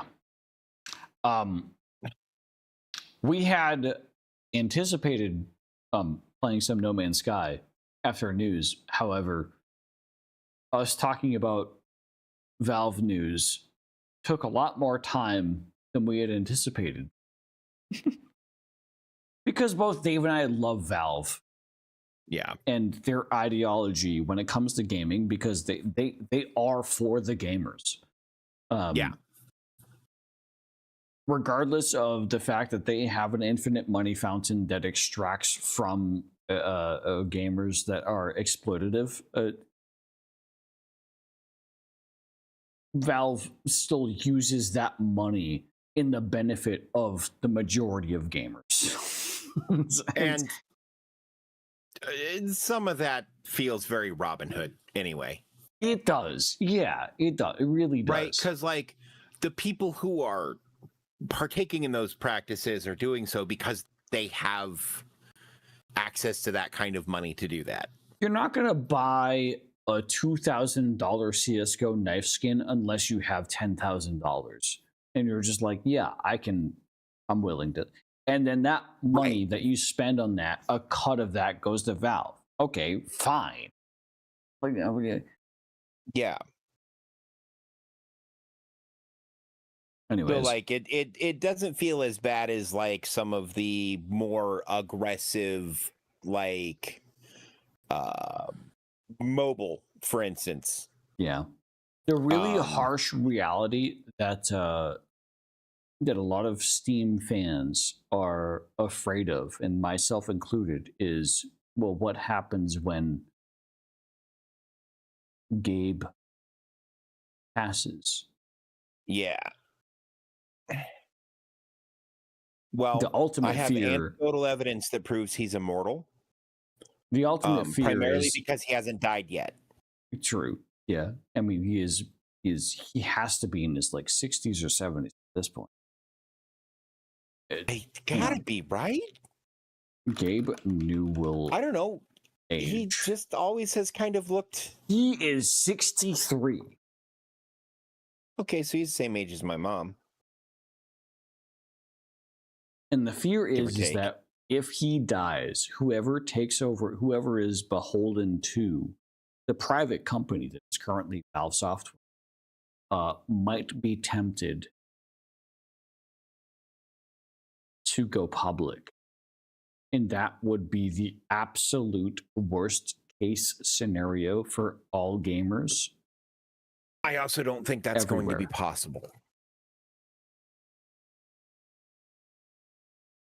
I would hope that Gabe would write into his will something that I guarantee you. secures the maintenance of Valve Software. But however, here's the thing. It's only a matter of time before someone discovers a loophole into whatever will he provides. Yeah, but by that time I won't care, so it's not my problem. No, first off, nothing lasts forever, right? Everything's doomed to fail at some point. True. No, you're not wrong. Yeah, true. Yeah. Right? And I realize that's very nihilistic, but it's a precedent that we have to understand as people, right? Yeah. And so in understanding that nothing lasts forever, we can appreciate the time we have with it while it is. Right? True. You're not wrong. Like I'm drawing doom and gloom over like the future of Steam because we're probably going to see the death of Gabe. No, we're absolutely going to see the death of Gabe in our lifetime. Oh God, if I don't outlive that man, no offense, Gabe, but if I don't outlive you, something bad happened. Whether or not we're going to outlive the exploitation of the Steam platform, however, am I going to be playing video games by that point? No, it's going to be all AR.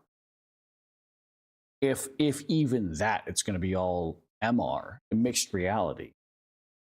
I was going to say, we are in a weird landscape where everything is changing rapidly to the point where Steam, as it stands now, there won't really be... By the time Gabe dies, it's going to be all brain interface. There's not going to be anything there to exploit anymore. No, there will always be things to exploit. Well, no. But I'm saying in concept and purpose, right? Because I mean, things will be brain interface where we will have chipped into every. You walk up to a coffee shop and you can just look at it and go, yeah, I'll take a coffee macchiato. And they'll just be like, yep, okay, blah, blah, blah, blah, blah, and it'll just like operate automatically. But then like on your peripheral, you'll see an advertisement for whatever the fuck. Like ads will just be fucking everywhere. talk about the apocalypse. You'll be... Like, Maine is a state that refuses billboards. But in the future state that we have chipped in brains that are like connected to an online interface always. I guarantee they will exploit the fact that Maine doesn't have billboards, and they'll just display digital billboards on the highways instead. You don't have billboards? No, Maine That's fucking weird. refuses by law billboards on the highway. Our highways are just fucking trees, and it's amazing.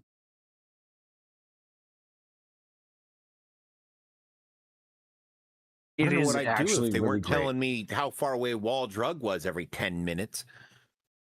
I mean, we do get That is it. Look, any of do- you who have driven through South Dakota know exactly what the fuck I'm talking about. We do get the highway signs that are like, "Hey, you have a coffee stop coming."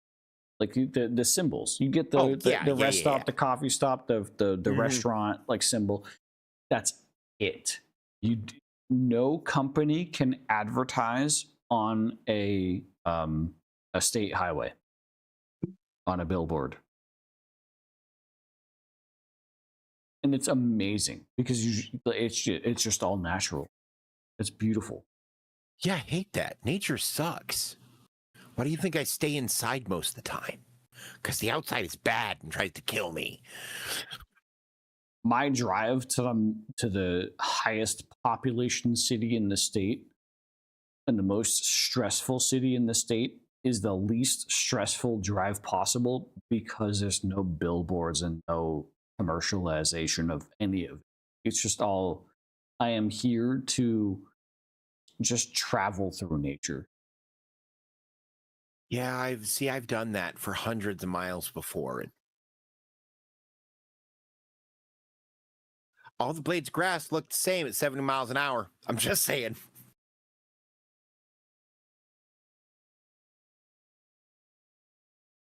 It's different. I'm not advocating for billboards either, mind you.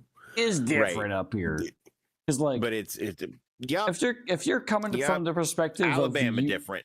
If you're coming from the perspective of you have billboards and we don't have billboards, and you're like, yeah, but like you just ignore the billboards. It's different when you don't have the billboards to just simply ignore. They're still there and you have to consciously ignore them.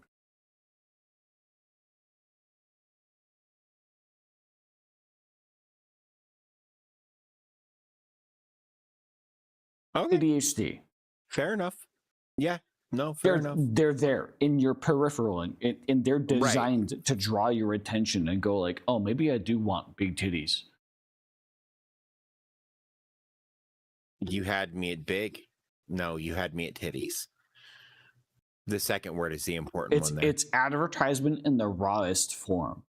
And when I drive for 20 minutes straight at the same exact speed to where I can put the cruise control on, and no one's pissing me off because there's no other state plates around because it's not tourist season, and there's no advertisement. I'm just surrounded by trees, and I'm just cruising, and I'm just like, that's my relaxation. 20 minutes to office. Fair. I guess, well, and I guess from your perspective, 20 minutes is like, if I had to drive 20 minutes somewhere, that's not a drive. That's just, you're there.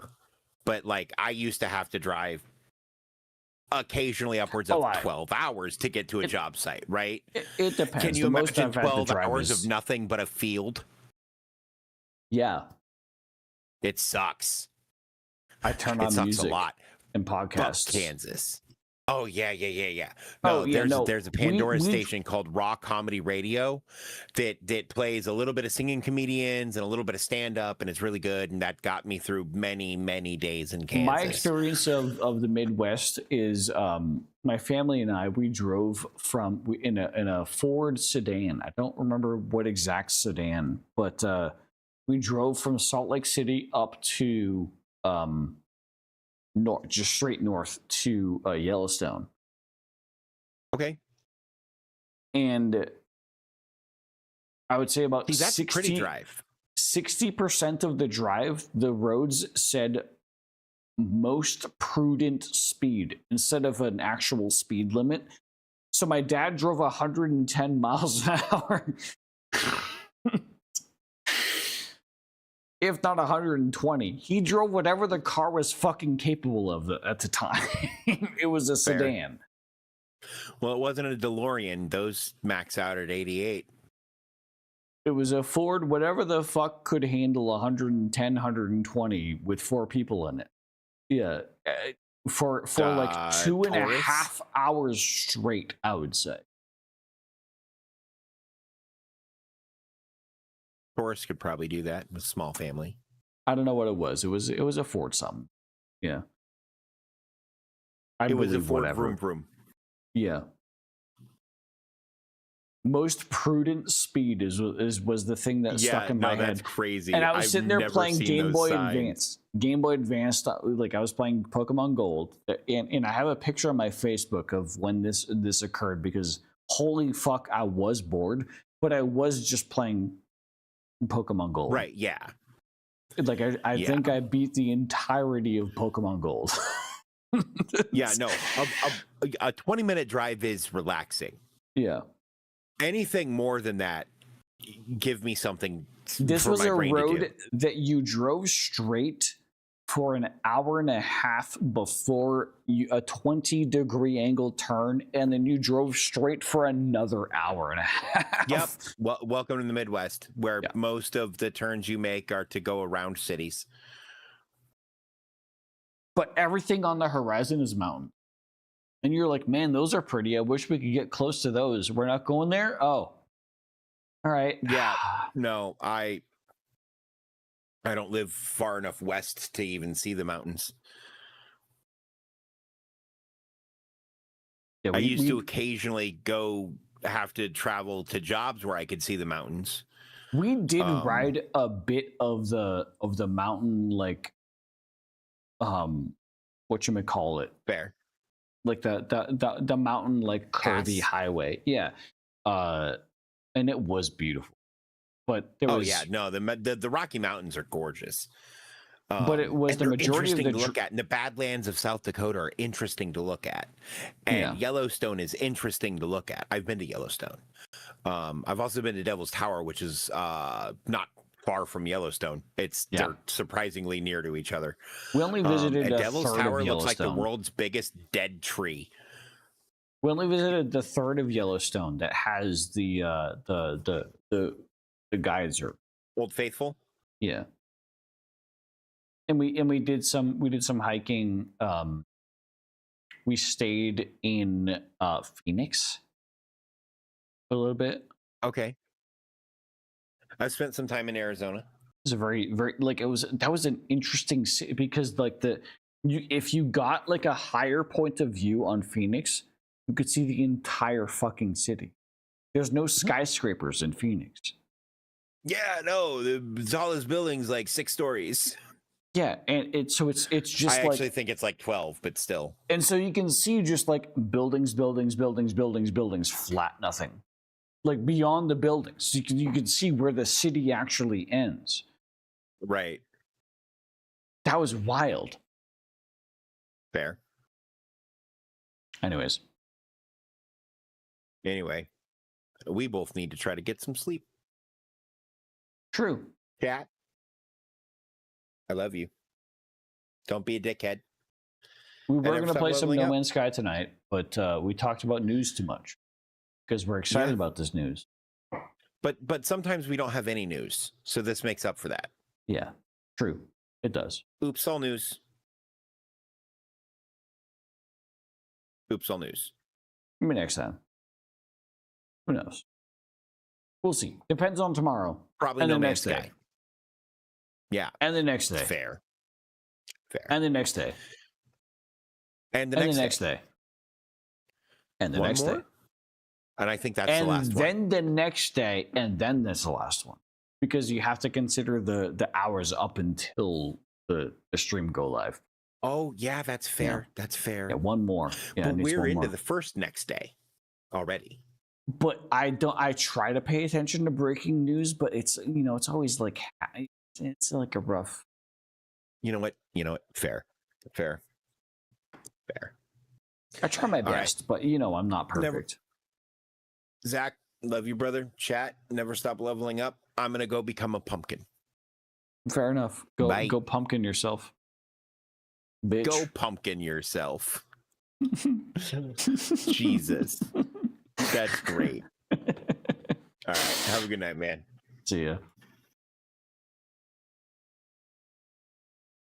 Chat. Get that the fuck out of here. I'm also gonna be heading out. We had fun tonight. I mean, I had fun tonight. I hope you all had fun tonight too. I do wish we had an opportunity to play some goddamn video games because that's what we are ultimately here to do. However, we ended up talking about the potential to play video games more than playing video games. And sometimes that happens. Dave and I are very excited about hardware. We're very excited about the future of video games more than we sometimes are about the current state of video games. Because here's the thing.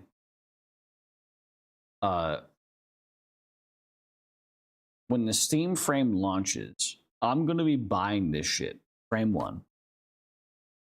And Valve is going to have a game that launches with the Steam Frame. It will. It 100% will. Knowing Valve's habits, they will not launch a new piece of hardware without a piece of software to represent that hardware, to fully exploit that hardware as an inspiration for other developers to exploit it. So much like the Index, I bought the Steam Index. I bought the Index, I pre-ordered it, Frame 1. And then I played Half-Life Alyx on stream. I'm going to buy the Steam Frame as soon as it becomes available. And whatever software they end up deciding is going to be the launched software for the Steam Frame, I will play it on stream. I will figure out a way to do it on stream. Whether that's for Portal, Half-Life, or whatever other IP. Who the fuck knows? I will do that. Also, regardless of whatever content I'm doing at the moment. Because I know I'm currently doing Cyberpunk 2077. There are certain things that I will pause like a current stream of content for to because it's like important in the moment. So that's gonna be the case. But as for what I'm doing tonight and for tomorrow, I think I'm good for tonight. I'm going to end stream for tonight. And I will be live next tomorrow doing some Cyberpunk 2077, continuing the story, getting deeper and deeper into the story, starting at 8 p.m. Eastern Standard Time tomorrow night. But as for this evening, folks, I hope you all have a fantastic rest of your evening, afternoon, or morning, or whatever time of day it is, wherever you're in the world. I hope you all have a good one. And I hope to see you guys all again next time. Adios.